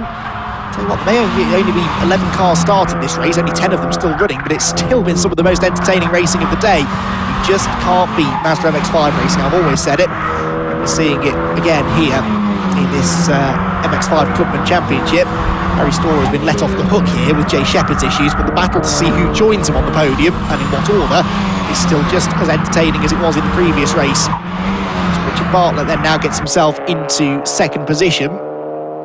I doubt he's going to break away here though, because Kevin Bird is soaring away at the wheel there behind him into the hairpin. Oh dear, nearly got into the back of Bartlett, who's sideways on the cement dust. It's the worst corner to have cement dust at that, because you're really relying on the rear tyres gripping there in order to get the power down. And the cement dust, of course, is quite slippery, so that's where we're getting lots of sideways moments through there. Peter Higton, by the way, is still in fifth position, but he lost a lot of time dodging Tim Storer when he had his spin a lap or so ago. So Higton in fifth place, a bit lonely now. Dan Blake also a bit lonelier in this one because Tim Storer has been off. He's dropped about 9 seconds behind Dan Blake now. So to answer the question of where Tim was going to rejoin, the answer is 7th place and some 9 seconds behind anybody else. So we'll watch his lap time, see if he's able to gain on Blake. He was, of course, slower last time around. So 5 laps completed then. Harry Storer leads by 6.8 seconds. The battle for second still the closest one on the track. Even Richard Bartlett, I think there, did he have his windscreen wipers on briefly down at Tower? They're off now, but he's really gapped Kevin Bird there all of a sudden. So Robert Greensmith now will be even keener to get on with this, because he doesn't want to let Bartlett get away. Bartlett second, remember. Bird in third, Greensmith in fourth position. Greensmith was second in the previous race, so a double podium would be a nice way for him to start the season off. Through the final complex of corners. Very different lines being taken through there. It's fascinating actually going and watching trackside through that part of the track, because you can really see the different approaches from different drivers through there. Some of them carry a lot of speed through the left and sacrifice the line for the right, and others back off through the left-hander and then really try and concentrate on carrying speed through the middle part of the complex. Both are fairly even, really, but just down to different driving styles, different setups, different cars, of course, sometimes have to take different lines through there. Bird then in this third position with 4 minutes and 10 seconds left on the clock in this second race of the day. And again, Bird's car, it seems a bit softer, doesn't it? There's a bit more travel in the suspension on Kevin Bird's car, and it sort of wallows its way through the corners. Doesn't look like it should be handling very well, but it's probably handling the bumps a bit better than Robert Greensmith's car, which seems a bit more stiff in its suspension settings. And as I've said earlier on, it's a very bumpy circuit. Croft into all the braking zones as well. You can see the cars rippling around there. Big bump there just as they enter into Tower. Defensive line being taken by Bird. Is that going to slow down on the exit? Well, especially if he gets sideways, it will. Greensmith's carrying more speed off the turn, but there's just nowhere to go. He looks right, but Kevin Bird is drifting that way to take the normal racing line into the Jim Clark S's. Off the Jim Clark S's, that's where, through the high-speed stuff, maybe the slightly stiffer setup that Greensmith appears to be using is working. Tries to get up the inside as he forced Bird to outbrake himself, or maybe a little bit, but again, that camber on the apex just allows Bird to not run too wide, not run as wide as he would do normally. Now Bird is possibly under attack again as they come to the complex. Yeah, I think Greensmith's up the inside this time. He's going to go through, is he, into third position? No, because Kevin Bird sails off into the corner and carries a lot of speed through. And it didn't look like he was going to stop for a moment, actually. Greensmith now might try and get up the inside at the hairpin again. He did that to Bartlett a couple of times earlier on. Speaking of Bartlett, he is now over a second ahead of these two, and Greensmith gets sideways on that cement dust again. Of course, if it is getting a bit damp out there, that cement dust is going to give them even less grip, especially if there's still a bit of oil lingering underneath it. Oil and water don't mix very well, so it's getting wet out there. And that obviously is going to make life even more challenging for them. 2 minutes and 20 seconds then left on the clock. Harry Storer 7.3 seconds clear of Richard Bartlett in second place. He is 1.9 seconds ahead of this pair. Kevin Bird in third and Rob Greensmith in fourth position. Peter Hickton fifth. Dan Blake in sixth position. And Tim Storer appears to be dropping down the timing screen. Yeah, Tim Storer has lost a place now to the 38 of Andrew Dean. So Andrew Dean in seventh position, picking up a position there, because it was another relatively slow lap for Tim Storer. Tim's fastest lap was a 45.5 and his last lap was a 51.5. That's 6 seconds slower. So I think Tim Storer must have been off the road again. Also, by the way, Owen Woodwards has got himself ahead of the number 58 of Dale Whiteman. Woodwards was less than a second behind Whiteman in the previous race, rounded out the 11-car field. Well, he's ahead of him now. Of course, they're all ahead of Jay Shepherd, who is out of the race. This is one of those, and this is Tim Storer, and I think he's trying to get back ahead, is he, of Andrew Dean as they go into the Jim Clark S's. Andrew Dean on the outside line. I don't think he's going to be able to hang on to that, as meanwhile, Kevin Bird again is flying off wide into the complex there, almost off the road completely. Robert Greensmith, try as he might, and as many mistakes as are being made here by Kevin Bird, he still can't get past. Bird's wide again over the curbs, coming off the final turn.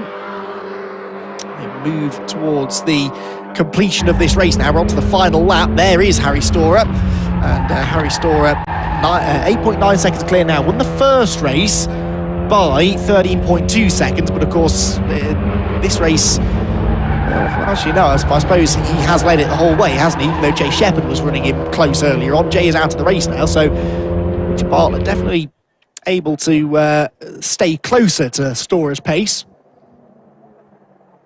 Although on the previous lap was a second and a half slower than Harry, but still, Harry Storer, one of Martin Tolley's cars, He's been tough to beat this week. He's been impossible to beat, quite frankly. Dominated the first race. And this second race, which is also going to run to 9 laps, is going to be won almost as convincingly. Up through Barcroft then, down towards the Sunny Complex for the final time. Harry Storer then, only a few corners from home now. Don't think we're likely to see any changes behind unless Tim Storer will come under any more pressure. In fact, no, Storer did complete that previous lap, still behind Andrew Dean. So although Dean appeared to have lost out going into the Jim Clark S's, he apparently has got back through again before the end of the lap. Into the final corner then, and Harry Storer makes his way to the checkered flag. For the second time today, it is a victory in the BRSCC Mazda MX-5 Clubman Championship for Harry Storer. He takes the checkered flag here at Croft with his one windscreen wiper going, so I think there is a bit more drizzle in the air now. Yes, in fact, there are a few spots on the commentary box windows. That rain that was supposed to arrive at 12 o'clock today has finally come now, right at the end of the day. Side by side almost there between Kevin Bird and Robert Greensmith. And that one was decided by just a quarter of a second in the end, but it's still Bird third, Greensmith fourth. Richard Bartlett, by the way, with second place, 11.1 seconds off the lead, but he had a strong race there to Richard Bartlett. Peter Higton was in fifth position. Dan Blake came home sixth. Blake actually was catching him quite quickly towards the end there. I don't know if Higton backed off a bit more because of the rain or because he'd had those moments and had lost touch with the cars ahead, I don't know, but anyway, through now comes Andrew Dean. Where's Tim Storer? There's Tim Storer on the grass. What is that all about? That's Tim Storer has had quite the race, hasn't he? He had that spectacular spin at Sunny, then he's been ahead of Andrew Dean on a couple of occasions and lost out again. He was miles behind Andrew by the time they got to the flag. He started that last lap a second behind him. He was already about 5 seconds back, so he's obviously had a moment on that lap and then had another one going out of the hairpin, but it's almost like the throttle got stuck open or something there. That was really, really strange. Anyway, let's recap an entertaining second round of the Mazda MX-5 Clubman Championship, where it was Harry Storer that took the race victory. However, he didn't lead the whole way because Robert Greensmith got past him going into the first corner, and Robert Greensmith was able to get the advantage on the run towards turn one. Jay Shepherd there in third position was running strongly in the early stages as well. There was a lot of shuffling over this opening lap, but Robert Greensmith, having got the lead, then fell down to fourth halfway around the first lap. Jay Shepherd was on the tail of Harry Storer, but he ran into mechanical issues. This was Richard Bartlett then seizing the chance to move ahead into third place ahead of Robert Greensmith, but that was what happened to Jay Shepherd out of the race midway through because of some mechanical issues, unknown as to what exactly it was. Richard Bartlett was charging his way through the field, eventually coming through to finish in second position, but then there was a big moment for Tim Storer. He was trying to get past Peter Higton going into Sunny. Peter sidestepped out of the way when he saw him coming in way too hot, went over the grass. A huge spin, 10 out of 10 for style for Tim Storer, and that wasn't even the last time that he ended up off the road over the course of the race. Tim Storer then was in all sorts of drama, but was able at least to get to the finish after a while. And there was another replay of the moment that he had going through the Sunny Complex. Peter Higton doing a good job to avoid him. Then Kevin Bird was defending his second place from Richard Bartlett. Richard Bartlett didn't actually get through on this occasion, despite Bird going through the gravel trap, but later on, he would move through into second place, with Kevin Bird eventually finishing third ahead of Robert Greensmith, who had a great battle with him throughout the whole course of the race. It was in the end, though, Harry Storer that took his second victory of the weekend for the MX-5 Clubman Championship, and he, along with his fellow podium finishers Richard Bartlett and Kevin Bird, are in the pit lane with Scott. More exceptional Mazda MX-5 racing here at Croft, and we've got a double winner here. I can see the smile on his face from under the crash helmet, so he's going to jump out and have a chat to us. Really good to see both Kevin Bartlett and Kevin Bird Richard Bartlett. It's been a long day. Richard Bartlett and Kevin Bird on the podium with us as well. It's 5 different podium finishes from the first 2 races. And with more cars coming for Silverstone, we've got about 20 into for the next round. Should be quite decent. Out gets Harry Storer, and his trophy is champagne, and his hat are on the bonnet for him to collect, and I'll have a chat with Harry. You had to get your elbows out a bit more for the start of that race. Once you got in front, you never looked back. Yeah, I mean, I'm panicking a bit at the start there. Obviously, came on the first corner and second, and saw the rain, and no, I'm not best in the rain, so yeah, started to panic a bit. I don't know, I must have had an engine problem or something like that and gone off, so yeah, and from then on I was pretty much alone, so. But yeah, definitely a bit of a tight moment at the beginning. I mean, starting on the front row in both races and 2 victories, it couldn't have gone much better this week. Fantastic weekend, better than I thought it would have gone. So absolutely, yeah, great, loved it, great fun as well. So now the next challenge, you've got a points lead to defend at Silverstone. Yeah, Silverstone I've done before, so I enjoy it. Yeah, but pressure's on now, I suppose, to stay ahead. Excellent. Well, your day's done now, so you can go and celebrate with your bubbly now and go and enjoy it. Well done.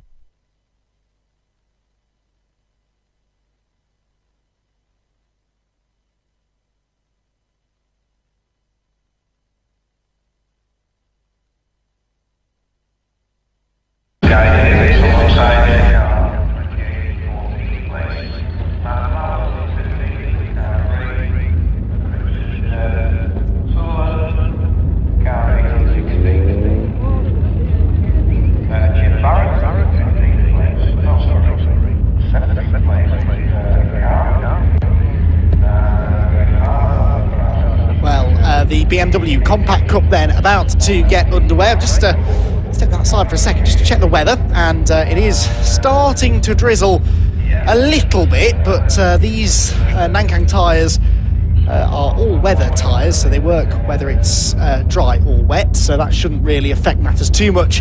However, the drivers, I'm sure, would have had to be guessing on setup a little bit, because you can do quite a lot to these Compact Cup cars to tweak the setup from a dry setup to a wet setup, and if you find yourself out on track with the wrong setup, then that can really make your life very, very difficult indeed.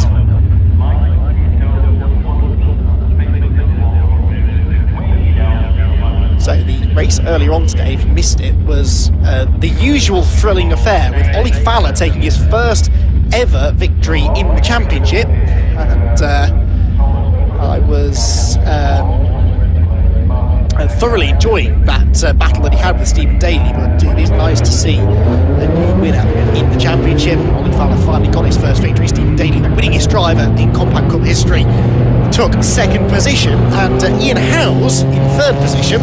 I got a message actually between the races from former multiple race winner in this category, Tom Griffiths, who sadly isn't racing with us this weekend. We miss you on the grid, Tom, but he informed me that Ian Howes just took a podium in only his 5th ever car race meeting. Tom apparently has been helping him out a bit, and actually is the man that encouraged him to get on the grid and get involved, and he was very complimentary, obviously, of Ian's performance, as we all were, because Ian was able to get a 3rd place finish, only his 5th race meeting. That's incredible. Got a brief look there at an onboard camera with Stephen Daly, which, depending on how much of an issue the weather turns out to be, we'll hopefully be able to have a look at during the course of the race. If we can, it'll show us plenty of exciting footage. I'm sure Steve always in the thick of the battle. Let's have a look then at the grid for this second round of the championship. It's decided by the way they finished the previous race. So Ollie Fowler has pole, Stephen Daly alongside him. Wayne Flint Ian Howes and Ray McDowell are on row number 2. Paul Maguire and Ian Jones make up the 3rd row, ahead of Ben Huntley and Lee Denby Sadler. Simon Welton and Rhys Claydon make up the 5th row of the grid. 6th row, for Mike Doble and Gareth Claydon. Then on the 7th row, Guy Davis and Matt Flowers. Richard Sutherland and Jim Barrett are next on row 8. Row 9 for Cliff Harper and Mikey Doble. Now, Mikey Doble went off at the first corner through no fault of his own. Wayne Flint hit the back of Stephen Daly, and poor Mikey Doble was on the outside line, nowhere to go. Ended up digging his way out of the gravel and came back to finish 18th, so he's one to watch.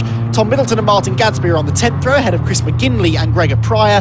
Tom Evans and Graham Robertson are on the 12th row. Then Matt Adcock, who had his Compact Cup debut this afternoon, 25th on the grid, ahead of Peter Parsons. Then it's Andrew Partridge and Phil Webster, Ian Shepherd and Craig Arkell. Craig had some issues mechanically speaking this weekend, I think it's fair to say. Russell Cager, and at the back is number 55 Wayne Flint, because car 55 Wayne Flint was disqualified from the race results for causing a collision, and that is, I think, fair enough. Unfortunately, as much as Wayne would have been really happy to get on the podium, that was fairly blatantly his fault, not on purpose at all, but locked up into the first corner, got into the back of Stephen Daly, and set off that chain of events that didn't really hurt Daly too much, though it arguably cost him the win because it allowed Fowler through into the lead, but it definitely hurt Mikey Doble. Right, this rain is starting to become a bit more of an issue, I think. It's getting a bit greasy out there. I don't think the heavens are going to open completely. I don't think this is going to be a torrential downpour, but it's going to be a fairly constant drizzle that is going to make the track really slimy, really greasy. Where at the end of the day, there's a lot of rubber on the track, a lot of dirt that's going to just get really, really slick as this rain comes down. You can see there Stephen Daly has his windscreen wipers on from the outside of row number 1. And yeah, these conditions are going to be a challenge, to say the least. We got them all safely through. Well, actually, no, we didn't get them all safely through turn 1. What am I talking about? Even in the dry, we had contact at the front of the field going into turn 1. What is going to happen now? They don't know how much or little grip they'll have. We also don't know what setups the drivers have gone for. A few of them do like to think of themselves as fortune tellers and like to predict the weather conditions and sort of anticipate it setup-wise. I know Ben Huntley was praying for rain today. I think he probably wanted a bit more rain than this, in all honesty, but if it does get really wet, keep an eye on that blue and yellow car that's starting on the 4th row of the grid. He should move forwards. But this is going to be a lively 15 minutes of racing, that's for sure, to round out the weekend here, round out the day, I should say, here at Croft. Another full day of racing tomorrow, but it rounds out the weekend for the Compact Cup, who are only racing here on the Saturday, which is a shame, because it's one of my personal favourite championships, and it really, you're about to see why, I think, because this should be another really exciting race. So, waiting for the back few rows of the grid to be formed. Ollie Fowler then lining up on pole, and Ollie Fowler, who finished 8th in last year's championship, had a really good run here at Croft, I seem to remember, 2 years ago. Can he double up now, having got his first ever win earlier on? Well, let's find out. The lights are out. Away and racing again here at Croft for the final time today. This is the Nankang Tyre BMW Compact Cup, and it's Stephen Daly that's got the drop this time. He's in the lead going into turn 1. Will he survive turn 1 this time? That's the question, though. Will they all get through? That would be a bit of a miracle, I'd say. Through they go. Ian Howes has lost out to Ray McDowell. Stephen Daly with a lock-up as well. We've got cars out wide behind, and that's one of the Claydens has gone round. The tyres go flying. Mike Doble was in the middle of all of that as well. Which Clayden is that? I think that is Gareth, isn't it? Yes, 46th Gareth Clayden, who's been spun, and he rejoins at the back. But that was, do you know what? That could have gone an awful lot worse, couldn't it, really? They mostly got through there without any major contact. It's Daly that leads the way. It's Fowler in second. Ian Jones is carving his way through the order. Up the inside of Ian Howes he goes. Ian Jones started in 6th position. He's up into, I think that's 4th now, isn't it? Going out of Tower Corner. Another driver who relishes damp and greasy conditions, and that is exactly what he's got now. Daly, of course, from being north of the border, Scottish racing ace before he made his way down into the British Compact Cup Championship. He knows a thing or two about driving in the wet as well. Ben Huntley there under pressure, actually, and losing out potentially here to the number 60 car of Simon Welton, who I think went through on the inside, going into Sunny in and out. There's the number 8 car of Richard Sutherland dicing away with lead Andy Sandler. They almost make contact coming out of Sunny, and Mikey Doble is right behind them. Look, already trying to make progress from 18th on the grid. Daly leads then, Fowler second, McDowell third, Jones fourth, and then there you've got Ian Howes on the outside, Paul Maguire on the inside, Simon Welton is the red car, Ben Huntley the blue car, the surviving Claydon driver is Reese Claydon, the number 10 behind, and they all come out of the hairpin 2 by 2 by 2, and they'll head down into Clairvaux that way as well, I'm sure. Leaders flash through, top 2 getting away, and then they're kind of pairing off inside the top 4, then everybody else running in 5th position. To the outside goes Ian Howes, and I think he's going to clear Paul Maguire here into Clairvaux corner. We'll try now and guess whether or not the braking point has changed since they were last there, if it's any more slippery than it was. Perhaps less slippery, of course. They'll want to try and carry as much speed through the corners as they possibly can.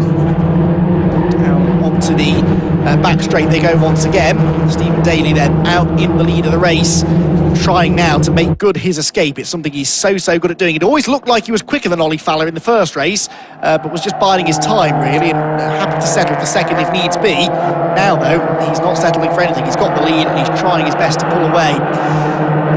Looking further down the order, corner. Mikey Doble up into 13th place now.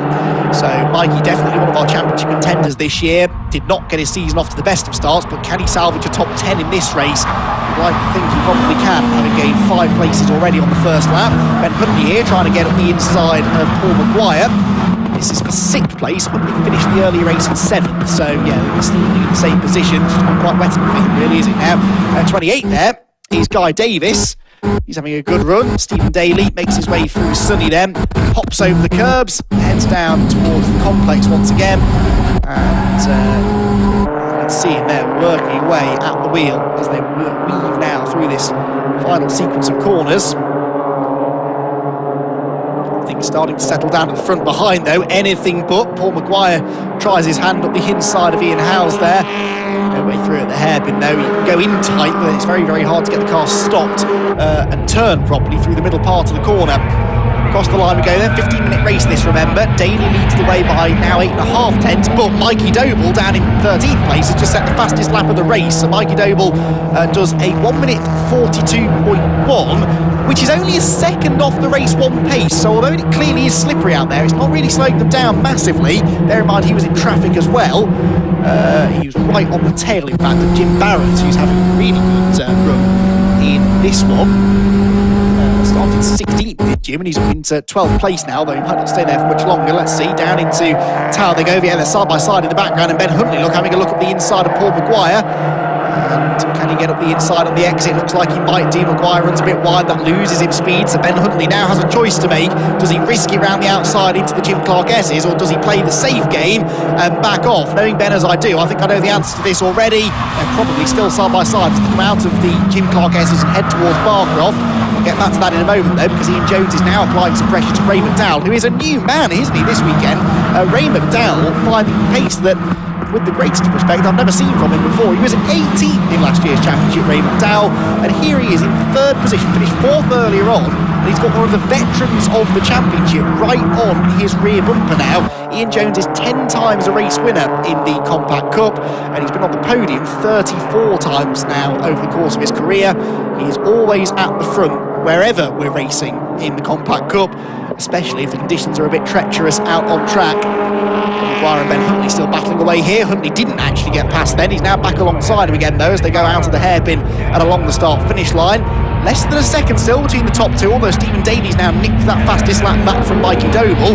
But Ollie Fowler is pretty much matching him actually. Only a tenth slower than him on the previous lap. Ian Jones couldn't get any closer to Ray McDowell. He boots the cone out of the way through the middle part of the complex. And head back around to the long right-hander at Hawthorns, just as close as ever. This whole group of cars. Ben Huntley then is now ahead of Maguire. That puts Huntley into 6th position now. But you sense there's more changes to be had here. Leaders head into Tower. I think it's stopped raining now. Certainly fewer cars running with their windscreen wipers on. Ray McDowell is one of those that is. And he is feeling the heat here from Ian Jones. Probably hasn't had the time to reach down and turn the wipers off. He's that busy watching his mirrors, defending his 3rd place here as if his life depends on it. Ray McDowell has never had a podium in the championship, despite racing for several seasons now. I seem to recall when he initially joined the championship, he was racing James Gornall's championship winning car from a number of years ago. I don't know if that's still this car. It's got a different livery on it now. It may well be the same car that Ray's racing now. So if it is, we know it's a good car, but Ray McDowell being prepared by Stephen Daly's team as well, the KC Motorsport squad, but he's under pressure. Jones is up the inside, but no, Jones was too far back. Bit of damage to the front of Jones's car, probably from a lap 1 skirmish. Ian Howes is back in this now as well, isn't he? Ian Howes in 5th position right with them, and Ben Huntley coming after them as well. Now that Huntley's broken past Paul Maguire, he is starting to show some speed as well. Leaders go across the line. That gap is definitely growing now between Daly and Fowler, so it's all about the 3rd place battle, but more and more cars are likely to join in. And keep an eye on Mikey Doble. There he is, look, with his headlights ablaze, the blue and white car. He's ahead of his dad now, which means that he's into 11th place, Mikey Doble, having been 31st at the end of the first lap of racing today. Here he is now getting into the business end of race 2, and he could be on maybe for a top 5. He's on the tail of Guy Davis now, and he's going to try and get up the inside of him there. We're following him nicely through Hawthorn Corner. were, and before we got to the tower shot. But we will hopefully track them again as they come through the right-hander now. It's that big pack that's coming towards us. Ray McDowell there third, Jones fourth, then it is Howes in fifth. It's the group behind we're watching, really. Here they come, Mikey Doble to the outside, but Guy Davies has charged up the inside instead. Well, they do say the best form of defence is attack sometimes, and he goes from defending his position from Mikey Doble to attacking, and off has gone Wayne Flint, who I hadn't even spotted, you know, had come from the very back of the grid. Wayne Flint was in 13th position, having started 32nd. That is incredible. What a shame that he had that penalty after the contact in race one. He could have absolutely been up there challenging for the victory in this race. Right, Welton back up the inside of Guy Davies, so he lost out to Guy at Tower. Now he's gone back ahead at Sunny, and Mikey Doble is trying to find a way of following through as well, but there just wasn't room there as they went through the second part of Sunny. Down into the complex again. There are the four cars that are now contesting third place. Doble's up the inside of Guy Davies. I think he's going to get him. Can he chop across his nose into the right-hander? No, but he can go right round the outside here maybe and buy himself a ticket to the inside line at the hairpin, and that's exactly what he's done. Mikey Doble will move up another place, and he's now into the top 10. We'll keep an eye on Wayne Flint, because although he's just been off the road, he is not that far behind this group and making arguably even better progress than Doble has been. Right, disappointingly, only 6 minutes left of this race. Stephen Daly is 2.3 seconds up the road now from Ollie Fowler in second. He in turn is 4 seconds ahead of Ray McDowell in third, who is holding on brilliantly to that third place. I noticed Ben Huntley, though, is ahead of Ian Howes now for fifth. And yes, look, Huntley is ahead of Howes. So Howes has had a moment somewhere and is dropping back into, or has dropped back into this next pack, hasn't he? Because he's now got Reece Claydon all over him. Ian Jones looking to the inside of McDowell, gets into the back of McDowell, contact into Tower corner, but in fairness, McDowell tried to move over there when Jones was already sort of looking to the inside, so no harm, no foul anyway. Didn't gain the place, and Ray McDowell survives in third place. They're side by side behind them though. Let's see what's going on there. This is the third, no change likely here. Jones is looking to get past McDowell, but he's not really close enough going into Sunny. Huntley is next in line, obviously having got past Howes recently. But that next big pack of cars were looking as though they were tripping over each other slightly going through the Jim Clark S's. Dow just dips a wheel over the curb there, and Jones again moves in for the kill. Tries to find a gap into the complex. Nothing doing. Through the right-hander in the middle of the complex they go. Huntley started this lap about a second behind those two. He's definitely a bit closer now, isn't he? So across the line we go then, onto the 7th lap of the race now. And let's see what's going on with that group behind. You've still got, I know that's Claydon now at the front of it. Oh, Ian Howes has dropped right down the order. Ian Howes is now down in 11th position. That's a shame. Didn't see how it happened, but Ian Howes has fallen right to the back of this group. So it's now Reece Claydon there at the front of this group in 6th. Maguire, the green car behind him, in 7th. 8th is Simon Welton. Mikey Doble is 9th. And Guy Davies in 10th. Howes down to 11th ahead of Mike Doble, 12th. And Wayne Flint is with them now, isn't he, in 13th. That silver car from the very back of the grid, at the back of that queue. Could he get into the top 10? That would be a brilliant recovery drive if he could. Ian Jones challenges for 3rd. Mikey Doble challenges there for 8th position. Tries to get up the inside of Welton, but then in doing so almost leaves the door open for Guy Davies to get a run. And Wayne Flint, that was payback, wasn't it? Because it was Mike Doble that put him on the grass there a few laps ago. And Wayne Flint said, right, son, you're having a taste of your own medicine here. And forces Mike Doble onto the grass himself. That might get him in a bit of hot water as well afterwards, but Wayne, the red mist perhaps descending a little bit there, and moves his way into 12th position. Anyway, we'll deal with that after the race. Mikey Doble, though, still in the thick of the action here. It's already been a good recovery, this, but he'd like to gain a few more places if he could. Ian Jones back up the inside of Ray McDowell there for 3rd position, and Ben Huntley's going up the inside of him now as well. In the end, I don't think anything changed, but it got very, very close to changing there, which is kind of summing up this race, really. They're all so close to each other that one false move will likely lose you more than one position. That's why they're all being so robust in their defence, because you don't want to leave the door open. It's a freight train of cars then waiting behind to take advantage. Right then, 2 minutes and 40 seconds left, so 2 laps to go, I reckon, in this final race of the day here from Croft. The Compact Cup, as ever, serving up a pair of thrillers to Stephen Daly may be 3.7 seconds up the road at the head of the field. Oh, Ray McDowell's lost third place right towards the end of the race. Jones has gone through, Huntley fourth, and Ray McDowell down to fifth position. So that has changed everything as far as the podium places are concerned. From a championship perspective, good news for Ian Jones and Ben Huntley. They need the points, but of course, so really does Ray McDowell. If he can keep this sort of pace up through the whole season, then he too could be a contender for a top position in the championship. Off the podium now, though, sadly, is Ray. Can he do anything about getting back onto the podium over the remaining lap and a half? With Jim Clark S's they go again. No major changes behind. We covered Wayne Flint getting past Mike Doble for 12th, but he's now 2 seconds behind the sort of 6th and 7th place train. Ben Huntley now, though, moving up to challenge Ian Jones. Now, this is a fight you'd buy a ticket for, isn't it? Two of the most exciting drivers in the championship.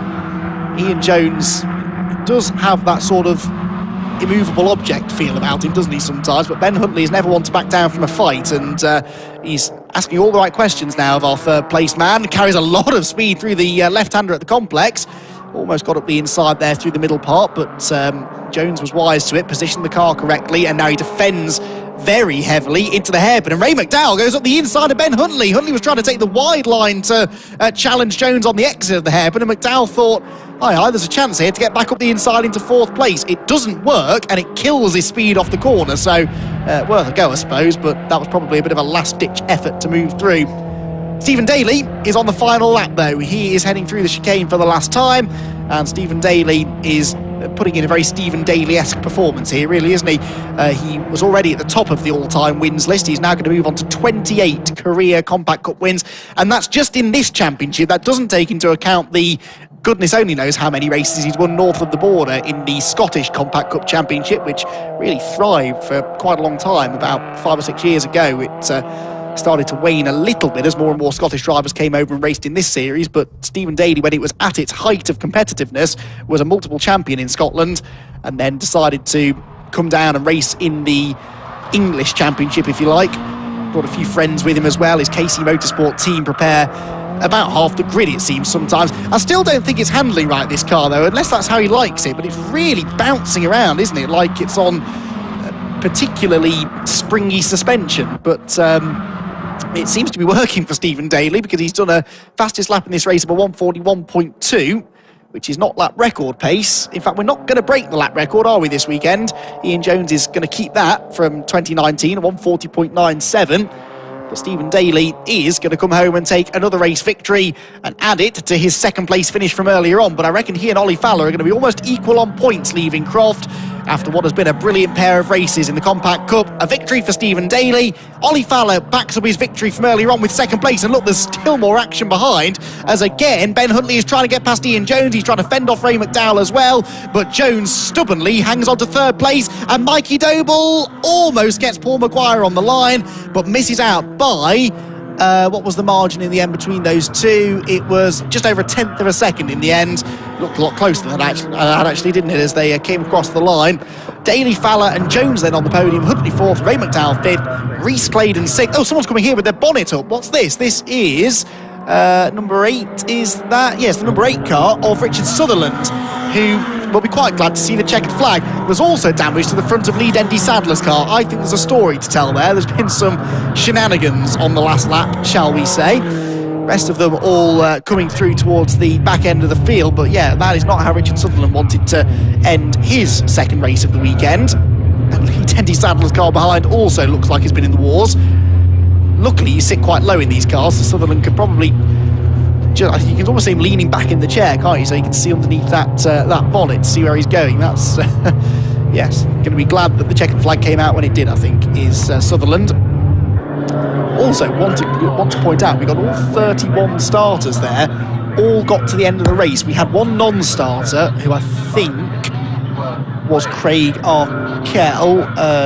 Craig Arkell didn't finish, but everybody didn't start, sorry, but all of the ones that did start got to the end, and I think that's the first time that's happened all day. So not only is it great racing, but good reliability as well, generally speaking, from these Compact Cup cars. You can do a lot worse than going by a BMW Compact or hire one from one of the many teams that are out on the grid. If you want to go racing, I know that a lot of the teams are looking for new arrive and drive drivers as well. So if you want to go racing, then do inquire, because as you can see, it's a fantastic place to go and have some fun. They sadly won't be with us tomorrow, but we do have a full day of racing tomorrow, so make sure you're back with us again. 9 races tomorrow, with Fiestas, Mazdas joining us once again. We'll also have the opening round of the season for the Club Sport Trophy. So the racing tomorrow should be every bit as exciting. Right then, for the final time today, let's check in with Scott Woodward, shall we? He has got our podium finishers, Ian Jones, Ollie Fowler, and our race winner, Stephen Daly, down there in the pit lane. So, final winner of the day is Stephen Daly, 4-time BMW Compact Cup champion, and he certainly started the day and his quest to become a 5-time champion in one of the best ways possible. Second in race 1 and a win in race 2. There's a reason why I've nicknamed him now the Colin Turkington of the Compact Cup, because he drives a BMW, champion 4 times, and that's all I got. So that's for that nickname. But out comes Stephen. Well done to him. And see if we can grab him for a second. You're going to go over to Oliver Fowler and have a word with him. And we have also got master driver. Let's bring Stephen over actually. Stephen, well, that's not a bad way to try and go for number 5, is it? Second in race 1 and a typical performance in race 2. I love that, absolutely love that. It was all down at the start. I was racking my brains after race 1 because I couldn't get past Ollie in race 1. So I just had to do it off the start, and I got the start, so I'm relieved. And you've always looked comfortable once you get out in the lead. You just look as though you can drive your own race, and that just seems to be the case in race 2. Well, that's it. You just got to pace yourself. Don't overpush your tyres too quick at the start, and just manage the car. Big thanks to Casey Motorsport this weekend, Master Mix Concrete, my sponsors, and everybody that's watching this weekend. It's mum and dad, my sister, everybody in it. So, you've got the one that you're looking forward to the most. You've got home racing coming up next at Knockhill. You've got to be buzzing for that. Yeah, we've got Knockhill next. To be honest, I can see some of these guys being just as quick as me at Knockhill as well. These are a fantastic grid, some really fast drivers, so let's see what we can do. Hope your 2 home wins continue the championship lead. Cheers. Excellent. Well, well done. We'll go have a chat to some other Thank you people. very much. Cheers. Let's go have a chat to our second and third place guys. Let's bring Oliver over actually for second. Not a bad day for you as well. First win in race 1 and a second in race 2, and just that race 2 he's a bit quick, isn't he? Yeah, he's got a little bit on me here. That's why I didn't want to let him pass in the first one. I knew if he got past, I didn't quite have the legs to keep with him. So it's quite defensive in the first one, and it was a good race. So he got off me, passed me off the line. He just had a little bit more pace than me outright. So I'm happy. First and second is amazing. So no, I'm happy to come home second in the second race. Really good. Looks like you've made mega progress over the last couple of seasons. What do you think is the key to improve pace this year? Just consistency, I think. A little mistake here and there costs you a lot of time in these. Momentum, no mistakes, and if you got good lap pace, then it's really difficult for the guys behind to catch up and pass. So. Good stuff. So Knockhill next. How do you fancy your chances? I've only been up there on a track day once. Stephen's done. I don't even think there's a number that exists for the amount of laps that he's done up there. So yeah, it's just about the fun for me. I'm quite happy to come home in 10th if I've had a good race. But being on the podium twice, really good. So, well, you've driven us superbly all day today, so go and enjoy it, and we'll see you at Knockhill. Thank you. Good stuff. Let's see if we can bring Ian over for third place. Let's just bring him, if we can get Jonesy's attention. Bring him over here. Good to see you back, Jonesy, and fairly back on form as well. Yeah, I woke up this morning with a headache from hell. Right. Qualifying, I couldn't think straight, kept making really stupid mistakes. Been drinking water and headache tablets all day. Race 1 was okay, good scrap. That race, that was thoroughly enjoyable. Race 1, old, hard, get past. That sounded like a typical Ian Jones performance, getting your elbows out and making some moves when you had to make them. Yeah, Ray's happy to get his elbows out, so if he can dish it, he can take it, and he did, so fair play to him. Yeah, okay, apologies for the language there. Yeah. Yeah, it's good stuff, and we'll see you at Knockhill for the next one. Yes, we'll do. Thank you very much. Good stuff. I'm just going to quickly see if we can grab Ray McDowell as well. And just bring Ray in to have a chat. Ray, can you grab me over here? good way to end the day with a Masters win. How was that? But it was almost an overall podium. Yeah, I know, it was great, and I think it would have been. It was a push to pass, but you know, rubbing's racing, as they say, or racing's rubbing, whichever way you look at it. But no, I'm pleased with the result, pleased with the times I was doing, and yeah, I'm looking forward to Knock Hill now, because that's one of my local circuits too, so rock on, as I say. And I get a good step up in pace for you as well, so looks like you got some confidence this year. Yeah, I mean, found a little bit of pace. I think, you know, we did a bit of testing over the winter break, and you know, it's found a little bit of pace, found more balance in the car, and we got the brakes working better. So it's all down to me now. Yeah. I'm sure you do absolutely fine, Knock Hill. So go celebrate your Masters win, and we'll see you there. Yeah, thanks very much. Good stuff. Well done. And that's it. Wraps up from day one. Again, apologies for the slightly colourful language there from me and Jones, but of course, magic of live television. So fantastic stuff all day today from BRSCC. Thank you for watching, of course. Thank you to Andy for the fantastic commentary. More action tomorrow. We're back with the Mazda MX-5 Championship and Super Cup. More racing from the BRSCC Fiesta Championship. The opening 2 races for the BRSCC Fiesta Junior Championship. And of course, we've also got the 45-minute Club Sport Trophy race for today. And of course, the second race for the STXR Challenge. But for more of us here at Croft, thank you for watching. For myself, Scott Woodward, Andy McKeown, and everyone as part of the production team, thank you for tuning in. Join us tomorrow for more action from Croft on the second BRSCC Live weekend of 2021. Should be a thriller. Good night.